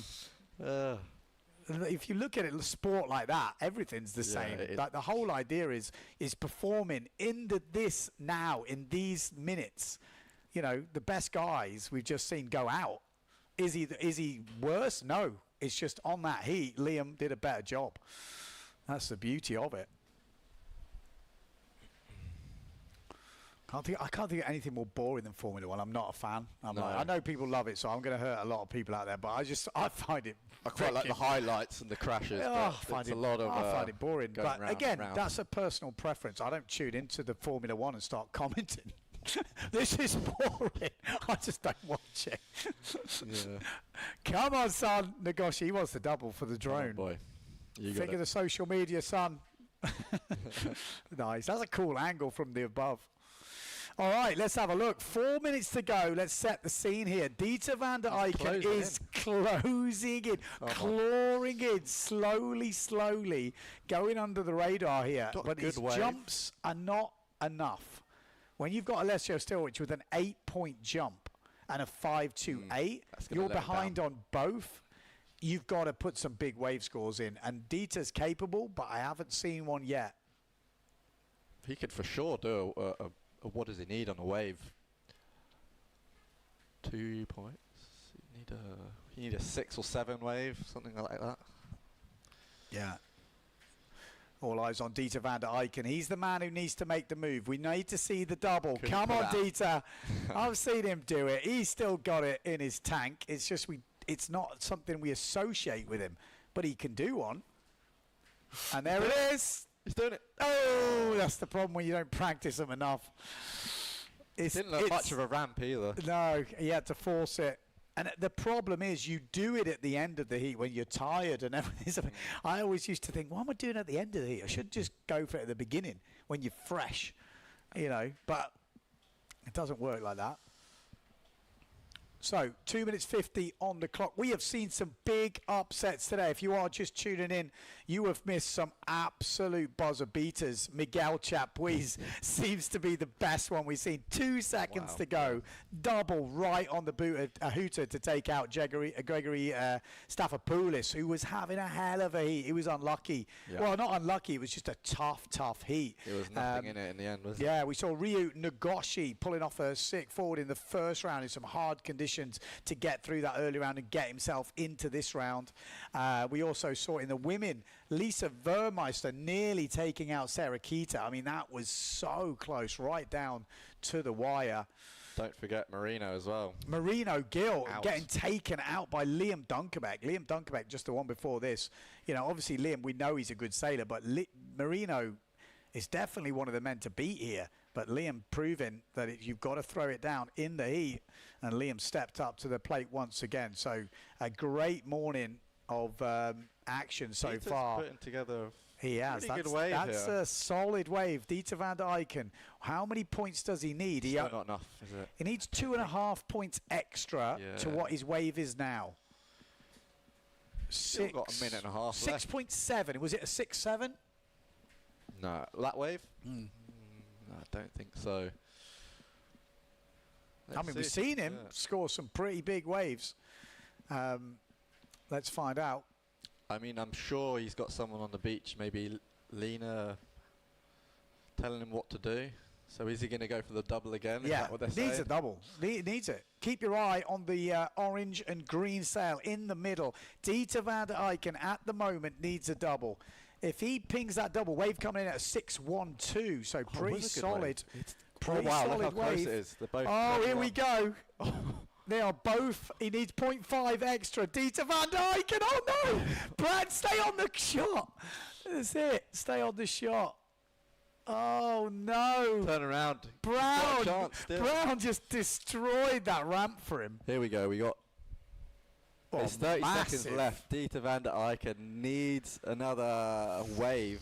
He could do it here. He could do it. Finds another He 6-point could wave. do it. He's Keep done your it. eye on the zoom in. Let's get a shot of him because nothing else is going to change. The other guys have won. There he is. Dieter van der Wow, Eycken this is needs so a close. wave. 15 seconds to go. Keep your eye on the grid. No, other sail. Orange and green. Here we go, That's it. Dieter. Bottom turn. This could be the win. Dieter van der Eycken to ruin my 360. fantasy picks, and he's out of the back. Wow. Oh, gosh, he goes that hard. Oh, that guy's a hell man. Oh, my life. And there we go. That is the end of the heat. Dieter van der Eycken, I don't think has done enough. It was close, though. It was in 0.5 towards the end of that heat.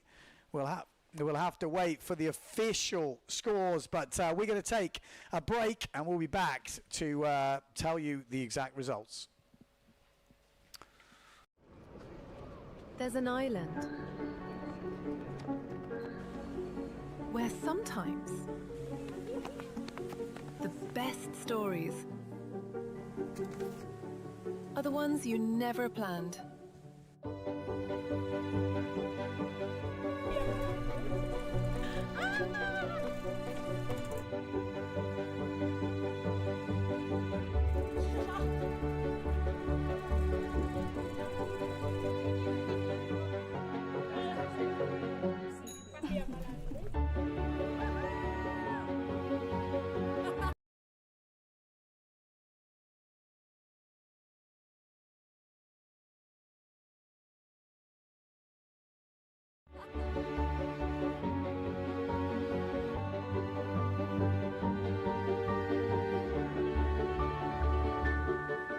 Gran Canaria, an unscripted island.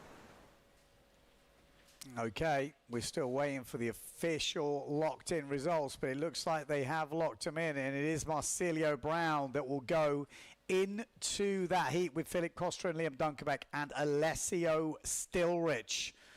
My fantasy team march on. Yeah. Liam Dunkerbeck and Alessio Stilrich in my team. I think I've got Philip, Alessio, Liam, and who else have I got? Doing I've well got so Miguel. far, though. Miguel. Yeah. Because it was a tier system. If you haven't done the Fantasy League, you get tiers.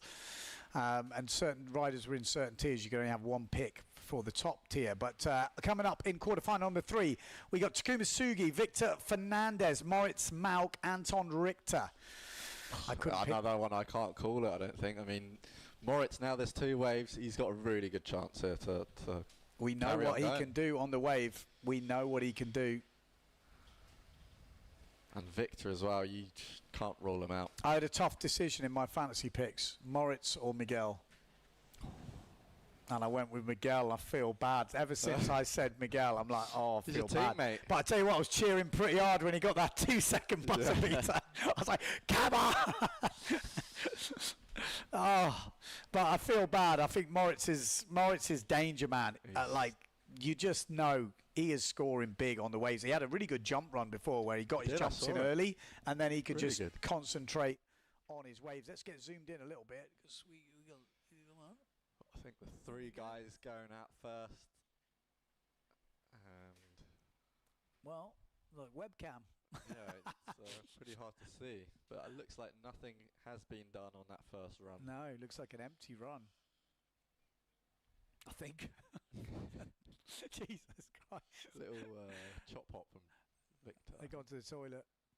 Ooh, No, backflip. I don't even know what that was. I think that was Moritz with the backflip. It's got to be a Lead in backflip. the jumps. Yeah. Okay. Moritz takes the early lead on the jumps. We've got Takuma on that wave. They've left us.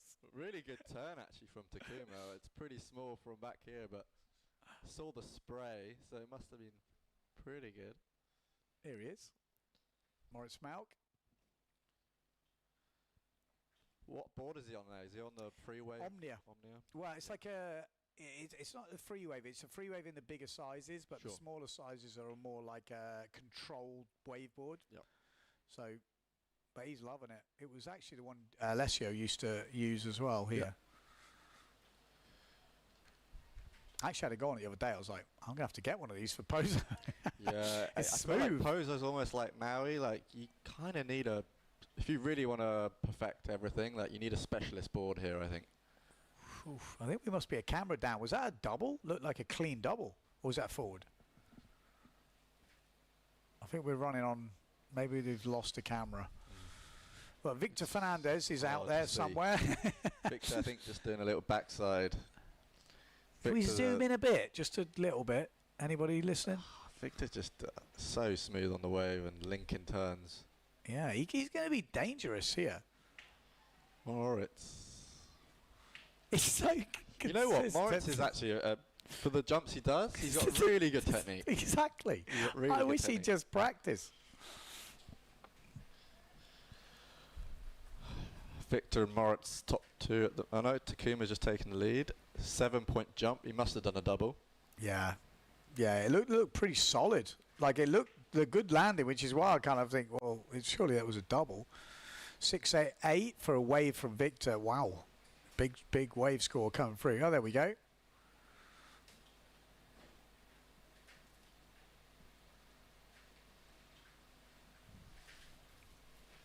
Yeah, this is. I think Victor could do well today. Again, another one of those who.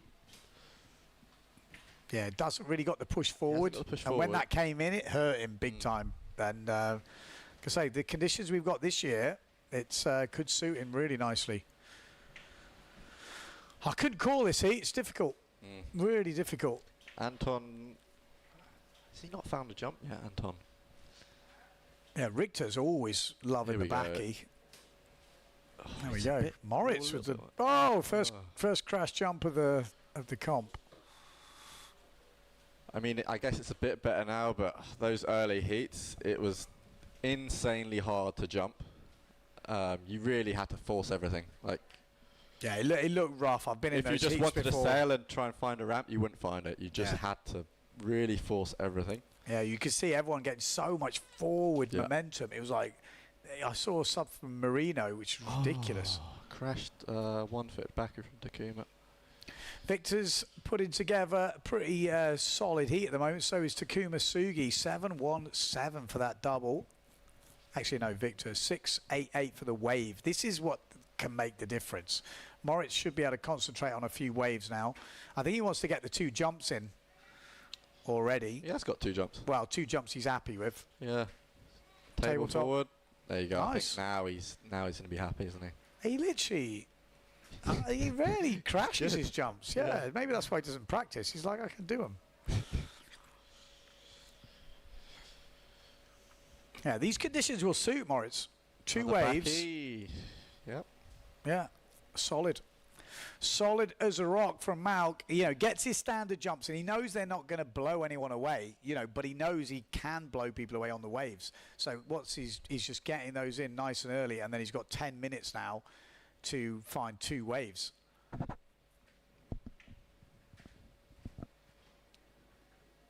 Victor, I think that was a one-handed one, but he's gone down on that. At the moment, it's a 2-horse race with Victor and Takuma. But There's not Anton's many clawing big it back. scores thrown in there. Yeah, they've just filled their score sheet. I mean, Victor's definitely has got some scores, but Yep. I'd say Takuma not quite. No, Well, and 5 you know, and a we 7, haven't even 1, 7. seen Moritz on the wave yet, so that will change things a lot, I'm Yeah. sure. But as we know, waves, you've still got to find them. There's no guarantee in 10 minutes, but with Moritz, there probably is a little guarantee, and he's found something here. He really does know where to be. Keep your eye on the yellow sail, Mr. Cameraman. Zoom in. Let's have a close-up. Or not. With front side hit.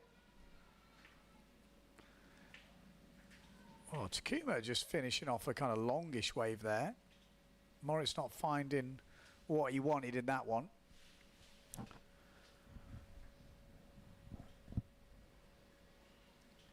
Victor just looking for a second jump score. He's got a little ramp here.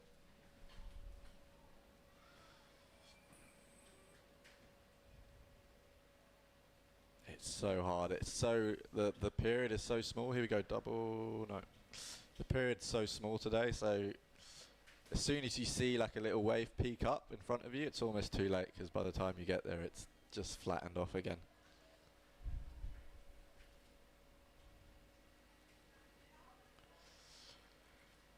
Anton, double. It's a back slap of that.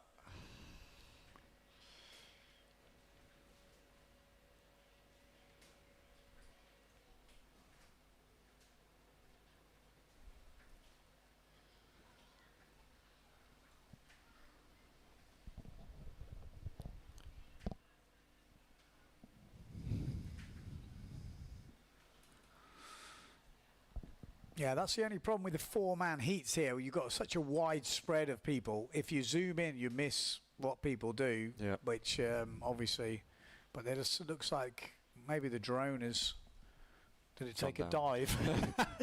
Taken out by... Maybe we've lost the drone. Maybe that's what's going on in the background.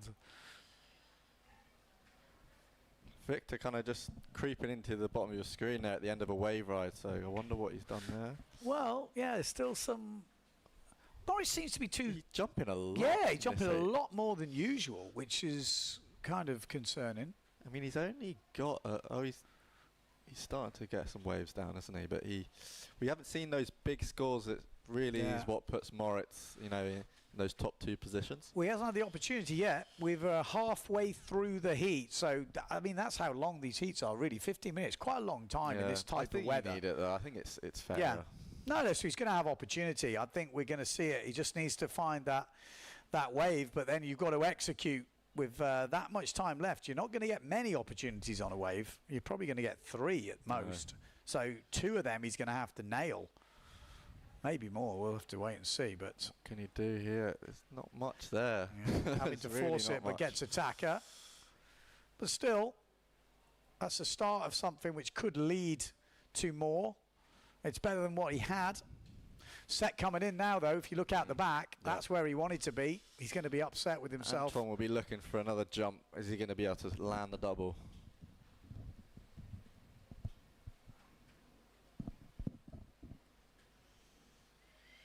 Not finding anything, Anton.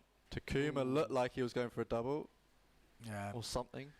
I mean, but that is the problem. Like when we do the single in this format with 4 men, you have 4 men on the water. You know, we're at a point where we've got lots of time. We can do 2 man on man, and then you get a camera on each rider as well. And then it's, but I think the 4-man heats in terms of sailing is fairer. You can't get stitched up by having a bad seed or something. I wonder how it would even be with if you had 3-man heats. I mean, if they've come up with a system to do 3-man heats, it'd be a bit easier, wouldn't it? But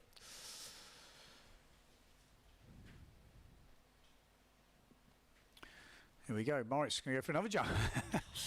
Moritz Malk. Okay, let's have a look. 5 minutes 40 to go. Moritz wave scores 4.38 and a 4.12.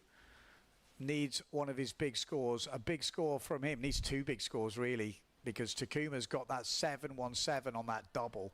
And that is relying on him not getting a good wave as well. Victor as well has got that double. So Moritz needs to find a wave in the excellent range and hope the other guys don't upgrade as well. I mean, I think Takuma at the moment, he could definitely, he's got the skills to upgrade on those 2 wave scores. He's got 2 3-point wave scores. But yeah, Victor's got highest wave score, isn't he? The 6.8. Yeah. Big, really big, actually. Yeah. Well, I wonder if he's finding these upwind ones. I was going to say, as the tide starts to drop, upwind that's a nice bottom turn into tacker for Victor Fernandez up on the top end. You know what? I think he knows something that the others don't. I think he's finding a little peak upwind. Again, another tacker. That shouldn't have... you shouldn't have made that. You thought, oh, he's gone. How many turns has he done on this? Yeah, but that's what he does, isn't it? That's what Victor does. You can see Moritz right up that top end as well, struggling to find the waves. He's kind of out of sync. Sometimes you're in sync, sometimes you're out of sync. And at the moment, Moritz Malk is out of sync. 4 minutes and 15 seconds to go. Anton Richter. Still trying to find another jump. He hasn't got a second jump here. He's got this counting as 0.5. So, yeah, he'll be a bit disappointed if he doesn't feel that.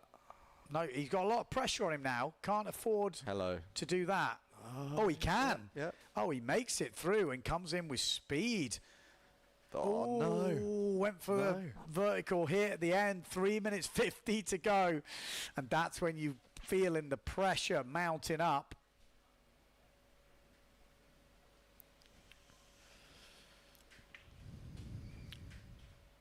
Someone said they've spotted the drone, so it's not in the drink, but maybe the connection is. Okay. Maybe that's why there's a few people running around. Obviously, this is not like the Formula One budget we've got here. There's not endless amounts of people. There's a small team trying to do stuff. So if something's going wrong, they need to use some of the team to go and try and fix it. But we have got views. Moritz Malk at the moment in 3rd place. He's the danger man. At the moment, Sugi and Fernandez with 3 minutes to go, looking at a very commanding position. If you're a betting man right now, you're thinking, well, Moritz needs to find something special. Can he find something special? 100%. Yeah, 100%. He's got the skills. I don't know if there's a wave. But will he get the opportunity? It's not there. He's out. He's right out of sync, or it's just not quite adding up. Certain states are tied. It's sometimes, I've been out there lost before, and you look at it from here and it looks easy, but when you're out there, that's where Victor's experience just comes in. Yeah, really good here. And you can see the scores in this heat are a bit lower. There's definitely a bit more tricky. No, nothing for Victor on that run. Moritz Malk on the yellow sail. Takuma, that's nice from Takuma. Powerful tacker. The wave kind of fizzles out after that first hit, though, doesn't it? But Takuma's still making it count, coming to that inside. Anton Richter here, he still hasn't got a second jump. It just goes to show, like, he's a good jumper, but to not be able to find that. Moritz Malk is sitting in the middle of POZO like he's waiting for a set wave at keeper. I mean, Victor Fernandez has just took that wave straight off him. But I actually think Moritz might get a wave here. Keep your eye on that yellow sail. He's the man that can make a move. Anton Richter is kind of out of this right now, who's on your screen. He can't really get into it. Moritz Malk with 1 minute 30 to go, and he's not found a wave. He's not found a wave. Victor Fernandez is doing Victor Fernandez things where he's just been racking up the points. And he is going through this heat. Takuma Sugi looking very solid, and Moritz Malk has slipped back even more here. He needs to find 3.5 points. Maybe a little bit more than 3.5 points. That's a massive ask. He needs an 8. He literally needs an 8 on a wave. There's 1 minute to go. Building up the scores, Takuma. Yeah. The wave, which is he's just adding a bit here, adding a bit there. Moritz on that yellow sail looks, I can't see his face, but he's obviously not happy right now. Needs an 8-point wave. Could we see a buzzer-beating wave from Moritz Malk? Keep your eye on the yellow sail. Victor's won it. This guy's won it. We don't really need the glory run. We want to see Moritz Malk on that yellow sail and find out if he can find a wave. It might be the end of a heat. Oh, look, and Takuma sailed round him. Yeah. He's going to be frustrated. He's on the heat. He's on the wave behind. Here we go. Moritz Malk needs an 8. No, it's not an 8, is it? It's not. That cannot turn into an 8, and that it is. It's done. It is done. Wow. Where we go. Victor Fernandez, Takuma Sugi will get through this round, and that is the end of the heat. Heartbreak for Moritz Malk, but it didn't go his way. It just didn't. No. Didn't feel like a Moritz heat, that one. Not at all. And we thought he could maybe do pretty well now they added the second wave, but almost went against him. He almost, I don't know, it felt like he was almost searching the jumps for a bit too long. I don't know. Yeah.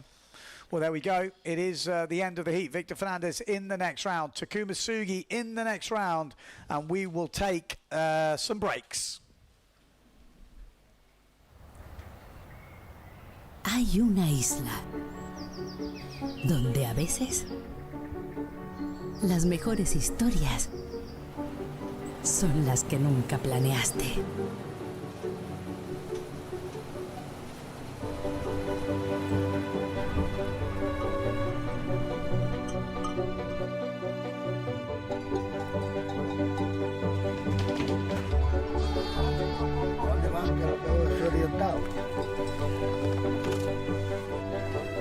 Este caso se lo regalo para que este no tiene la flor.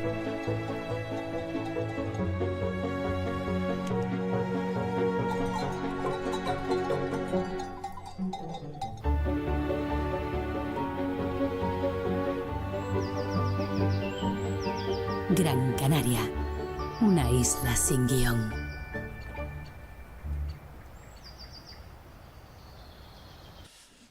Okay, there you go. We are back in the mix. Victor Fernandez and Takuma Sugi from Japan advance to the semi-finals. They will be going against the two riders who advance from this next heat.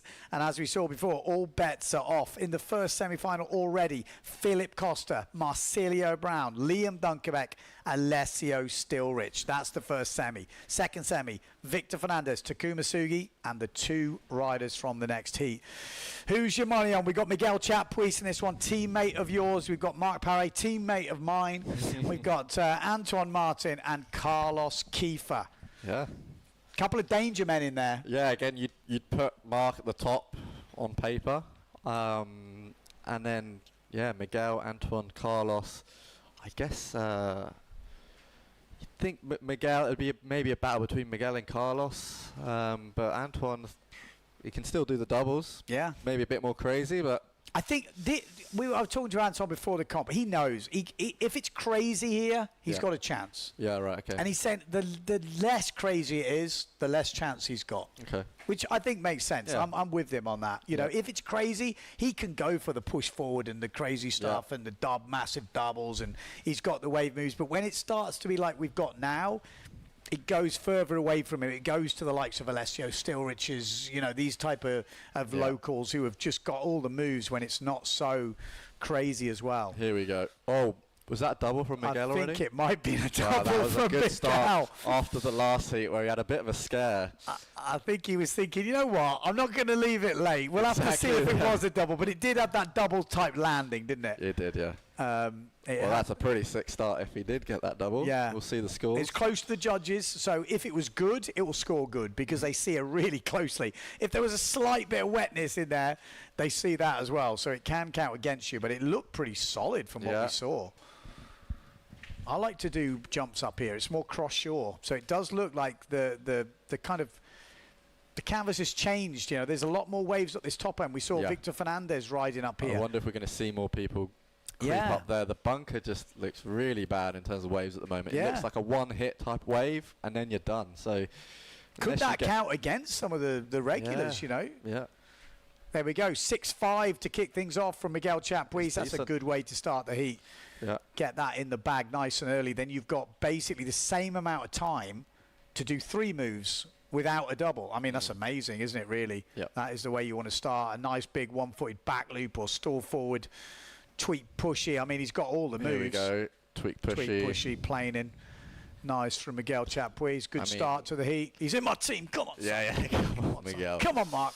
I've got you down for winning. I've got Paré for winning. Miguel. Actually, my team's doing pretty bloody good, I have to say. A full house so far. Let's see. I mean, again, it's weird to think, but the top 2 from here are into the final. I mean, it's so quick, the single, you forget. And well, top 2 from here in the semi-final. Oh yeah, sorry. I'm moving too far ahead. Okay, semi-final. Yeah. So Miguel Chapuis, good start. He's got 3.58 for that push loop, playing in, and a 6.5 for the double. I think we'll see an upgrade on that. Antoine Martin's got a 4.12. Miguel with a 360. He's starting well, starting strong. Miguel's hungry. Mark trying to find that double, I'm guessing. Yeah, not got it yet. Interesting, you know. I mean, it can get to you. You've got to get 2 waves. Yeah. 1 wave and 2 waves is a big difference. Like, especially if you don't get your jumps in early. They mount up those waves. I mean, still 15 minutes, so a good bit of time. Yeah. How do you see Mark this year in terms of, is he feeling quite relaxed? Yeah, he seems pretty solid. Yeah. I mean, I don't really bother him too much when he's in competition mode. I mean, yeah, I wonder how that world title's affected him. Is he kind of a bit more relaxed now? Well, He's to got be that in the fair, I bag? got more information from the interview with JC on the Windsurf website, to be honest. It was quite interesting.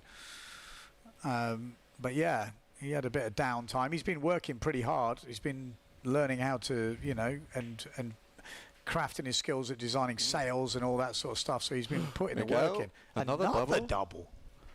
He's just hungry. Yeah. He's eating it all up.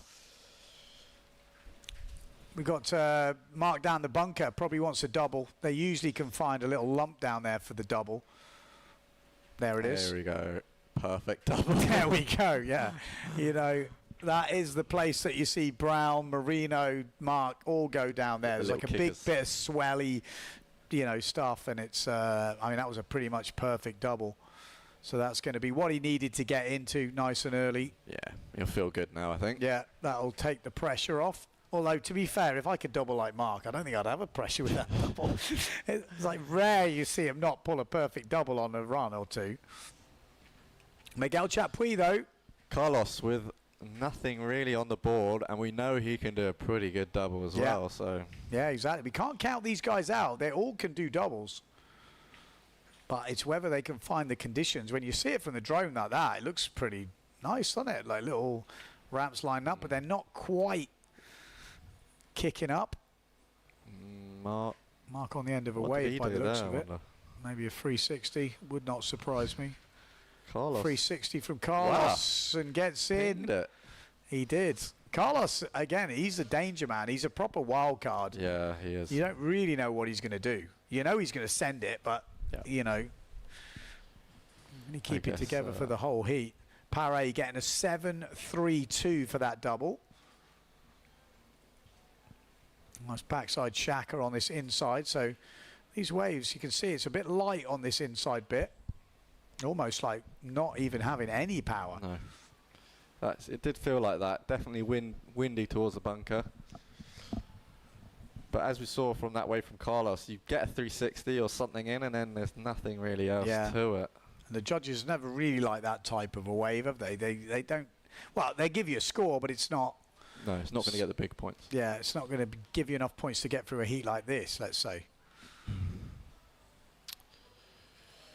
Antoine Martin, we're going to see him throw a double for sure.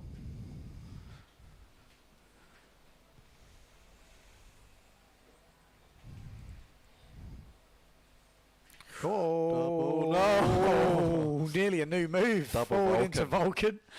I wonder if someone could actually do that. You nearly did it then. Yeah, but as in... Forward into Big Mac Tack, or whatever they called it back in the day. A pretty sick move, to be honest. It looked pretty gnarly. Mark, little back loop. Miguel's got a bit of a crumbly one here. It's not going to really do much. Yeah, it's horrible, that. Nah.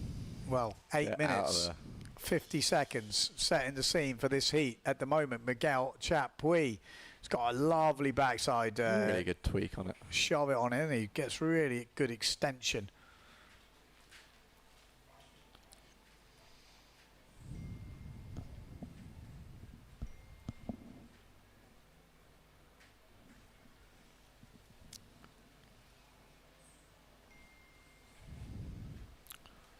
Mark going to town on the wave, and it actually looks like he could get something else on it. But maybe go. Looking at Miguel at the moment. Has he gone pretty onshore or something? Yeah, I think this morning what we saw is in the mornings you tend to get more of that north wind. Okay. But I guess now wind's probably shifted a bit more east, a bit more onshore. Yeah.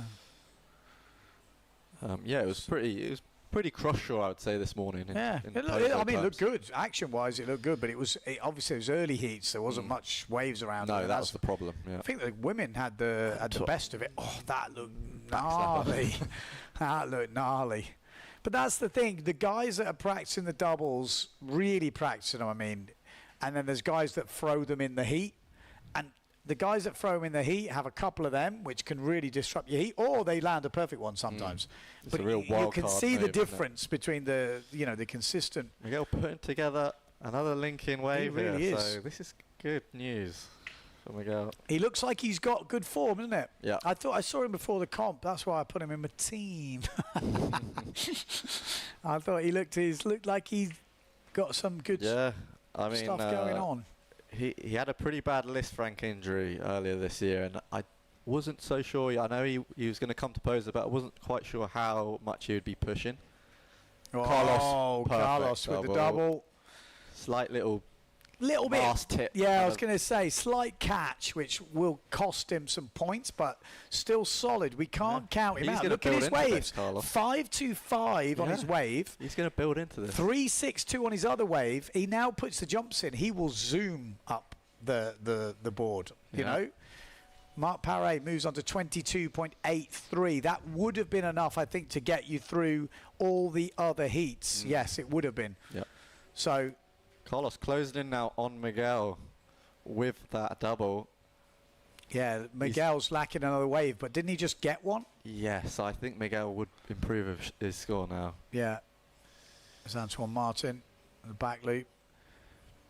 Carlos still riding waves. I mean, nearly. Nearly. There we go. Miguel's wave, last one, locking in 6.8. He's close to Marc now, isn't he? Bam. That is what he needed. Miguel Chapuis and Marc Paré looking very good at the top, but Carlos Kiefer chasing them down. Antoine Martin got maybe too much work to do just from what we've seen so far. Looks like it. Hasn't got the double down. You know, if he'd got one already, it helps loosen him up for the rest of the heat, but he's not got it, so he's got to have a couple more goes at it. Pretty sure we've seen in all of this round, the top two guys have got the double. Yeah. And that's kind of made the difference. Save so much time and energy. You know, you smack down on one of them doubles like we saw with Antoine Martin before. Takes a wind out of that. It gives you... There we go. Carlos still forward. That puts his second jump in, so we'll see him get up towards 20 points. He's going to put in a really good score. He's just unlucky to come against some... Well, they're all good at this stage, to be honest. Yeah.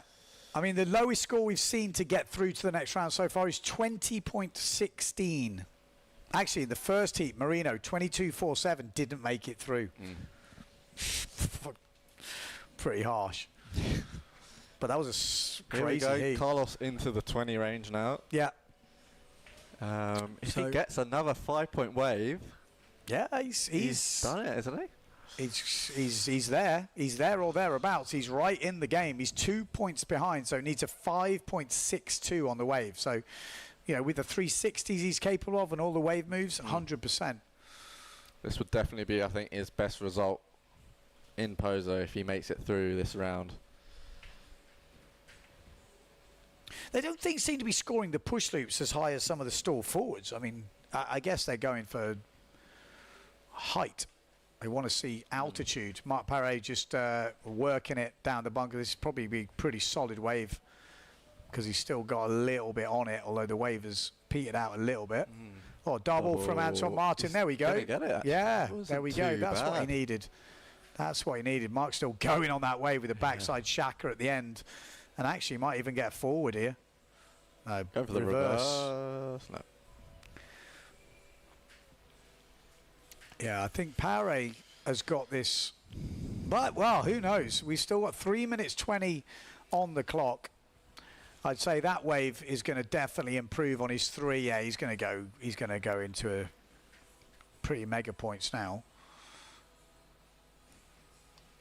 Miguel Chapuis still in second place and has extended that. There we go. That wave does drop in. Wow. It's really close, actually, between Marc and Miguel. It's right up there. It is right up there. Is Marc a bit underpowered, maybe a bit? On the waves, he feels a bit... Yeah, I think it's dropped a little bit. Yeah. But they've put it away from Carlos now. He's got a fair bit more work to do. He has, yeah. Miguel Chapuis and Marc Paré showing some good skills in this heat. 23.79 and 23.83. Ooh, big catapult. Brown and Costa this round had 26s. Just to give the standard, haven't they? Yeah, just to give us a little bit of an idea. They're both in the top of the semi-finals, though. Yeah. But has the wind dropped a little bit? Is that just... I don't think you can really compare, you know... Yeah, it's hard to compare heat to Yeah. heat, for sure. And sometimes scale gets changed a tiny bit, heat to heat. It shouldn't do, but it kind of does, depending on what happens. But Paré and Miguel Chapuis are pretty level pegging in this.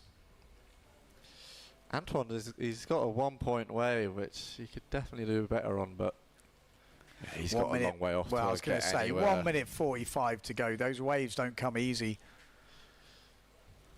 But Carlos Kiefer needs, what, Big wave score, 3.5 points, needs a 7 something on a wave, or to upgrade one of his other jumps.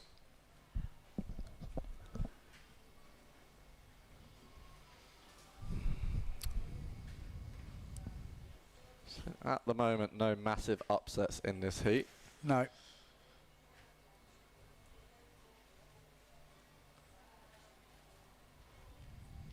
Yeah, 1 minute to go. Who are we going to see make a move? They're all lining up for waves, aren't they, on the way out?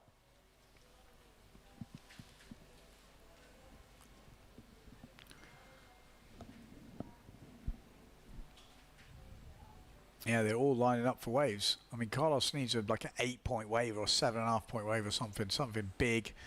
Miguel just needs to hope that Carlos doesn't get one, basically, because I don't think he's going to be upgrading too much from there. It's hard to know what to do, I guess, at this stage, isn't it? Just, I guess the waves, that's where you could maybe chip away a little bit. Yeah.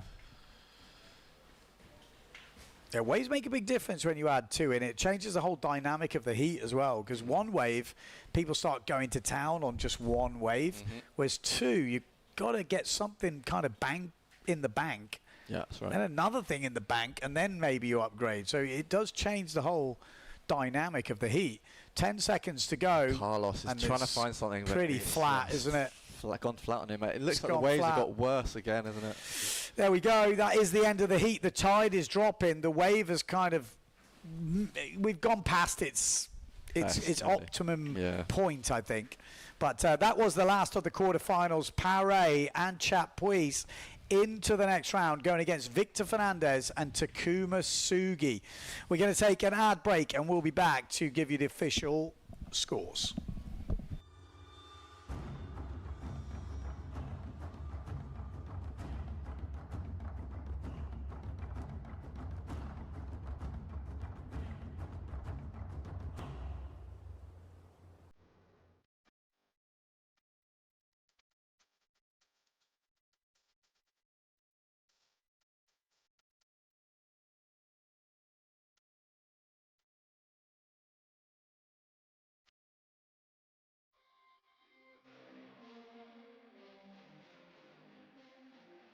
I really love the Dragon because it has a great maneuverability, power and wind range.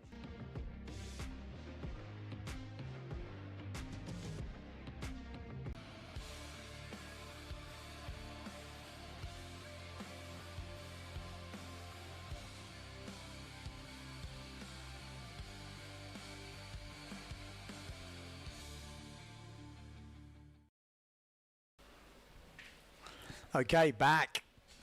Official results, Mark Paré round in first place and Miguel Chapuis in second. Both of these riders going through to the semi-finals, going against Victor Fernandez and Takuma Sugi.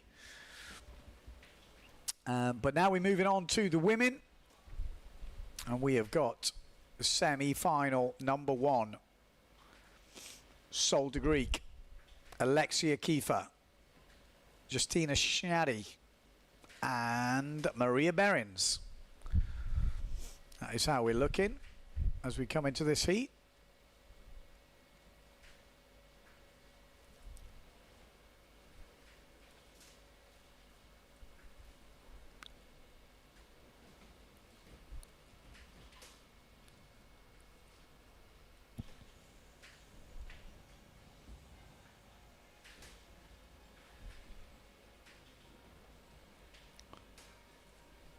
Is it 2 waves? And I think it's still 2 waves and 2 jumps for the ladies as well.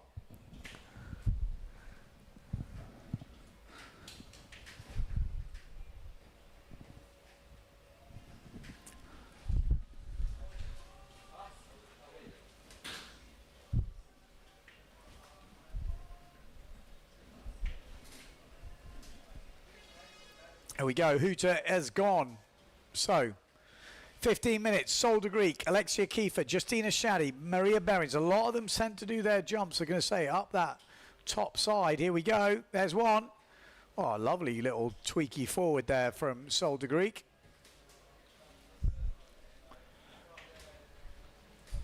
There's Alexia Kiefer on that yellow Tifa action cell. Forward loop from Behrens. Looks like Snaddy might have already done her forward loop. We'll wait for those scores to drop in. We'll try a tabletop out the back.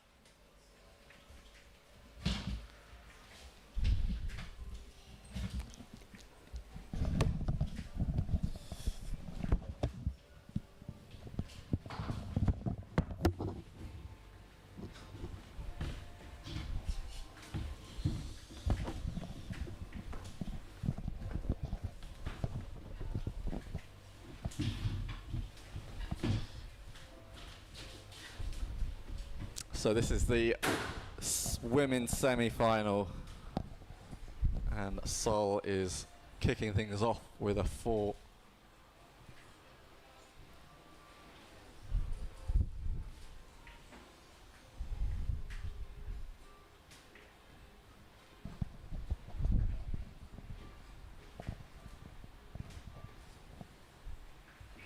Justina Snaddy here on the North Sail flicker board combo. Just missing that beginning of that bottom turn there.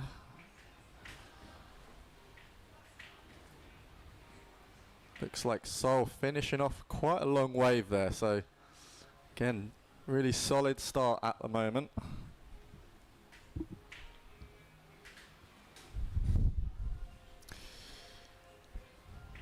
Maria Behrens here looking for a jump.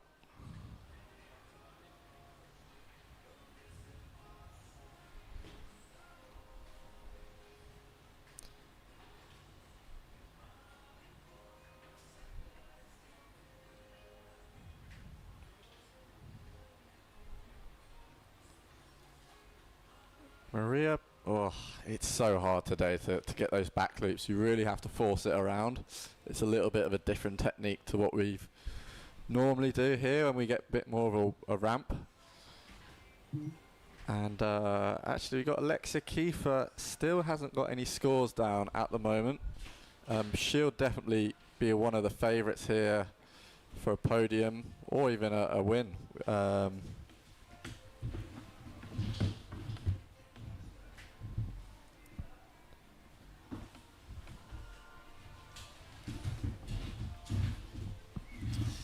So it looks like it's gone a bit light there. Alexia Kiefer has not got much power, and are we seeing maybe we've been having a problem lately with it being too hot here in Gran Canaria, and it kills the wind a bit, so hopefully, fingers crossed, the wind doesn't drop off too much. But she will definitely need some power if she wants to jump. Yeah, she doesn't like to sail powered up for the forward, so usually she goes under for the forward, and sometimes even or for the jump in, and then comes in and gets a bigger sail riding. Well, we saw that with Parry as well. No one looked crazily powered up, did they? Not but it seems windier out there when you go out there. I'm sure it is, yeah. Like looking at the TV, I'm like, oh, I don't know that windy at all. But actually out there, I'm like, oh, actually, it's quite breezy. Do you know what sails that people are on? I think the guys are on sort of 4-2 kind of range, I guess. Where does it say out on the north? It says it's got a big writing on the north. It'll be on the top, not super big. Alexia's struggling at the moment, and I mean, I don't know if you've put her in your fantasy, one of the top picks for this event. No, I was hearing she was studying a lot, so I kind of was like, she hasn't been on the water. She's been one of my favourites in the previous years, but she was also in a seeding round with Sarah Keeter, I think. Right. So Sarah's like the banker, although she nearly went out in the last rounds. You know, Pauline Katz took her down, and Vermeister nearly took her down. So, you know, it just goes to show it's not easy. Oh, look at that. Sol is just destroying his heat at the moment. Sol looks good. I'm thinking Dider Sol looks She is so talented. It's Yeah, it's mental. 16 years old. Wow. I mean, that's just incredible. And maybe we see a double. I didn't even think I was doing forward loops at 16 or No, maybe I did- just about. I didn't getting around forward till I forward. was 21 or something like this. So, you know, Wow. she's got a bit of a head start. Yep. 17.13. There's that forward loop from Yeah. Alexia Kiefer. I mean, So what? It took us 5.5 minutes to do a forward. well, I think what happened. I mean, what happened in my heat anyway is you're going around trying to search for ramps and you're not getting anything. And at one point, you got to click and think, "I've just got to force yeah, it." I got to start. I Yeah. think that's probably what happened. She just thought, "I've just got to force something." Yeah, to because kick that's the things problem with started. 2 waves. 2 waves, people don't realise it takes a while to do 2 waves. Justina here. There's almost something to be said for starting her with a wave. Like giving yourself the opportunity coming in case there's one there. Yeah. And if you have, take the wave. Because the jumps are relatively easy to bang out if you... Oh, that's a really nice turn from that Alexia. was That's what she nice. does good. Yeah, that is definitely what she does good. I mean, she's still definitely got a chance. Oh, yeah. 100%. She's not been sailing as much as she would have liked. I spoke to her dad about it, and she said she's got 2... Or John Sky was telling me as well. She's fully stacked. So I had a last exam on Friday, I think, or something. It's hard studying and windsurfing together. I wouldn't know. Hence why I'm illiterate, can hardly pronounce people's names. Yeah, I should go back to school. That's for sure. So, I'm sorry, but 17 points already. Yeah, Just she's smashing it. Flying. Some solid waves. 4.25, 4.3, 8. We got a 4.5 on the jump and a 4.75 on the other. And maybe you could even give a few more. I think they're trying to even up the waves and jumps, and I think that makes sense. Because waves are not easy to do. So at the moment, it looks like she's got the highest heat score, but we added in the second wave. Yeah, there's the back loop from Alexia Kiefer. So she has got that small forward loop in, and she's got the back loop, and she's just put in a 4.75 on her wave. So she's going to come right back into this now, up into second place, as soon as that back loop links in. As attacker from Soul Degree, just going down on the end of it. Got all of those. Behrens bottom ahead 3, of Justina Shaddy as well. all on 7 points, so it's very close. Yeah. On that second. There we go. Alexia Kiefer moves up into second place. Behrens goes back into second place. So Alexia goes back. It's just going backwards and forwards.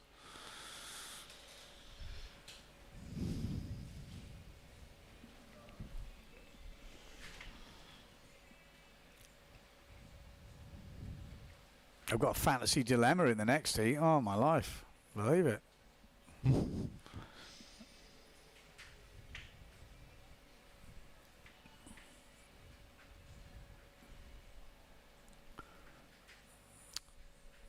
Justina going for a rig and board Going change. smaller. Is that smaller? Oh, I thought it was black. Jesus Christ. Duplicate. Don't buy a board from Justina Siati, or Fins at least. My life. I guess she's gone for the strong construction on that flicker board. Yeah.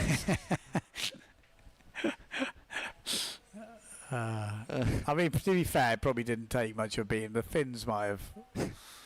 So do you think that's bigger or smaller? She looks like she's flying around. Looks smaller to me. Yeah, you might be right. Maria looks like she's on quite a small sail, maybe 3-4. Soul's on a big sail, isn't she? Yeah. She's a big girl. She's really tall, but I mean, She's I've way noticed tall. she goes for quite small boards, but big sails. Okay. Interesting. Maybe here it works. Yeah. Less like volume banging around. So at the moment we've got Soul Degree with 6 minutes to go in the lead by a country mile, 17.88 at the moment. Some really solid scores. Alexia Kiefer in second with 10.9, but still yet to find a second wave. So she can extend that second place by a good way. Behrens needs the back E on, gets it. That was beautiful, wasn't it? She's in my team. Come on. Oh, that was good. That's gonna score. So I hope they give some good points, because it's it takes a while before you start to land clean backies. It's not easy, especially in a heat. I was a big advocate of putting some points. Maria with 5 minutes left, really lacking in the waves. Actually, that's where she needs to improve on.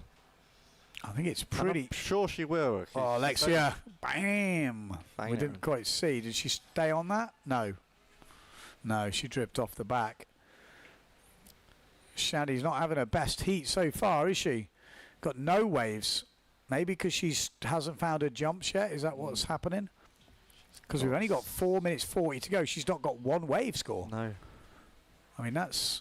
So, I mean, that just shows a lot could change in these last 4 minutes. Yeah. Yeah, we could see some big movers and shakers here. Has the back loop dropped in for bearings yet? It has. 3.62.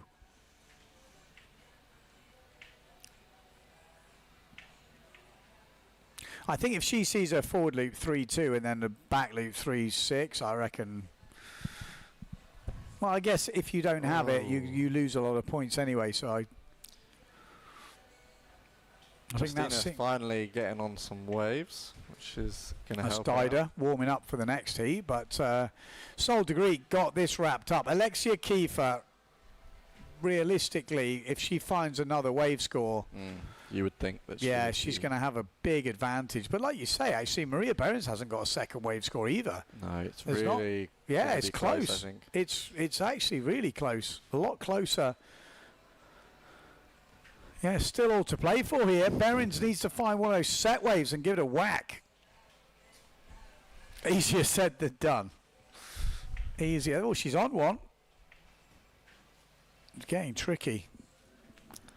I wonder if they'll...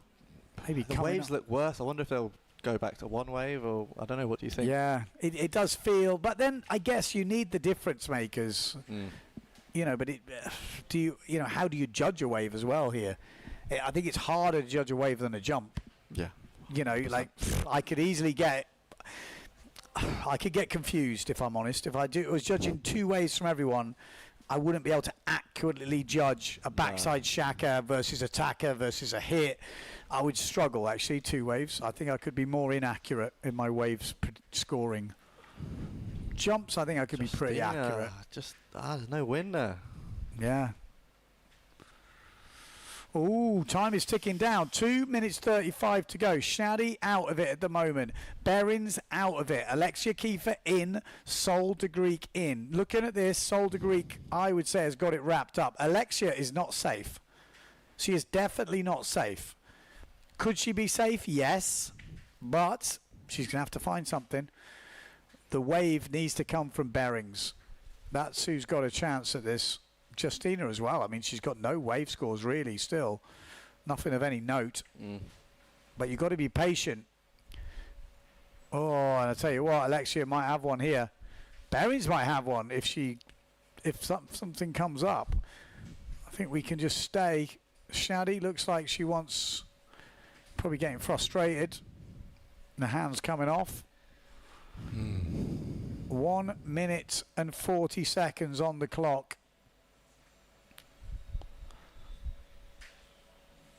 It's so different, isn't it? The difference between one and two waves changes everything. It does make a big difference, and changes how your brain is. Yeah, it makes it more stressful for sure in the heat. And how you, do you do a safe one first? Do you go for it? Do you, you've got to give something. Yep. We've seen it so many times with the guys and the girls so far that it's caused a whole different feel to the heat. Is it a good thing? Is it a bad thing? Let us know in the comments what you think at home. 1 minute and 5 seconds on the clock. Maria Behrens is slipping away from her now. Alexia Kiefer drops another better score. And Behrens would need to find two, well, not even two. Yeah, 2.5 points. The wind is, I feel like it's dropping. Yeah. They're really struggling on that bottom turn to keep the speed. Behrens needs a 3.5 point wave with 40 seconds to go. She's waiting for a set. She's kind of quite looks downwind there, doesn't she? But maybe not. Sometimes deceptive. Alexia Kiefer will be trying to keep her off the waves. Oh, she obviously isn't downwind. 20 seconds to go. Oh, there's Alexia. Backside, actually. This might improve her score. He's looks like Looks like Alexia was actually there to do the wave. That's what Berins needed. So I think it's over with 5 seconds to go. Berins might have got one here. She has turned on it. This will count. It's not going to be it, unfortunately. No, off the back. So there we go. It will be Sol de Greek and Alexia Kiefer through to the final of the Gloria Windsurfing World Cup here in POZO.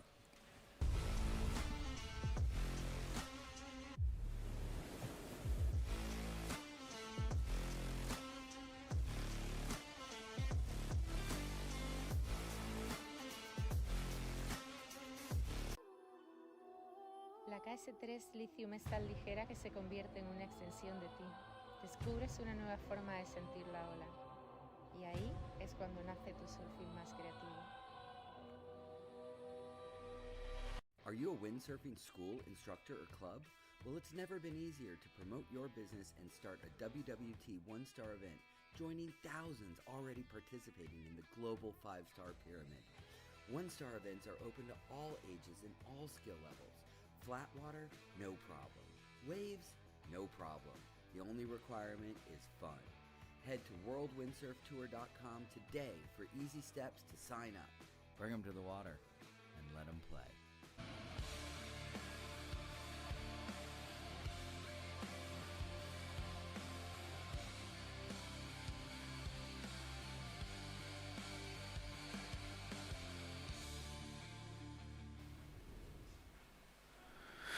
Okay, here we go. We are back, and we have had some news. But before that, Sol de Greek officially is through to the final of the 2026 Gloria Windsurfing World Cup. So is Alexia Kiefer. Maria Berings out. Justina Shaddy out. But there is good news for Ben Profit's fantasy team because Berings finished third there. That's a good few points more. Yeah. I'm only looking at the fantasy team these days. I'm on it. I like it. Yeah, I think if you haven't seen the fantasy, then get onto it. Is it World Tour Stats? Yeah. Is that what it's called? Let's have a go. Second semi-final, Dida Moreno. This is a big one. Pauline Katz, who was looking good last round. Lena Erpenstein and Sarah Keita Offringer. This could be a final. If you told me this is the final of POZO, I'd be like, yeah, could happen for sure. So this is a big, big heat. A lot of big hitters here. Pauline Katz has really been putting the work in. Come back from injury. She's got the back loop down. It looks really consistent. She's got some waves on her. She obviously got the forward loop. Sarah Keita, bit under pressure in the last one. She needs to step it up. Obviously, Dida Moreno has looked on top form as usual. This is her one-off event she does every year. She came into this as a wild card, had to come through the challenges, and yeah, she is obviously going to cause it. Then you've got Lena Erpenstein coming back from injury. We know what she can do. Let's see what happens. Yeah, I mean, it's pretty big, this heat. And obviously, yeah, Sarah Keita, yeah, mentioned them all. There we go. Here we go. First up. Some forward, I'm guessing, from Sarah. Forward from Katz. Forward from Dida. All similar, I would say. Yeah. We didn't quite get a good look at it, but they looked... I'm sure there'll be a few little differences. Obviously, the judges are watching everything from the same. That was Lena Erpenstein down the bottom end. Oh, there's the pushy. Oof. That looked like they had to force it. I think just had to force it. It was, you know, wasn't a great ramp. She took off pretty straight. Needed to throw it around. I would say, well, yeah, I don't know. I guess depends how good you are at push loops, but I would say backy is maybe easier to force off, you know, a bit of chop. If you can do it. Yeah. That's the difference, you know. That's why... not anyone in the heat, I don't think. They're definitely not in this heat. Cruising. 3.5 for Dida Moreno's first forward.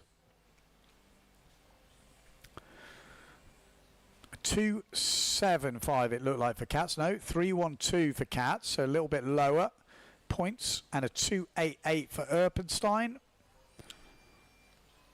And Sarah Keita, I'm expecting a perfect forward from her. There we go, little tabletop forward from Dida.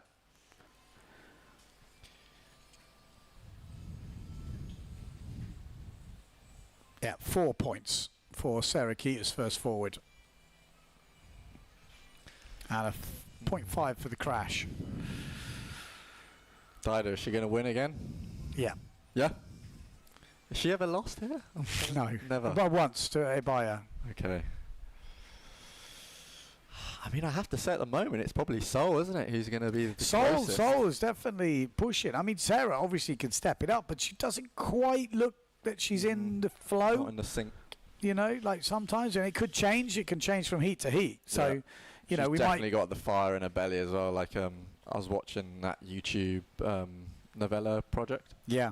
From last year. She, there's a lot of emotions going through all the competitors here. Yeah, 100%. I mean, Dida just looks so. I mean, this is her place. It's like coming against Levi in Maui or something like this. You know, he's like they've got everything. You've got to be on your game. Not to say she can't lose, but it's a tough ask for someone to take her down at the moment. I mean, she's same age as me as well, 48. Yeah. Do you think these conditions favour her, or they not, or does it not matter? Do you think with Dida? I think if it gets pretty gnarly, she's there as well. Yeah. I mean, she's just got that nailed-on back loop. She's got stall forward. She's got the weight. She's got everything. I mean, she can be challenged for sure, but she's definitely the top seed, and you're already showing it early in this heat. But as we've seen, conditions can play a part. If you get in sync, get out of sync, sometimes the heat just doesn't go your way. You know, and this is a single this year. She has been beaten in a heat before, but she's never lost the whole competition. So there is a difference. Yep. She can be beaten, as Sarah beat her in the double last year, and then Dida won the super. No second chances at this year's event. Exactly. This is it. If you are just tuning in, single elimination only. So if you're out, you're out. If you're in, you keep going. And then when we get to the final, that will be it. There's no double elimination, no dingle, no resale. That's it. Full on finals to final. 4-person final, not man on man, not woman on woman. They're worried about the conditions. We've had some conditions and we are racking through it now. Here we go. Sarah Kita offering. Oh, just got a double ramp on her. There's Katz. I was looking on the waves. That's really where I'm looking at. Oh, 4.25 for Erpenstein on the wave. That's pretty solid. Yeah, that's a good score. That is good. That's the best scoring wave so far, because I think the jumps, I'm pretty sure she's going to bust out the jumps, but wave scores are really not easy to find, as we've seen. I think it's kind of easier to force a little bit of jump, but you can't force a wave out of nothing. You need a wave. Yeah. So yeah, you can bust a forward or a backy off pretty much anything and get within 3 points. Whereas a wave, to get 3 points, you've got to do something, and you need a wave. Like you say, you need a wave. I think we just saw Lena just before we cut here on another wave, so she looks like she's in sync with it. Dida, another kind of tweak. Table forward, probably not as good a landing as our other one.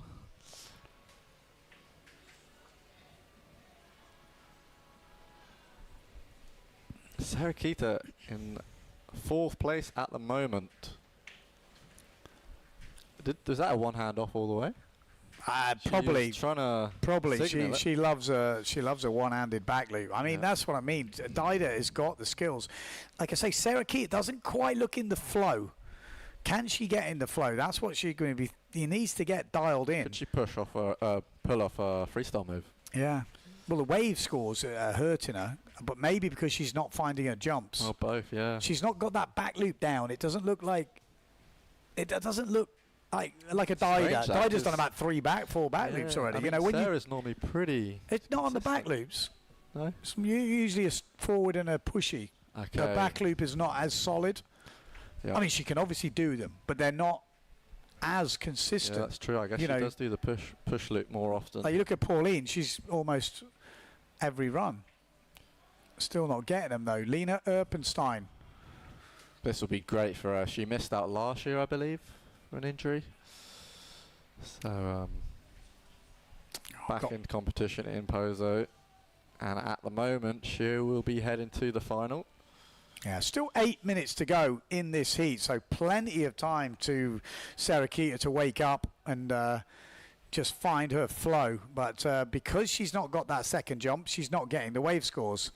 and it's still 2 wave scores to count. After this round, we are going back to 1 wave.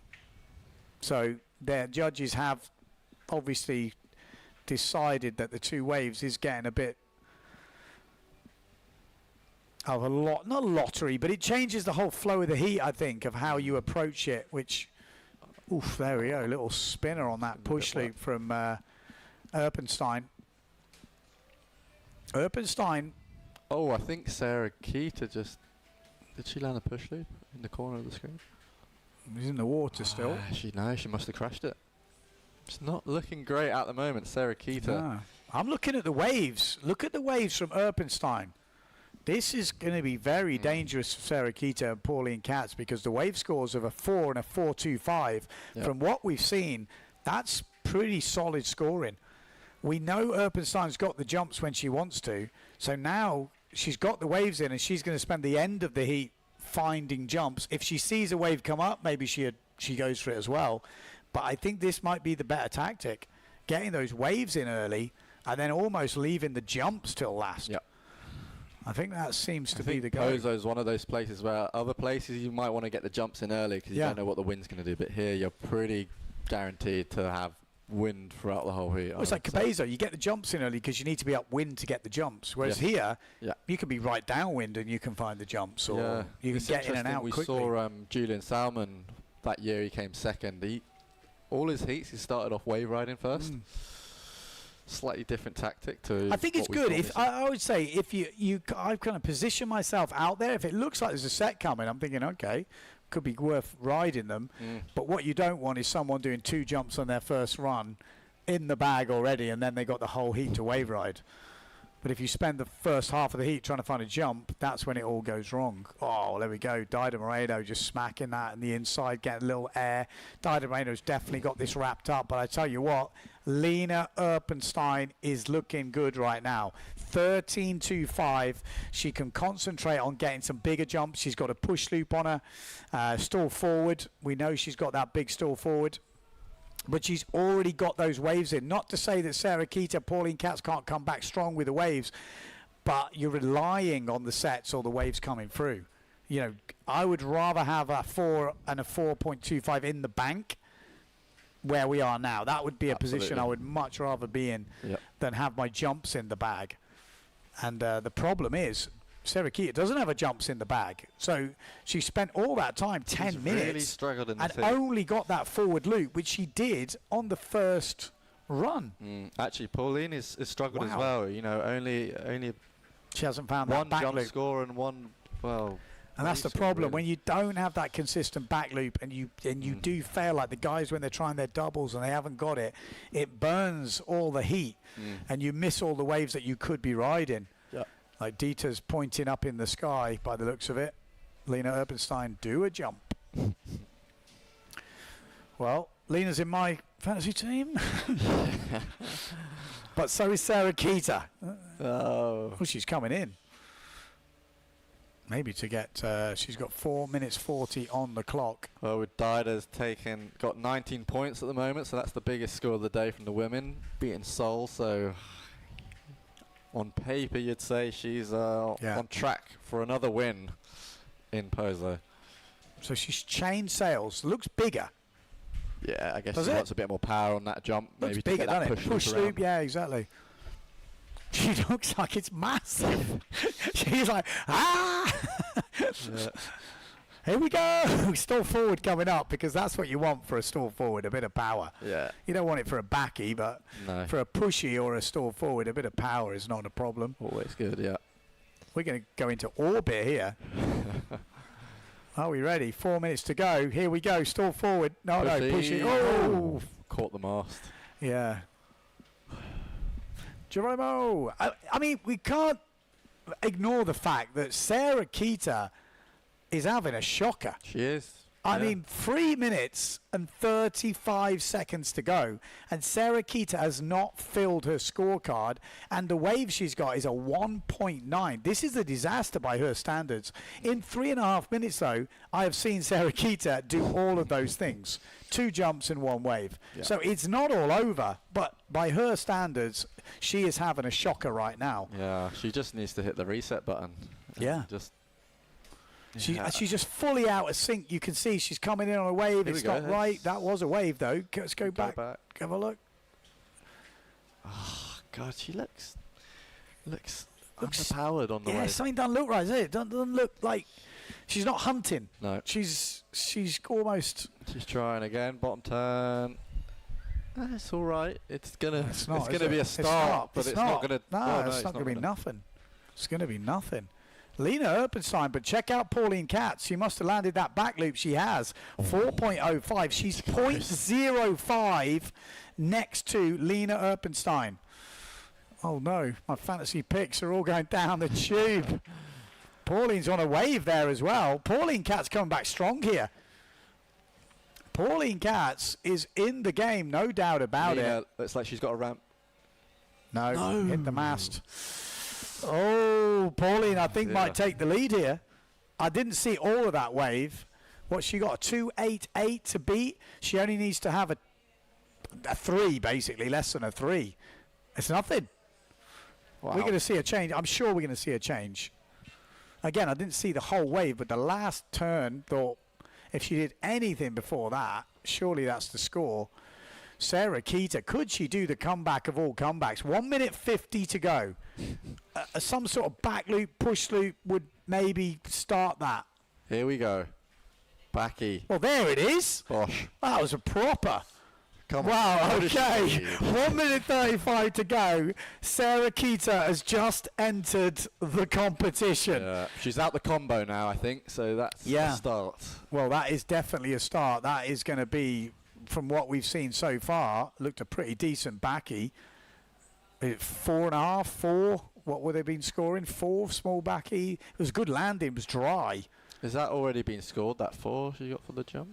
No, that was a forward. Okay. I think it's a 4.5 or something like that. We'll now have she's to got wait and see. kind of aggressive turn there. Aggressive wave, that She's wasn't feeling it? She is coming back. Has she left it too late, too little, too late, or has she got enough time? Sarah Kita's score will change quite dramatically. She's up to 11.4 points, or 11, just over 11 points. What did she get for that jump? 4.67. Still needs a wave. 1 wave, she's back in it. She is totally back in this with 40 seconds to go. Lena Erpenstein holding on to second place at the moment. Pauline Katz. No, Sarah Kita moves up into second with the last wave. Oh my life. She has just gone ahead of Lena Erpenstein in the last 30 seconds of the heat. Lena, oh no, she didn't jump. I thought she was going to jump. How has she pulled this comeback? I told you, it's just a jump and a wave. That back loop is a big move. It's a big move. 4.5 points, and then the wave scored a 3.62. It's not massive scores, but and there we go. That is the end of the heat. Oh wow, that was a good turn from Lena. Will this do anything? That was in time. It was, yeah. That was a big turn. Little backside. And Pauline's still riding something. We are going to have to come back to the scores because we could see some change. We're going to have to wait for those scores to lock in. We're going to go to the adverts, but it is not all over. No guarantees. Stay tuned. Wow. What do you reckon? Hay una isla donde a veces las mejores historias son las que nunca planeaste.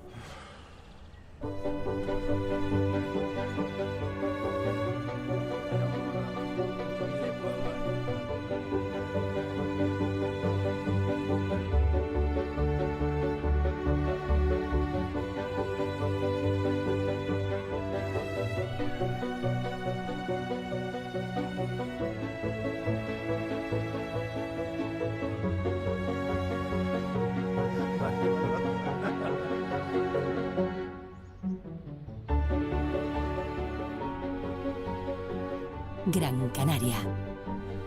Una isla sin guión.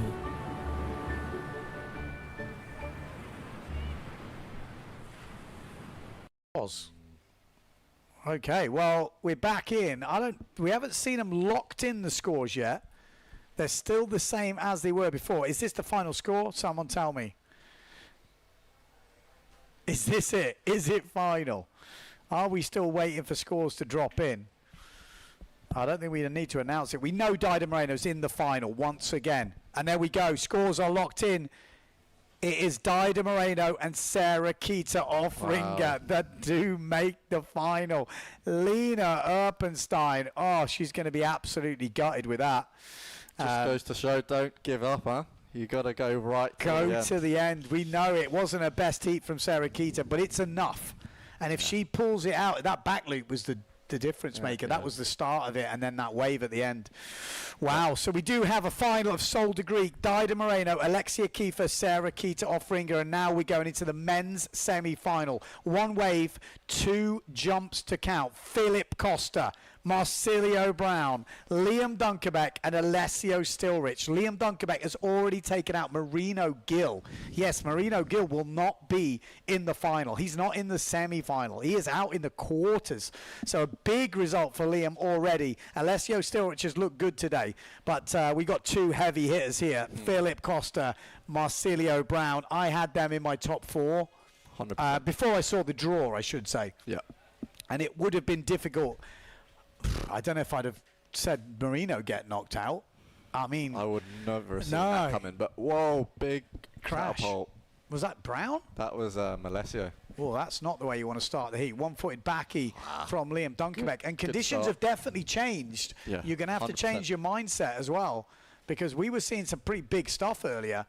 Maybe now you have to settle for something. Yeah, you do. And I think, like, I was kind of hoping that it would maybe improve. Would we see some push forwards from Costa or Brown? But I really starting to doubt that we're going to see any push forwards. It's really going to be... It's going to be the waves, isn't it? Yeah. Because they can all double at this top level. Yeah. There we go. Brown double. Pretty good. It's going to be the waves, isn't it? Yeah, it's going to come down to waves. And I'll tell you what, Costa's one of the best. Brown's one of the best. They just got the waves. Alessio's going to be danger man here. I mean, Liam Dunkerbeck, this is a great heat. Both of these semi-finals is setting up for some interesting stuff. I think it's going to be how the heat pans out psychologically. You get that double in early. Alessio needs to get that double in nice and early. Help relieve the pressure. Yeah. It's only one wave now. I think that does make a difference. Oh, there we go. So double. Bam. Pretty good one. Ooh. No. Didn't need that. Do you count that? Didn't need that. No, it's out. Well, in this level, it's not going to help him. That's not going to be a counter. That's for sure. So 15-minute heats, 2 jumps, 1 wave to count. We're in the semi-finals of the Gloria Windsurfing World Cup here at POZO Beach. Gran Canaria, obviously. 8-point double to start. You're not going to get better than that, really, unless you can find a bit of a stall on it. Or I mean, that's just such an advantage, isn't it? Oh, and that lovely nose down Shaka. A few more pumps to keep him on the wave. One-footed backy from Liam Dunkerbeck. Another one. Brown is trying to milk that wave, make it, turn it into some mega points. He's not going to get much more, though, than the Shaka. I mean, if we're thinking about everyone doing a double, the second scoring jump is probably a 1-foot backy. It's going to be the highest score. So basically, who can do the highest 1-footed backy is going to be another important factor. And how well you do the double. Now it's not just do a double. It's got to be perfect. You know, because 8 is a different to a 6.5. You know, a point and a half is huge. And a 6.5 double is pretty decent. Just did a double off absolutely nothing. Nothing. Don't think it's going to be an 8, though, is it? No. That definitely wasn't up there with his 8s. Well, if we see what Brown's double. It's gone pretty small. I mean, we got low tide. I mean, in a normal world, we'd wait for the tide to push back in. But in the last days, we don't have time, the wind's been dropping. I know. So they can't afford to wait. If they've got wind now, we are going to run. Yeah. I mean, I'm not the head judge, but that's kind of the when we spoke to him this morning, that was kind of the thinking.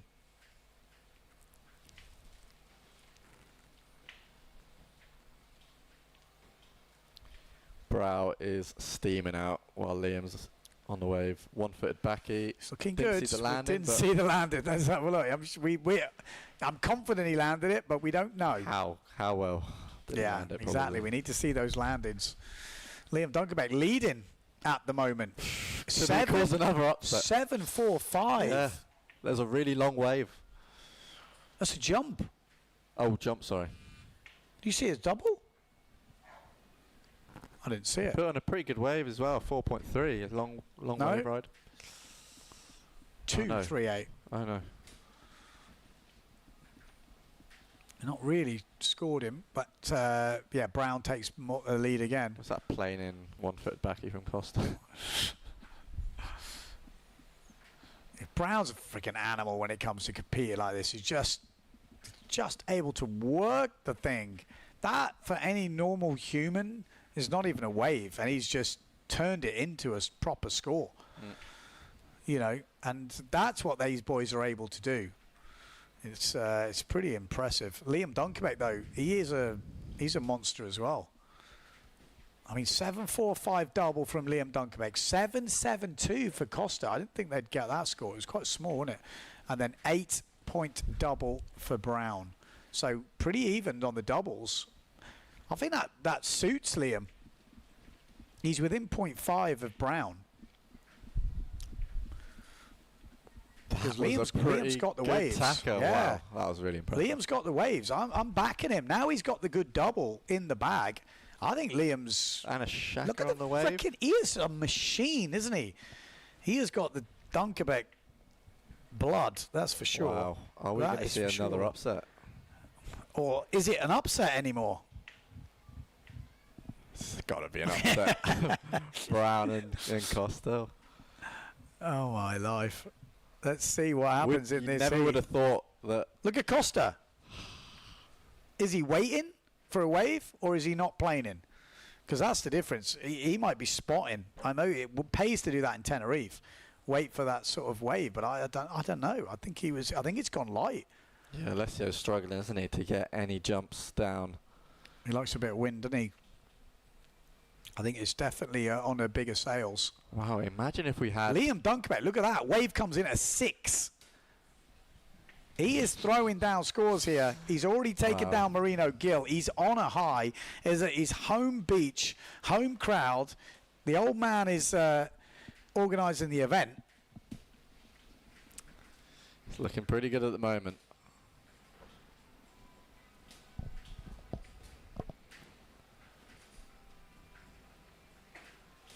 Liam is finding waves somehow. He just look at him. They're coming. I'm telling you, I'm not betting against him right now. No. Look at the scores: 17-8-3, 17-7-7, 17.5, and Liam Dunkerbeck is still ripping into that wave. He is about to throw down a big score. Liam Dunkerbeck is taking it to Marsilio Brown and Philip Costa in the first of the semi-finals here in POZO for the Gran Canaria Gloria Windsurfing World Cup. This is Last Chance Saloon. The forecast has been pretty shocking all week, but we have conditions, and it is on right now.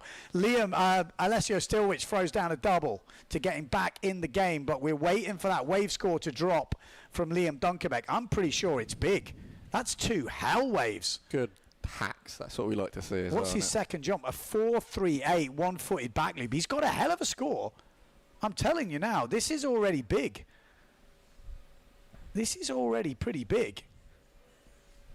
He's probably thinking, what do I need to do now? Yeah.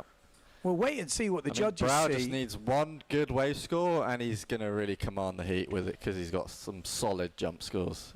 That's all he that needs. 5.3 from Brown is and again, so Liam can upgrade his second jump score depending on this wave. Yeah. But all the guys in this heat can do crazy waves. Yeah. Yeah, it's definitely not all over. Costa's jumped back into the lead now. Yeah. Oh, it's one wave. Yeah, it's one wave. Oh man, I was going mental. Sorry, I was thinking because Liam's had 2 epic waves. Yeah. Okay, that changes things. Oh, that goes back to the jumping. Oh, that's harsh on Liam. I was off with the fairies there. That's why I think Brow's in a really good position with his jump scores. Yeah. That's all he needs, one hell wave. Yeah, no, 100%. Actually, I was looking at those 2 waves from Liam, and they were worked. Yeah. Okay. Wakey, Prophet. I think he wants stall double, and it went a bit wrong. Surely not a stall double. My wow. life. There's 6 minutes to go. We still got so much time to go. That might count against Liam. You know, like Costa and Brown. I don't know.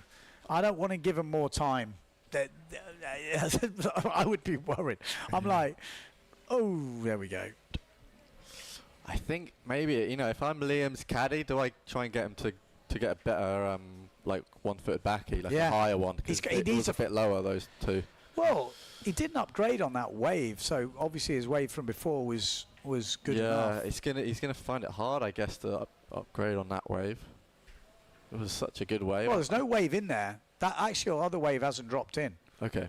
It's still a 6, which it was a 6 before that wave, wasn't it? Yeah. So maybe we're still waiting on a score.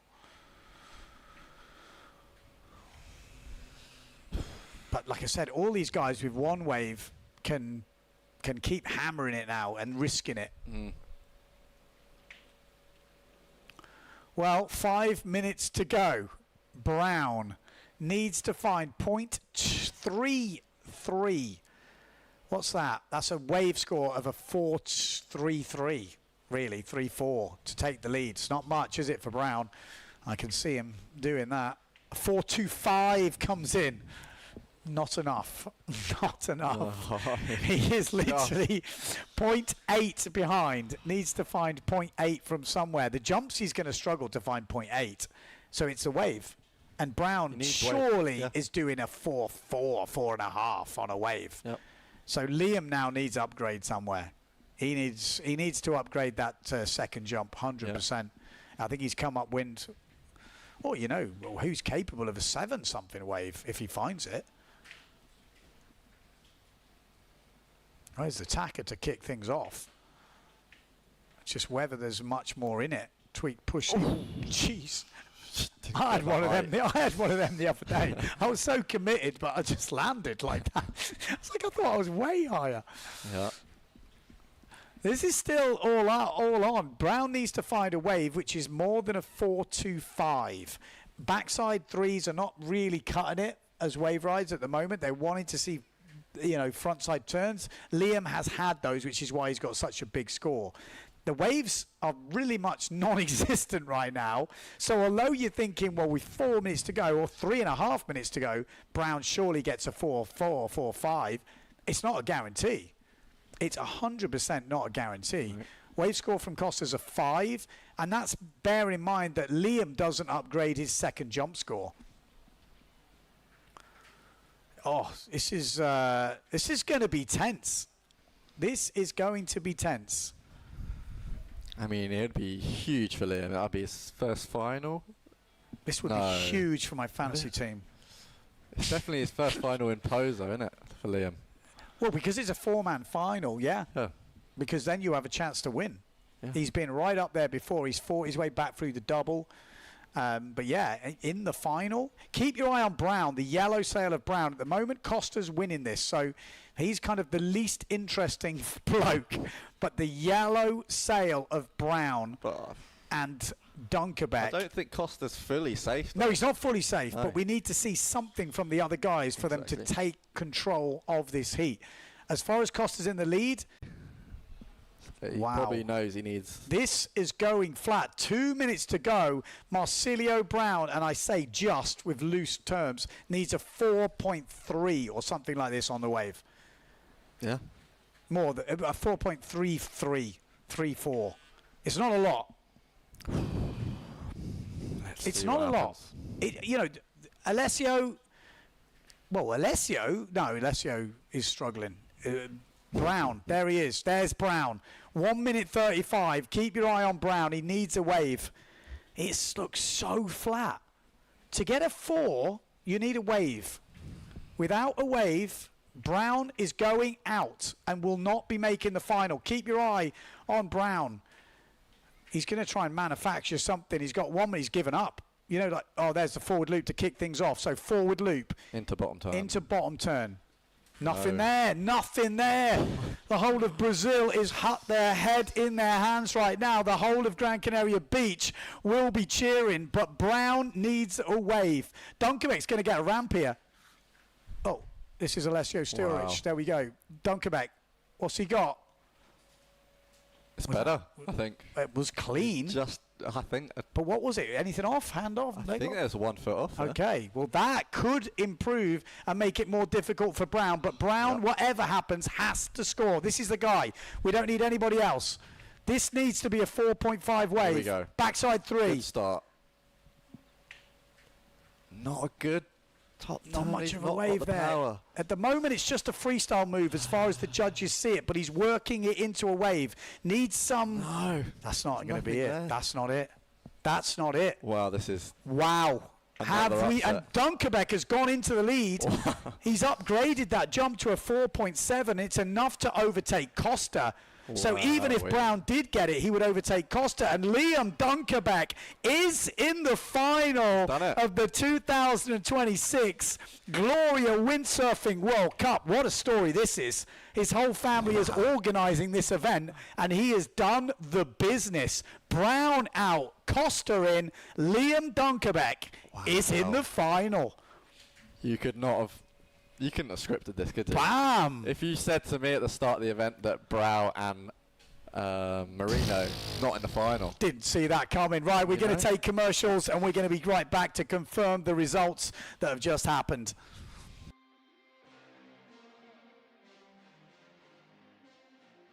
I really love the Dragon because it has a great maneuverability, power and wind range.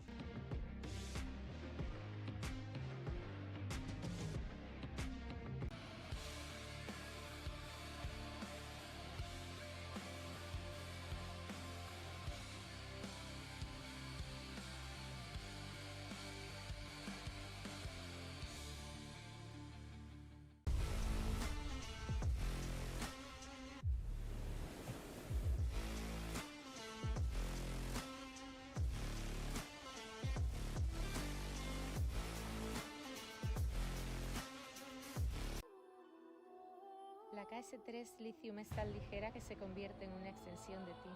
Descubres una nueva forma de sentir la ola. Y ahí es cuando nace tu surfing más creativo. I'm loving them, loving them, loving it. Loving the upsets. We're just saying we are loving the upsets. I mean, it's getting some drama. Someone said there was no drama or same whatever, mate. Yeah. Liam Dunkerbeck has just smashed it in the semi-finals to take the win. Philip Costa as well. Brown out into, well, 5th place for this competition. Alessio Sturridge in 4th place. Didn't really have his heat there. He was always kind of behind it. But Liam Dunkerbeck kicked off with that decent double, got some good waves, and just looked on it. He's already taken down Marino Gills, not a fluke. Obviously, you know, conditions are a little bit, you know, lighter at the moment. Waves not as good. And Liam is just a competition machine, that fella. Especially on the waves, that's where he's just really, I don't know, kind of Victor style, flowing, like doing the moves on the right sections, and just good decision making. He's always been a big game player, Liam. He always steps up. You know, don't get me wrong, he sells good in the practice, but he does turn it on for competitions. Again, another reason I got him in my fantasy team. Come on, Liam. Me too. Go on, son. Good Go on, points. son. He's knocking out the opposition left and right. All right, next up, semi-finals, number 2, Victor Fernandez, Mark Paré, Takuma Sugi, and Miguel Chapuis. Could we see an upset here? I mean, from what we've seen so far, I wouldn't actually be surprised. any one of those guys, they've all got doubles, all got relatively consistent doubles, some more consistent than others, but I would put money on a double in the heat. Was that a double? I don't know. It was really hard to see. So far away. But I did see a flicker of Mr. Takuma Sugi, I think. Ooh. I can't even see. A couple of jumps. Double Miguel, a little bit wet. Yeah, it's hard. It's a bit Hey, we're going to have a double from... No, we're not. Paré would have wanted to get a double on his first round because that just saves you a bit of time. But yeah, Liam Dunkerbeck and Philip Costa in the final. Wow. I could see Victor taking this, you know, just because I think it's going to come down to the waves.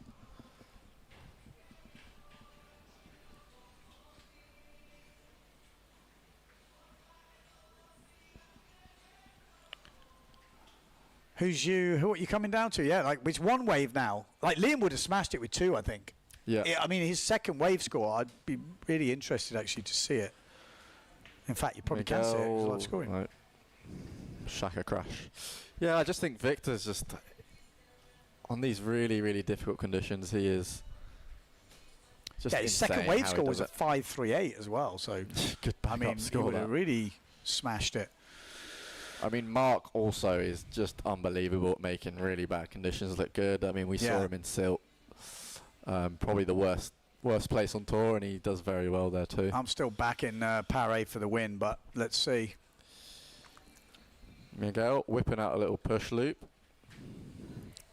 Miguel, double 6.22. Not his best double, but still solid. Yeah.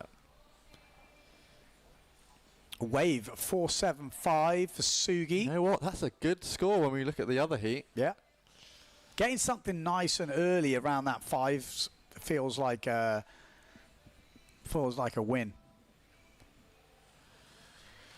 Okay, let's see. Mark Paré going second jump run. He's going to be looking for the double.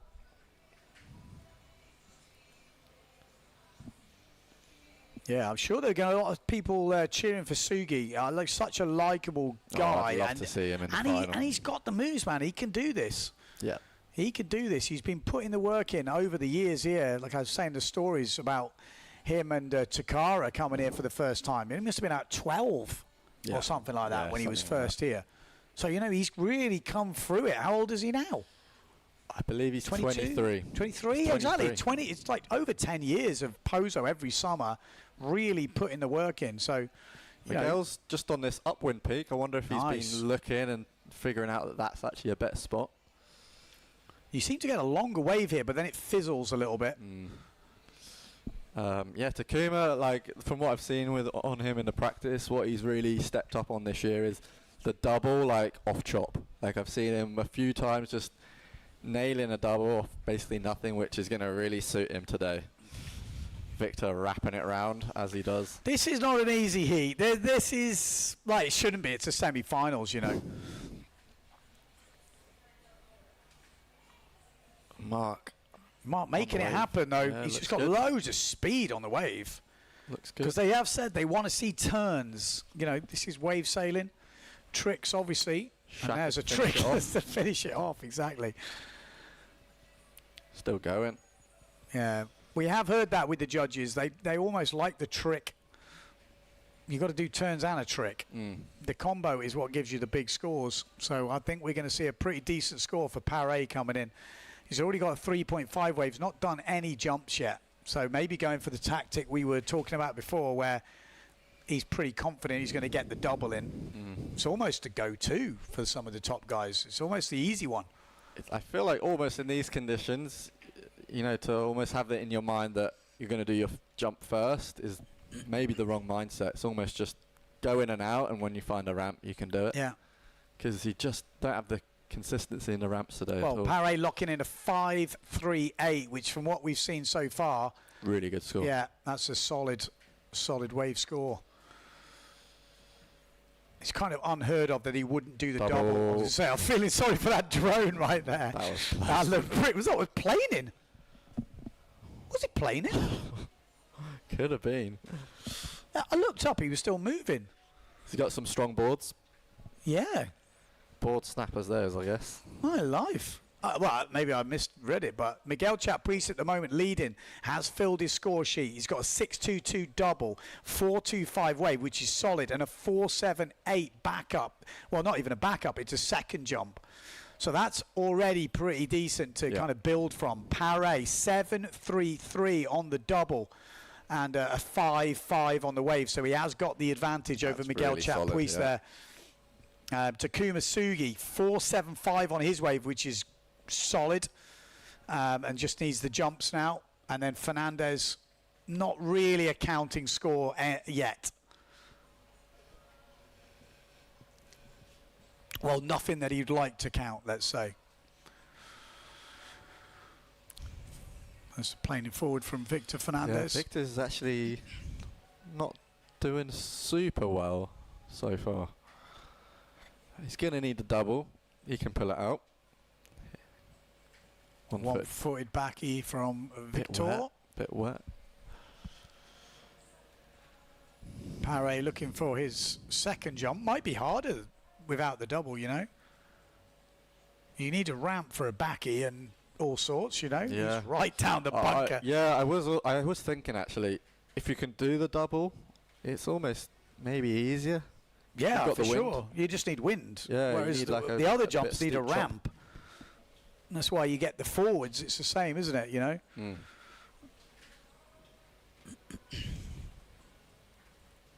So 8 minutes, still got over half the heat to go.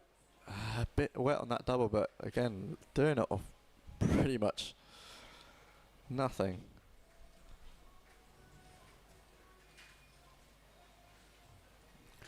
Miguel Chapuis. I mean, it's still solid, absolutely solid at the moment.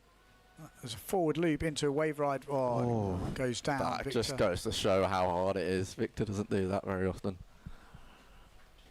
I mean, it's gone pretty flat, isn't it? It's very flat. Nice little backside from Mark to start things off. I guess he's already got a pretty good wave, though. I think he starts the wave to see if it does anything. And if it does, he carries on. And if not, I guess he just aborts. Because sometimes, you know, something happens and it feels like, oh, okay, it's all good. But Mark needs a second jump. Yeah. I think that's what he should maybe focus on. Well, just gone through halfway through this heat. Halfway through the heat, and Mark hasn't filled his scorecard, but sitting in second place, which is probably a good sign. Takuma Sugi in third with a pretty solid wave score, pretty good second jump, but needs the double. Unless that is the double, and then he needs 2 jumps, really. Yeah. Okay, Sugi heading out, Paré heading out. Looking like there's a few waves coming through now. Miguel's again upwind on that wave. Nothing there. Yeah, maybe this second jump is going to be a forward loop. Back loop from Sugi. Yeah, no second jump for Paré. Time is ticking down. And Miguel's still on this wave. Maybe. I mean, he was riding it in the middle. If it is... He's found that peak upwind. I think it's a good shout, that, going up Well, there. Pons told me that yesterday. It's like that upwind peak at the lower tide is a better peak. There's a certain tide where it starts to break. And actually, it's quite nice as long as you've got the power. He's still going down to the bottom. Was that still the same wave? That might be a monster. We'll wait to see what that locks this in. will be a huge result for Miguel if he can get through to the final. Takuma's just taken second place over Mark, but again, Mark is lacking. Missing the jump, but as we've seen, it's not a guarantee. No. Well, even a planing forward would put him in the lead, but it wouldn't be a healthy lead. It would only need a little upgrade, you know. Takuma double. That can be a difference maker. If he can find a good double. Whoa! My life, that was commitment to the cause, wasn't it? Mark's still going on a wave. Is he done? Does he think he's done 2 jumps? I mean, there's still 5 minutes to go. But you kind of worry that something was missed. Miguel Chapuis locks in a 7. He's really in a good lead right now. A 7. It's going to be hard to beat. He is looking comfortable. He is looking very comfortable right now, Miguel Chapuis, with 5 minutes to go. Still plenty of time to go, but that is a healthy lead for the Spanish rider. Miguel Chapuis, I mean, he almost went out in his first heat. It was super close. POZO beater. He might be making the final. I mean, what story that would be. buzzer beater. Coming back from an injury as well. Yeah. Solid. Is he in a fantasy as well? He's in my fantasy, mate. Oh, Takumi's just made. Wow, Takuma, I should say. Wow. Okay, now things are changing. I mean, to be fair, his upgrade won't be huge, but it will. Has got his second jump. I think it was just a normal back loop. Well, 4 minutes to go. Takuma's going to upgrade on a 5 to a double. So the double is, depends which one of them is his double. Which one's his double? Because it makes a difference. A 5 is his double, so he will have a bigger upgrade. So the 5 is the double. If that's a 6 or more, it's a 1.16. He won't take the lead. Mark does, yeah. Mark, there we go. Jump coming in at a... Oh, it's 5 points so for that. It must have been a foot or something. That's a pretty good score for that backlit. I would have said that's a decent score. Yeah. The jump coming in at a 6.88 for Takuma's double. Wow. It's hard for Takuma to upgrade now. That's the problem. What's he got? A wave. 4.75. Needs to find a point. 5.75. That's a big point to find. Victor Fernandez, what can he do? He's struggling, isn't he? Yeah. No. Well, as we saw from Sarah Kita, she was in a similar position. Anything can happen. Anything can happen. That could have been a handle or something. I can't really see it from that angle. It's hard to tell, yeah. Wow. Close at the top. Close. I mean, just a close heat. Takuma still got a chance here, but needs to find a wave. Miguel has been the guy on the wave. He's been working it. Mark's had some good efforts, but not huge scores from the judges. 5.5, which is decent, but 7 is a beast of a score. I think deservedly so as well.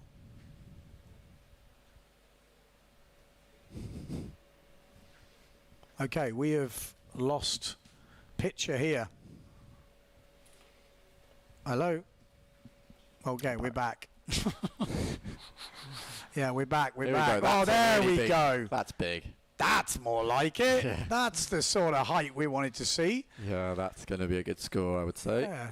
I mean, the thing is, the 5, I was thinking was a good score, but I didn't really see the jump. Yeah, I didn't think that was... But that's over a 5. Oh, double from Victor. There we go. Not the cleanest compared to what we've seen so far in this heat. You know... But what does he need? He could claw it back. I mean... He'll probably upgrade to 5, 2.5. Nah, he's got a long way to go. You know he's what? Got a long way. Don't know. He just needs a good wave now. After that double. Is he not? No. Because you need to look at Miguel. Well, we'll see when it locks in. He's going to obviously chuck a few points up there, but it wasn't the best landing. If we're generous and we give him a 6, but I think it'll be less. You think it'll be less than a 6? Yeah. We'll soon find out. It's a 6 At the moment, there we go. Mark moves up to 19.5 points. And Victor's closing in. He did get a 6.42. Yeah. Okay. Maybe so if he just gets a good wave, he's right back in it. Well, you wouldn't count that out, would you? That's for sure. We've got 40 seconds on the clock. Pare looking comfortable. Miguel Chapuis, I would say, is comfortable, but he can have some challenges here. They're all heading out for a jump, which I think is good news for Miguel. We don't want him on a wave if you're a Miguel fan or you've got him in your fantasy team. Yeah. I guess the only thing Miguel could do now is just another, just a really solid double would calm things down completely. So 10 seconds left. Victor needs a wave. Takuma needs a wave. I don't think they're going to get it. Oof. Just precision. Yeah, it's over. There we go. That is it. Miguel Chapuis. Bam! The guy had a buzzer beater earlier, and it really was as good a buzzer beater as I've seen. He was still almost in the air when the thing, just take off. Yeah. So Miguel Chapuis, Mark Pare into the final. Wow, let's come back to officiate those results. See you soon. Are you a windsurfing school, instructor, or club? Well, it's never been easier to promote your business and start a WWT one-star event. joining thousands already participating in the global 5-star pyramid. 1-star events are open to all ages and all skill levels. Flat water, no problem. Waves, no problem. The only requirement is fun. Head to worldwindsurftour.com today for easy steps to sign up. Bring them to the water and let them play.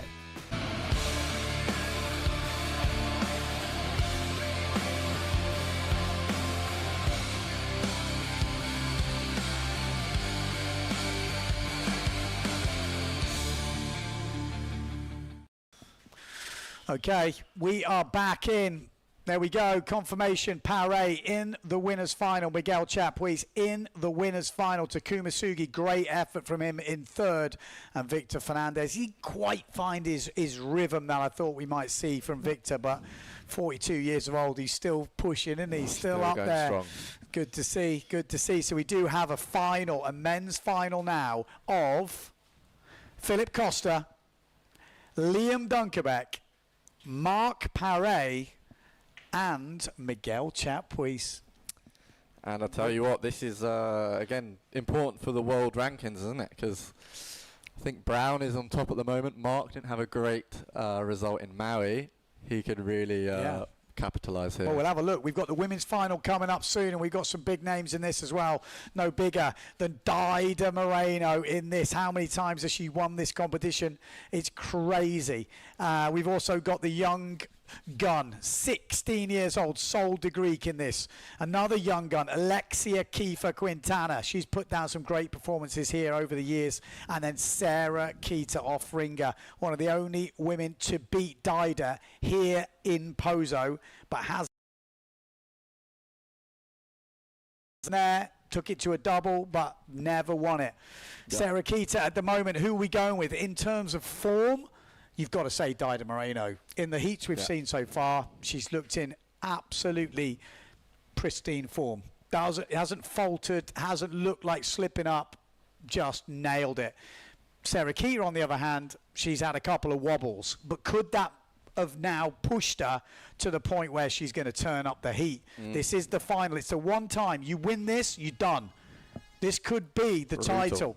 Let's get in. Let's get in, because Sarah Keita is on a charge here. We need to see a kick off to set this whole final rolling. Oh. Tabletop forward from De Greek, and I think just a forward loop from... Yeah, it might have been Sarah a little Keita. tweak A little as well. tweak. I think it was very similar scores. I'd say maybe a bit more for De Greek there. Again, it must be so hard being a judge. If you're a jumping judge, those things happened at exactly the same time without replays and stuff. I'm not sure how they managed to do it. It's hard work. It's gone flatter. It's so worrying, isn't it? It's like you want to wait, but if you wait, maybe it doesn't happen. Maybe we're going to have epic conditions tomorrow. We really could. I mean, we got this big south swell. Who knows? But you don't know. You can't wait. You know, as a head judge, what do?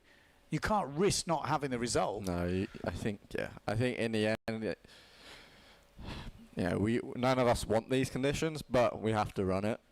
And actually, it's interesting just to see. It is interesting. I don't care what anyone says. I agree. What people can do in this stuff, because you can easily see people turning it on, and whether you think they should be running better conditions or these conditions, you can see people are better at doing certain things. And that's the whole idea of competition. Can you turn these conditions into a proper score? Exactly. And we're seeing the top guys and top girls can.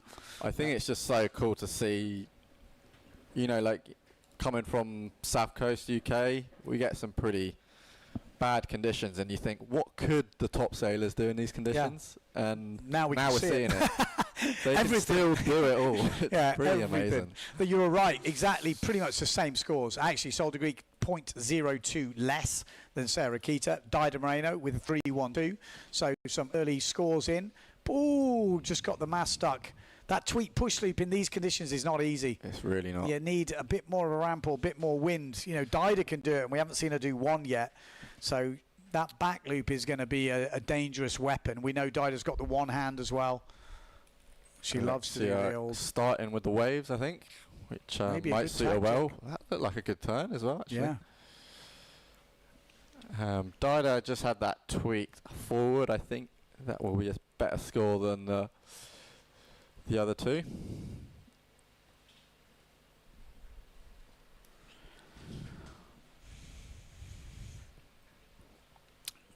Pretty interesting, isn't it? Two young guns, two older guard, you know, who've been doing it. Like, what's Sarah Keita say? She's 35 now, I think. Okay. Died as 48. Wow. Still ripping, man. Impressive. Like, still absolutely ripping. Incredible, really. Alexia Kiefer, what's she? 22, 23, something like that? 23? I think she might be younger, you know. I think She's maybe not in the under 20. 21, so maybe 22. Ah, okay, yeah. That's what I was kind I of think counting. just, yeah, she must be 22. Maybe? Yeah. And then Solder Greek 16. That's bonkers. That is bonkers. Are we going to see a double? Early lead from Sarah Keita, a jump of 4:20 and a 4.5. So yeah, she's not leaving it to the end like the last heat.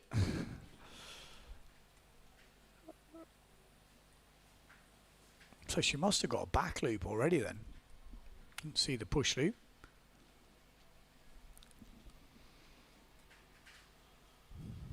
Sarah Keita starting with two solid jumps, which is again, that's what you want to kick things off. Push loop and a back loop. So she's got the back loop in nice and early. 4.5 for that back loop. 4.2 for the push loop. So she's already set down, and now she can kind of concentrate on waves, and that's going to suit her. You know, sometimes you can get stuck searching for those jumps. Dido Moreno, look at that. I mean, she got such good technique on her back loops. There was talk of her joining the Masters, but no, she's not allowed.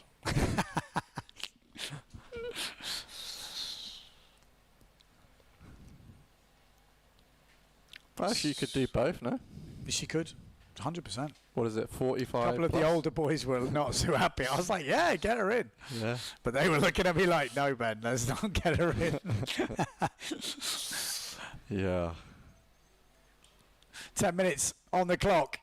Dido Moreno leading at the moment, filling the scorecard. 3-1-2 on her wave. Couple of jumps in. Back loop from Alexia Kiefer. Oh, everyone's filling their in early, isn't it? I mean, the lighter winds maybe might suit Kiefer. Yeah. Is it going to be a Could be. Local kid. Ooh, ouch. No-handed back loop there from Solder Greek. Sarah Keita just doing a no wave top turn. It's really hard to be motivated on those waves. I could just see. I struggle, but you see Paré and through them. Yep. Just keeping speed. But, yeah. Alexia Kiefer could be the danger one here. Oh, as I say that, she just came off the rail. Sarah Keita moves up into second place, 1.88 on her first wave. Solder Greek at the moment in fourth place. I mean, this sometimes is what competition's about. You know, and it's not bad conditions by a lot of places in the world, but by POZO, you've got to grind it out now. You've got to stay focused, and they are making the turns. You know, someone was going to make it happen. Someone is going to win. And whenever we're in a four-person final, I have to remind myself, every point counts. You know, also the other ones, but now it's it. That's it. Don't leave anything out there. Push to the last second. Every turn, every ounce of energy, you've got to make it look good.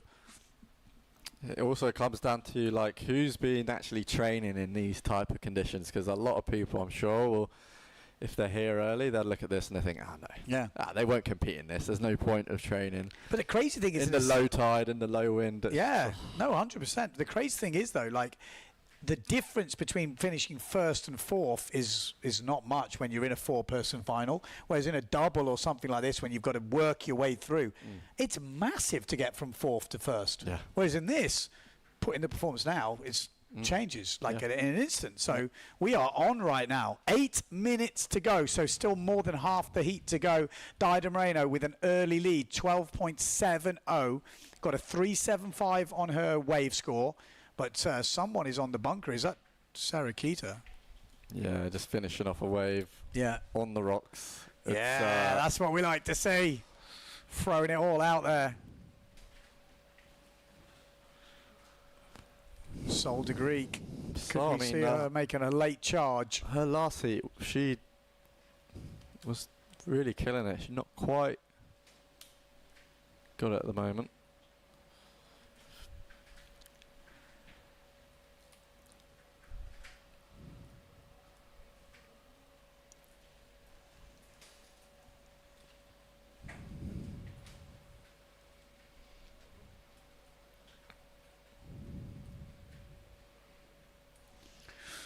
It's all gone quiet in the booth. 7 minutes to go. Dida's still got the best wave score, isn't she? Which is, again, I think that's where it's going to be at. The waves is so important when it's like this. Yeah, wave scores will count.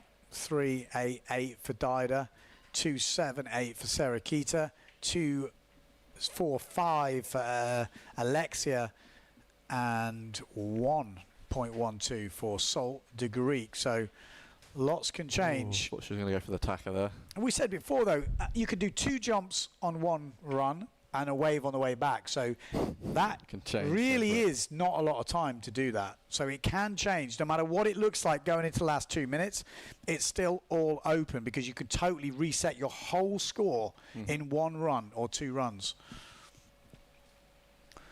6 minutes on the clock. Dida Moreno in the lead at the moment. Just couldn't get the lift. I mean, conditions are definitely on the worst side we've seen it today. I mean, it's on the edge. I mean, it's hard to be excited about the conditions. I mean, I'm excited about the competition, but the conditions have definitely dropped off. We've got very low tide now, so there's quite a lot of chop out there. The wind is dropping. It's meant to drop for the weekend. It looks light. Look at that. Yeah, I had a bit of a heat like that yesterday. You still get the gusts, but you can spend a bit of time floating around.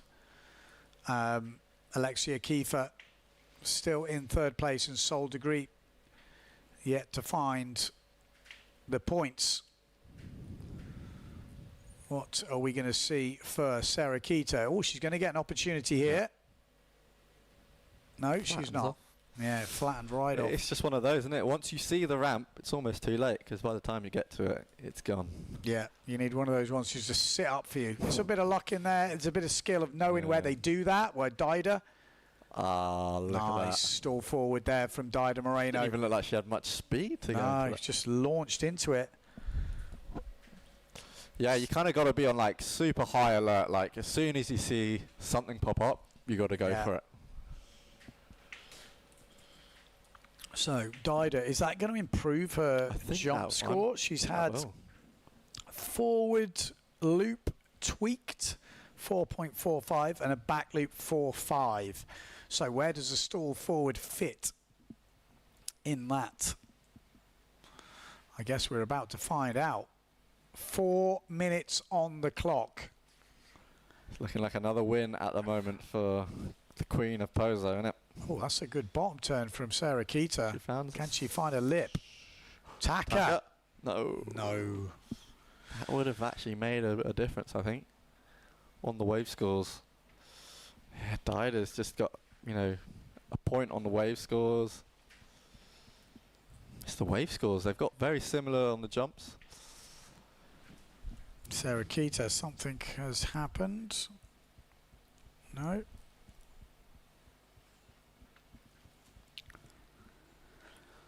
Ooh, don't know where to go with this. 3 minutes 30. Not so many opportunities. Just need some sets to come through. Oh, big stall forward. Big stall forward from Sarakita. I think that could... What's her jumps? Hello, that could change things, you know. Well, it's I'd say that might count more than the tweaked one. And the tweaked one at the moment is scoring a 4.2.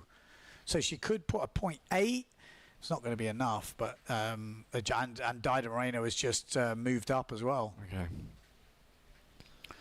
Still all to play for. 3 minutes to go. Sol de Greek yet to really find a form. It's the 2 experienced ladies which have got the upper hand in this heat at the moment. The 2 young guns sitting in 3rd and 4th. Can the young guns make a challenge towards the end of this heat? That Dida's just put on a 5-point wave. That's Solid Yeah. score. Can anyone end her run? Like now's your best chance. Yeah, you would imagine. But look at her. She can still At do it in this, though. It's 48, incredible. still having it. 14 points pretty much. 13.95. Alexia Kiefer could find something. We know she's got the turns, but has she got the waves to do it? And you can see it's definitely a dying wind. I mean, they're on small sails. It's not like it's no wind out there. It's definitely windy, but But when it's this small, you need it to be as windy as possible. To yeah, you need you're not power. you're not jumping off waves here. You're jumping off chop. You need a bit of wind to get the height. Stalled forward from Dida coming at a 4. Stalled forward from Sarah Keita coming at a 4.95. She's actually leading on the jumps. It's the wave, isn't it? She just needs a wave. Can she do Sarah it? In the Keita needs a wave. 1 minute and a 1 half? minute 30 to go. Sarah Keita Offringer has a chance to take down the Queen of Pozo, but she's going to need to find a wave, which at Come this on, point Sarah. of time is looking very, very difficult. There is no waves around, and time is ticking down. Time is running out. Dida Moreno, we're going to see a double. I think she was loading up there. Keep your eye on the middle of your screen. Dida Moreno is loading. No, I think she wanted it. I think if you'd have given her a ramp then, it was going. 1 minute to go. Sarah Keita Offringer, keep your eye on her. She's the girl who can change this, but it would need to be a good wave in the last minute. 50 seconds to go. Back loop from Sol de Greek. Could she sneak into third place? Because don't forget, the podium is also a big Massive. deal. Yeah, massive. And she's got a 1 point jump. She just landed a back loop. You might find she's just sneaked herself into third place. It wasn't the biggest of back loops. Sarah Keita is on a wave. There's a turn, but that ain't going to do it. That ain't going to do it. That ain't going to do it. We're going to crown the Queen of Pozo, I have a feeling, once again, with 20 seconds to go. Can nobody take her down? She is absolutely still cooking. She's been dominating for the last almost 30 years here. It's quite scary. Double from Dida. I told you it was going to get thrown down. Oh, I'd love to see it. Oh, there we go. Dida Moreno does it once again. She is officially, again, the Queen of Pozo for 2026. The Gloria Windsurfing World Cup will be her on the top of the podium. I mean, in struggling conditions, no one can still take her down. It doesn't matter if it's massive, if it's windy, if it's light, if it's small. She is usually always the winner. Impressive performance from Dida Moreno. Second place, Sarah Keita Offringer, and it was really close, I think, in the end between Alexia Kiefer and Sol de Greek, but I think in the end it was Alexia Kiefer that will take third place ahead of Sol in fourth. Wow. We're going to go straight into the men's final next. So I don't think we'll do an ad break. I'm going to call it because we got to build this up. This is men's final. I mean, difficult conditions to run the men's final, but this is going to be about competition. Who can squeeze out the double? Who can find the wave? There's something almost more interesting in it because there is. You got to take that other side of it. Okay, I've been told we got to go to ads. We got to go to ads. So we are going to ads. But that is Dida Moreno. Are we going to see that winning smile? Okay, we're skipping the ads. Okay, we are going to skip the ads. Yay, good. Okay, let's follow. Yes, there she goes. She has just been told. She is the winner once again. She retired a few years ago. And then she was like, hang on a minute. I work 2 minutes from the beach. I'm still ripping. Yeah. Everyone must have said, what are you doing? Get out of retirement. At least do this event every year. There we go. Dida Moreno. Wow. Impressive stuff. I mean, like I said, in not easy conditions either.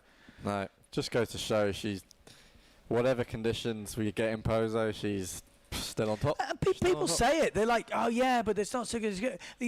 But she's still there. Yeah. She's still there. And that just proves, you know, the the cream do rise to the top. We're going to have some upsets. We're going to have guys that step up in the lighter conditions. But I don't think that's a bad thing. And again, I think in this final can, Costa prove some people wrong where they're like, oh, he's not as good when the wind's light and it's not. We're about to find out. So Here we go. Liam Dunkerbeck. We know he's good, but he has been a bit of a giant killer today. Taking down Marino Gill and Marsilio Brown on his route to the final. Impressive Really stuff sick. from Dunkerbeck, whatever happens in this final. Marc Paré is looking on great form at the moment. Philip Costa, he looks the man to beat. Last year's champion. And then Miguel Chapuis, buzzer beater early on, and is still firing on all cylinders. That's your top four for this final. It's going to go off. Conditions, not the craziest we've ever seen in POZO, but it makes for a very, very interesting battle between these four riders. How are we going to see? coming on, is that going to affect the It's affecting me, I tell you. My OCD's kicking in.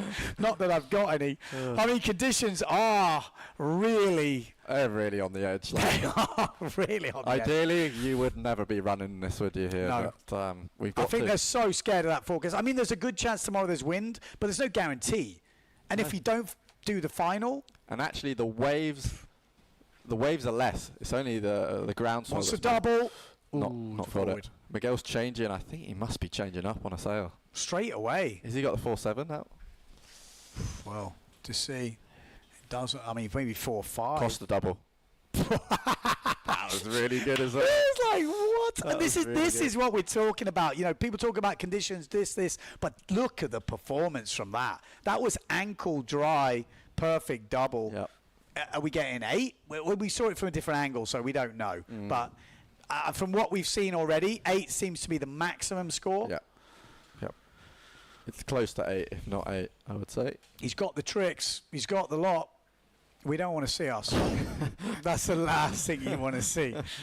Oh, Mark just putting a nice sort of down carve. You don't usually see that in POZO in this stuff anyway. Yeah, he's working a wave on this inside. I'd like to see them score that kind of... It's more of a surfy kind of manoeuvre. 4 points for a forward loop from Paré, I think. Liam on the wave. Can he do what he did in the last heat and really destroy the waves? Before he was a windsurfer, working it, he definitely had like a more surfy background. Grew up surfing, grew up competing at surfing, then kind of switched into windsurfing, still does them both, and then did more and more windsurfing as he's got older. He's got the Dunkerbeck blood running through his veins, and he is just a competition machine, this fella. I think it's interesting. I heard him say the other day, obviously he's been surfing for many years, and he started competing in surfing from like 6 or 7. So he's got that competition mindset from a very, very young age. Oh my God. Did you see that jump score? Wow.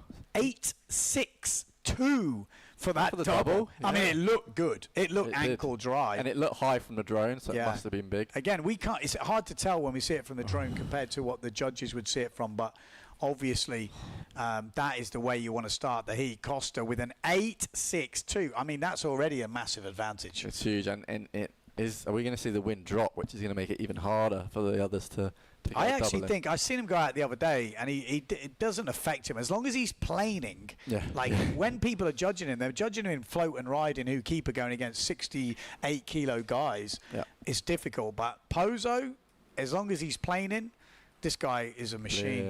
No. I mean, this could be the worst conditions we've probably ever seen in a final. I would like to... From what I can remember. I can't remember seeing worse, but it's intriguing and interesting to find out how this will play out.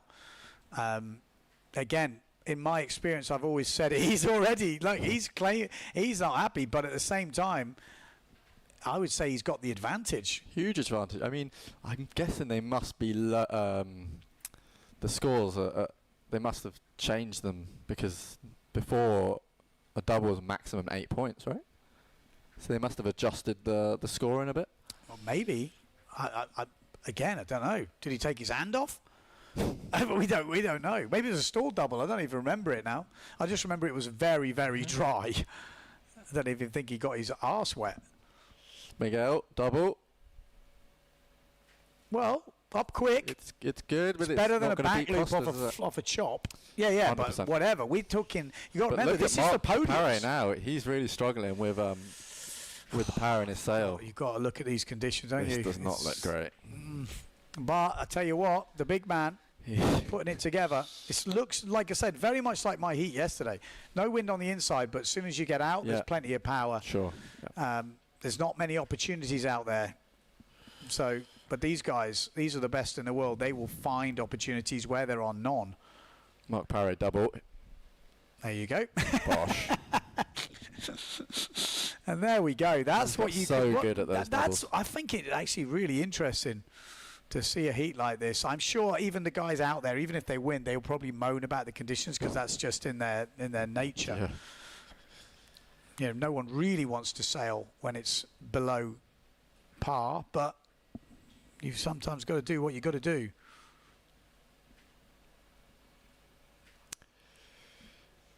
So at the moment, 9 minutes and 50 seconds left in this heat. Mark Paré with a 2.62 wave, a 4-point jump and a 7.12 on the double. Philip Costa 2.88 on his wave, an 8.62 and doesn't have a second jump yet. Mark just spinning around attacker on this wave towards the inside. Little backside 3 to kick things off from Liam Dunkerbeck on that wave. Looks like a good front side turn into attacker onto the rocks, literally very shallow onto the rocks. His fin stopped then. Mark is still running that wave. I mean, this is the type of British competitions. Milky. We are milking cats right now. Go actually getting quite a nice sort of hack on that wave, and he doesn't get the second one. Yeah, Mark in the lead at the moment, so that again would be massive for him, wouldn't it? First win in POZO if he gets this. Well, still a long way here. I think Costa hasn't got his second jump. As soon as that kicks in, he's in. There we go. Yeah. Second jump does come in at a 3.58 and goes back into the lead. But I think that wave from Mark. Yeah, I think that'll put him back in the lead. That might change the lot because that was a work wave. You don't usually see Costa doing that in this wind. We see him more with a bigger move. So this could be very, very interesting. Costa, he's got plenty of speed, but he's got his jumps, hasn't he? I mean, he could upgrade his second jump for sure if he could find a ramp. That's the amazing thing with the double. When these guys are so good at it, the double is almost just this massive move and in these conditions. And then everything else is really hard to get height. It really is. Yeah. There we go. Mark Paré locks in a 4.88 for that wave. And that was a well-worked wave. Not easy to replicate that. There's still 8 minutes to go. But Costa, being a heavier rider, you've got to go through those little sections, haven't you? He's definitely got the skills, but will he get the conditions? Mark's in a good position here because he's got a fairly decent wave score. Now he can risk it a little bit more. Yeah. And he's got 7 minutes. He can update that double. Yeah. He really can. Yeah. Costa, I mean, that's a huge score for a double. Yeah. I'm kind of interested to know if there was something else. Yeah, it would have been good to see the kind of beach cam view of it. Yeah. I mean, it looked great from the drone, but I was thinking 8. Yeah, it just says double, no 1 foot or something, but it was clean. It was so clean. Again, we got the podium race at the bottom. The two guys there, both missing a jump score. Liam, advantage with the wave. Here we go. Miguel's going to fill his jump scorecard now. Yeah. So 7 minutes left in this heat. Plenty of time for stuff to happen. Far from over. I'm going to keep going on about it, but 1 run, you can get 2 jumps. 1 run in, you can get a wave. That's it. That's your scorecard in 2 runs. So it doesn't take long to do that. Yeah, Liam needs a double here. Having something in the bank is definitely going to help you. He's really going downwind to the bunker here. Has he seen something? No. 6:20 on the clock. Paré probably wants an upgrade on his double. Well, not probably. He wants an upgrade on his double. But doesn't want to take the whole heat trying to find it. He's just going to take it if it comes. And he's probably going to try and find another wave. Best tactic now would be to not let Costa get away. Just, yeah, sit right behind him. Yeah, it's Has that been done before? Kind of tactical play like that? I don't think, maybe by the older boys. Definitely the younger boys don't seem to work like that, but I think back in the day there was some right dirty tricks going on. Yeah, Mark's having a look for that wave, isn't he? And that's a big sail from Costa. Look at it, it's like it's quite narrow but very tall. Look at it, huge thing. Yeah, I'd like to know what they're on. I think, yeah, I feel like Miguel's definitely gone bigger, so 4.7. So what Costa might be on a 5.0. Well, it looks. Yeah, could be a 5.0. It looks relatively big. Like this time yesterday, I think I was on 4.7, and it dropped after that. So Costa, I mean, he can't upgrade the double. What's his second jump? Costa's second jump is tabletop forward. 3.58, so he can definitely upgrade that. Mark is Mark's signaling one-footed to the beach. backy. He wants a bigger sail, maybe, or trying to work out what's happening. Yeah. What do you say to him? Another double? Another double, yeah. Do a better double. It's true. Like, I think that's the best advice. He's got an easier up. Well, saying that, he's still got a 7.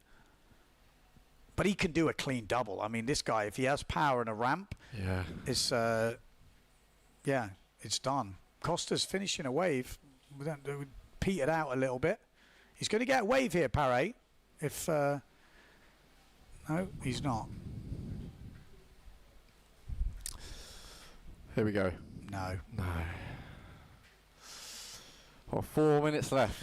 Well, this is going to be a tense end to I mean, when you look at the conditions, they're really not on, but the excitement is definitely there. We are on a knife edge here. Paré staring at maybe his first ever POZO win. He's dreamt of this since he was a little kid. I mean, how many years has he been coming here? Right? He's been doing all the juniors from back in the day, you know. It's it would be a dream come true, but it's definitely far from over. 3 minutes 40 on the clock. Costa's still in this. Yep. The other boys have got some work to do. They've got a lot of upgrades, really. Wave scores, jumps, they were all a little bit trailing. Yeah, again, for the podium places, this is going to be massive at the bottom of the heat. Liam, podium in his home spot would be amazing. I think he's got a podium before in Huquita, wasn't it? No, it's true. There's a battle going on there. And Miguel had his first podium in Silt, so yeah, would be pretty sick for both of them. I'd be pretty stoked, I would say. The mad thing is, Paré just needs a perfect double. If I was going to put any money on someone to do a perfect double, I would back him. I'd back Costa as well, but he's already done it. Yeah. I would definitely back him to in 3 minutes. You do need. But look at the conditions. Look at it. It's like you need a kicker to do a good one.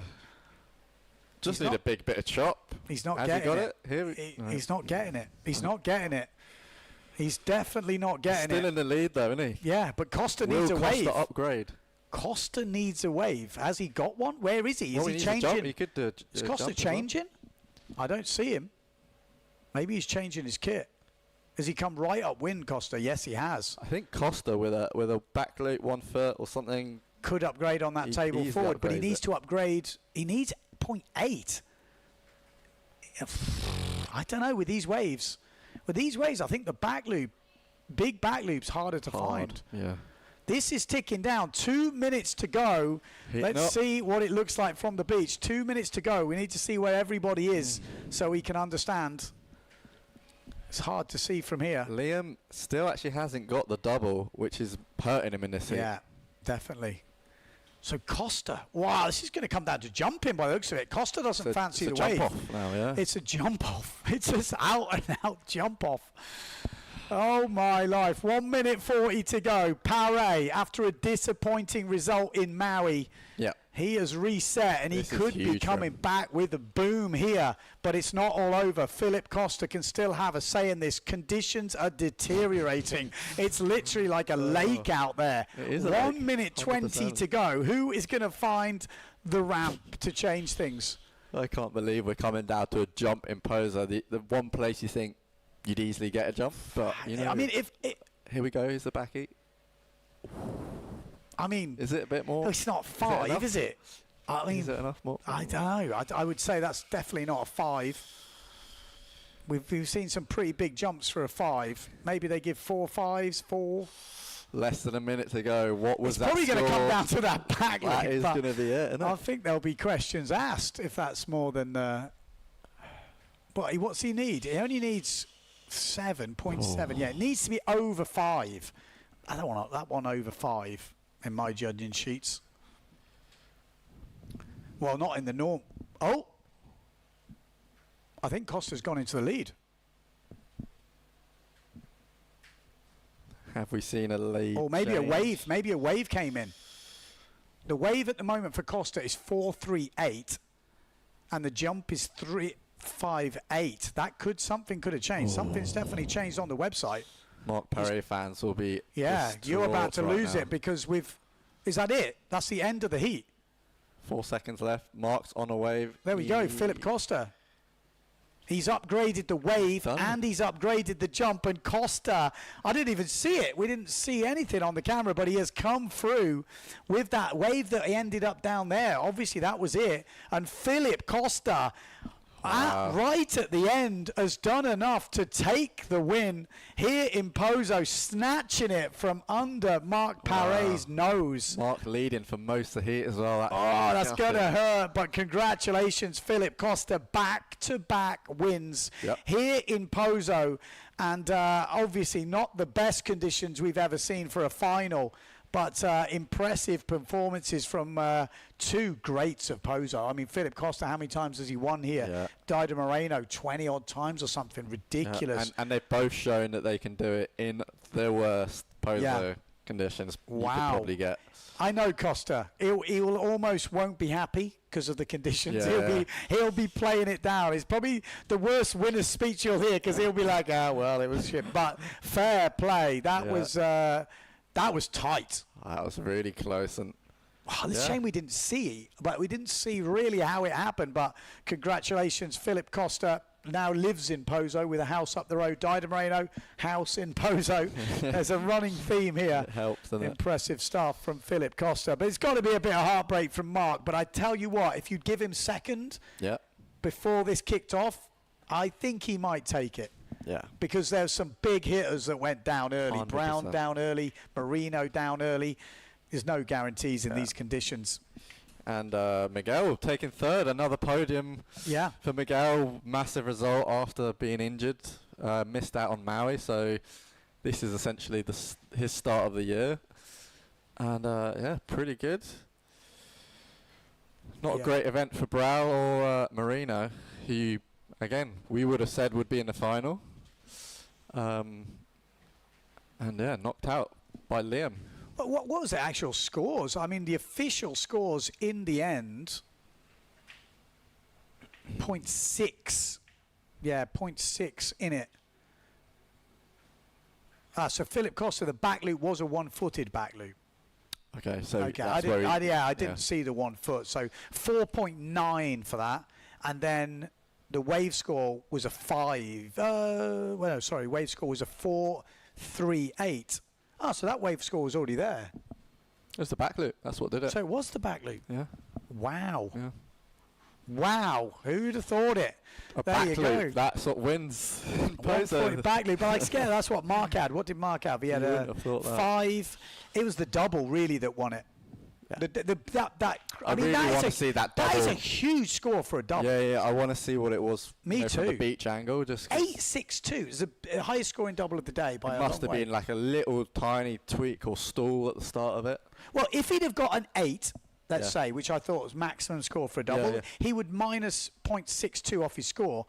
And then they are literally dead on level points almost. It's pretty crazy. Yeah. Wow. Impressive stuff, man. For a big man to pull that out the bag, well done. Back-to-back wins as well. Back on a roll. Yeah, he's feeling it. Did he go to Maui? My brain's gone. I guess he must have. Yeah, he must have. Well, let's see. Okay. Is he gonna, we'd love to see him throwing it down in Tenerife as well. He can do it there, so. Yeah, we're on. Okay, well, we're just having a look at the scenes on POZO Beach. Just to recap the top 3 positions. In the women, Dido Moreno top spot for her. Sarah Keita in second, Alexia Kiefer in third, Sol de Greek in fourth place. In the men, Philip Costa in first place, second place Marc Paré, third place Miguel Chapuis, great result for him in POZO here, and fourth place Liam Dunkerbeck. Just want to say something about my fantasy team. 3 of the top guys in my fantasy team there in the final. But didn't get the winner. But pretty impressive. I mean, that was pretty pretty on the edge. Yeah. You got to say. It's not what we wanted, but it's caused some upsets. Yeah. The conditions, because once has. you take out that push forward, it really opens the door. And it's just really good to see what these top guys can do in pretty poor conditions. I mean, yeah, it's almost like lake sailing at the end of it. It's definitely impressive. lakes with bigger waves around the world. 100%. Going to do the podiums in the tent right now, straight onto the water. Have we got anything else today to finish? Well, or have we finished everything? There's still the junior girls, masters. It's whether they wait for tomorrow. Okay, so still masters final to go. Are you in the masters, Ben? Okay, we are going to go to the commercials, but like I said, some impressive performances from all the riders in those finals. Not easy conditions, but we're going to go to commercials, and we will see you next time.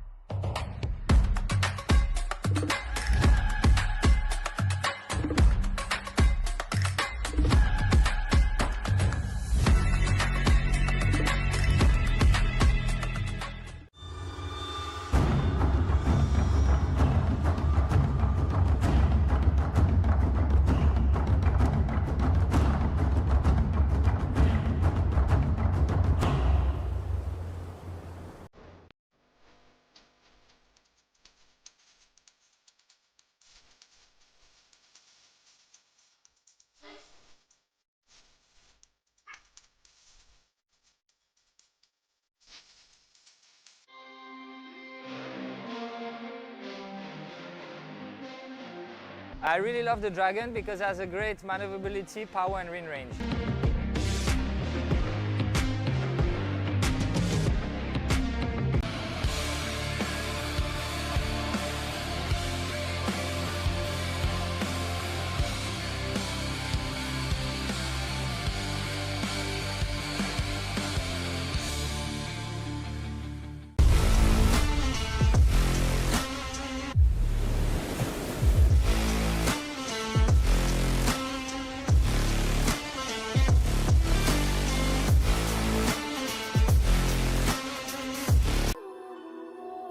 La KS3 Lithium es tan ligera que se convierte en una extensión de ti.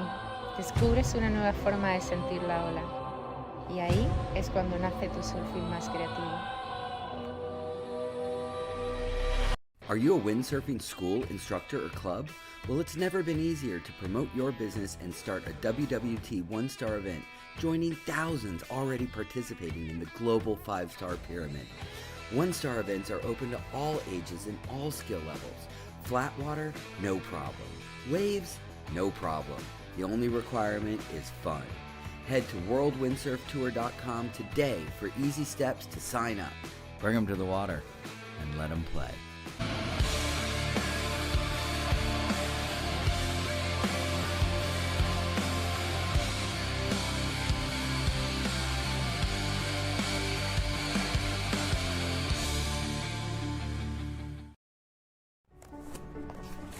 Hay una isla donde a veces las mejores historias son las que nunca planeaste.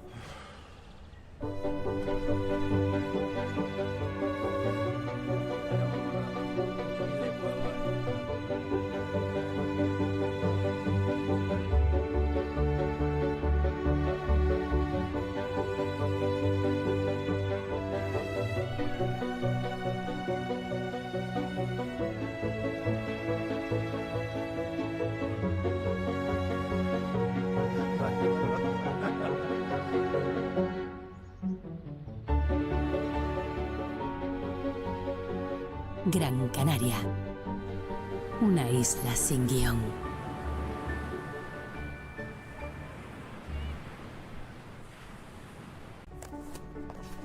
There's an island where sometimes the best stories are the ones you never planned.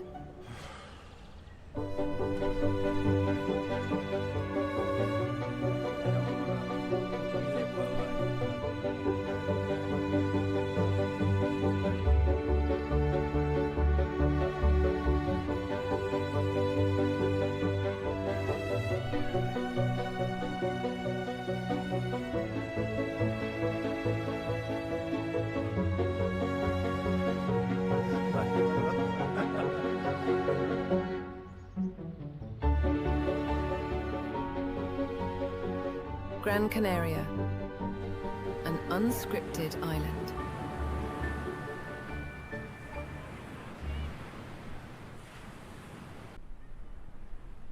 Hay una isla donde a veces las mejores historias son las que nunca planeaste.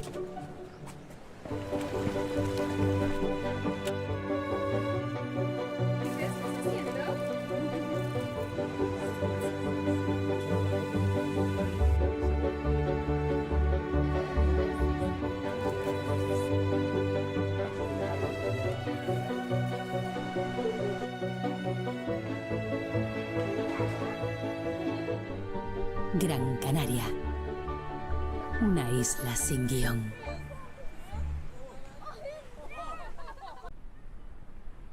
There's an island where sometimes